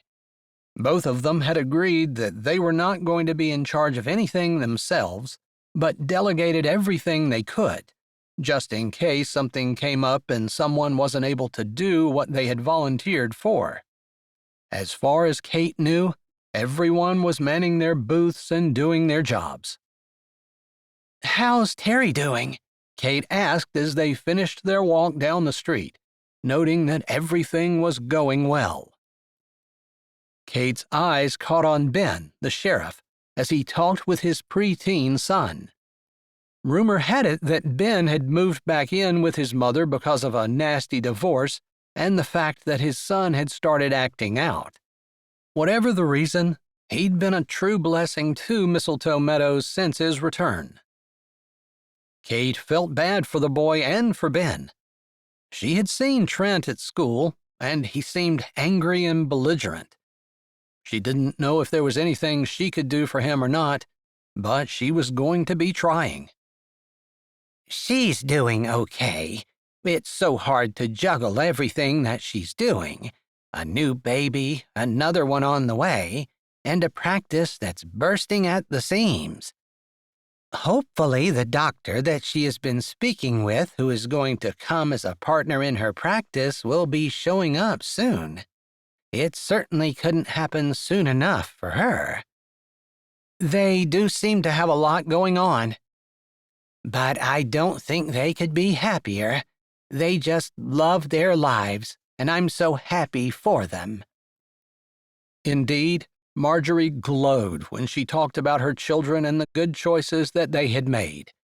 She knew that seeing one's children grow up and live for the Lord made a parent's heart happy. Marjorie sighed.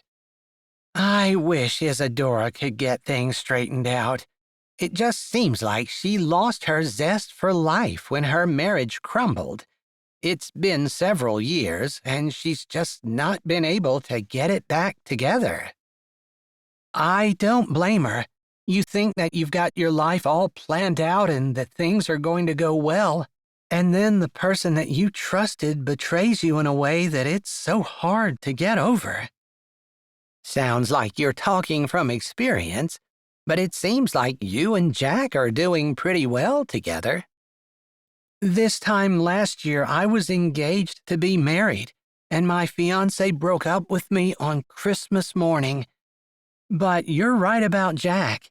I didn't think I'd ever forget about my fiancé or get over his betrayal, but Jack just erased all that from my mind, and the future looks happy and exciting once more. I'm praying that happens for Isadora. She needs it. I'll pray for her too. I wish everyone could be as happy as I am right now.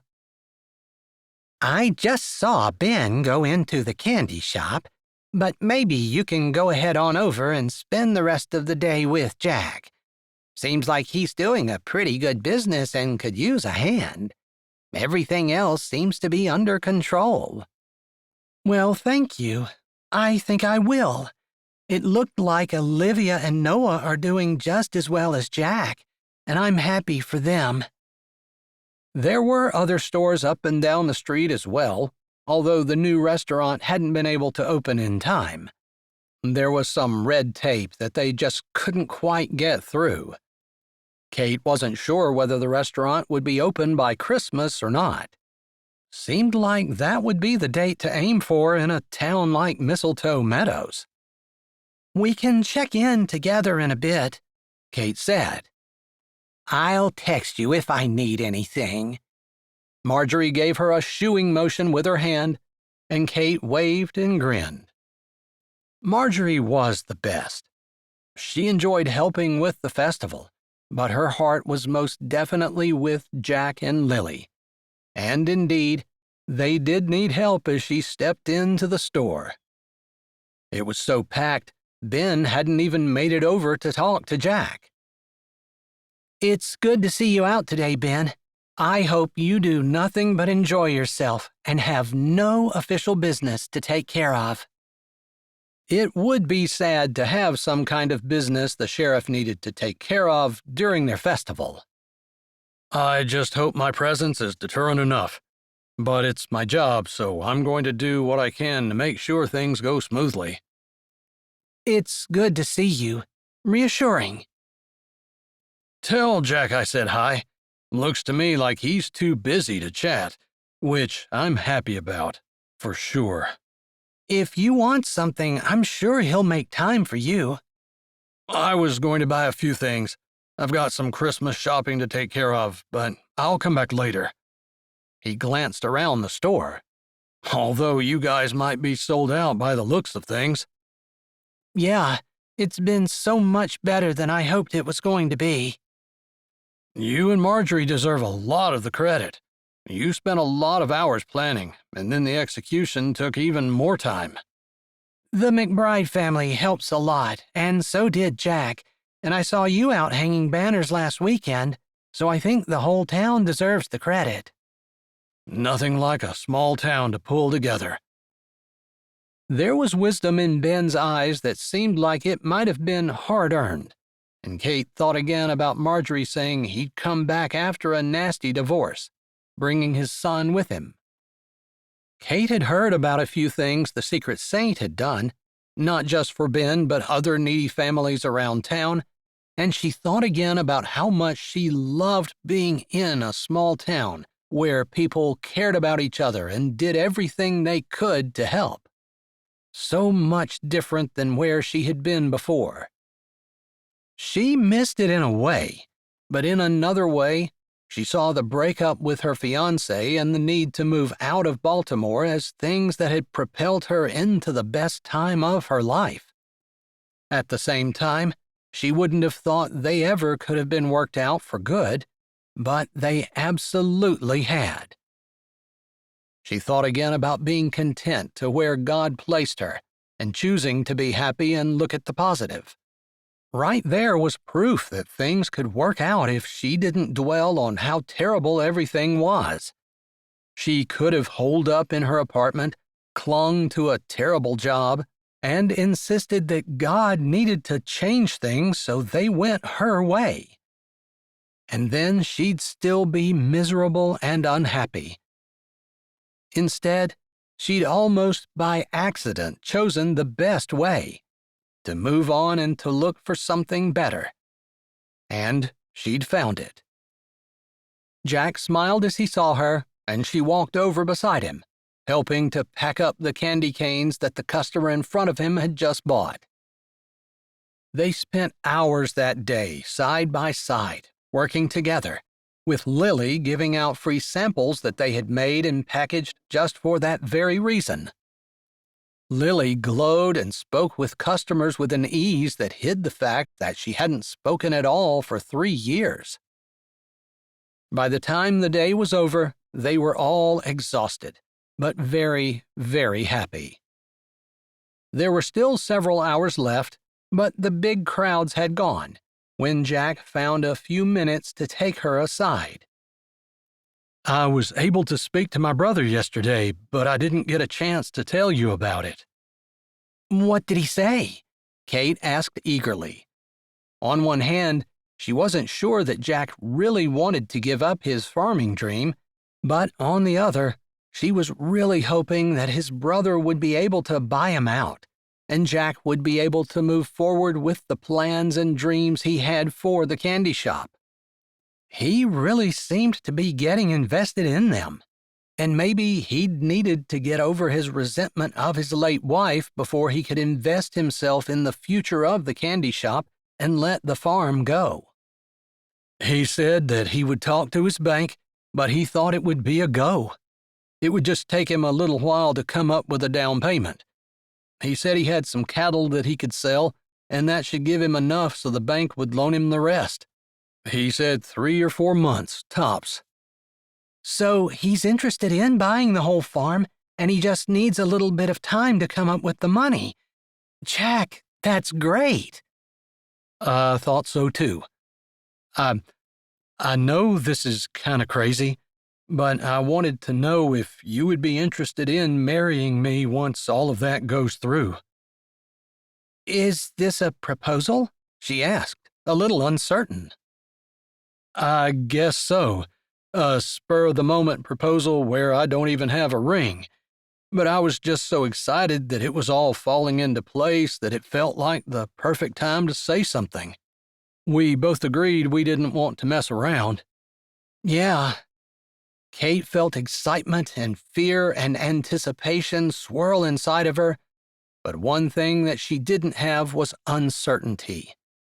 Yes. If this is a proposal, I'm saying yes. If this is a precursor, I will say yes when the time comes. All right. I don't know what it was, but yes was all I wanted to hear. Jack grinned as he stroked her cheek with his fingertips and then lightly touched his lips to hers. I wanted to do that all day. "I've waited for you to do that all day," Kate murmured. He took that opportunity then to kiss her properly, before the bell above the door rang and they broke apart, reluctantly, knowing there were still customers to be served. I said the day we had our date that I didn't know if I could be happier, but I'm definitely happier now, Jack whispered to her. "It does feel like a beautiful new beginning, doesn't it?" Yeah. I know there are going to be hard times, but I wish I could bottle this feeling up and pull it out when we need it, because it's the best feeling in the world. "I love you, Jack," Kate said. "I love you too. Merry Christmas."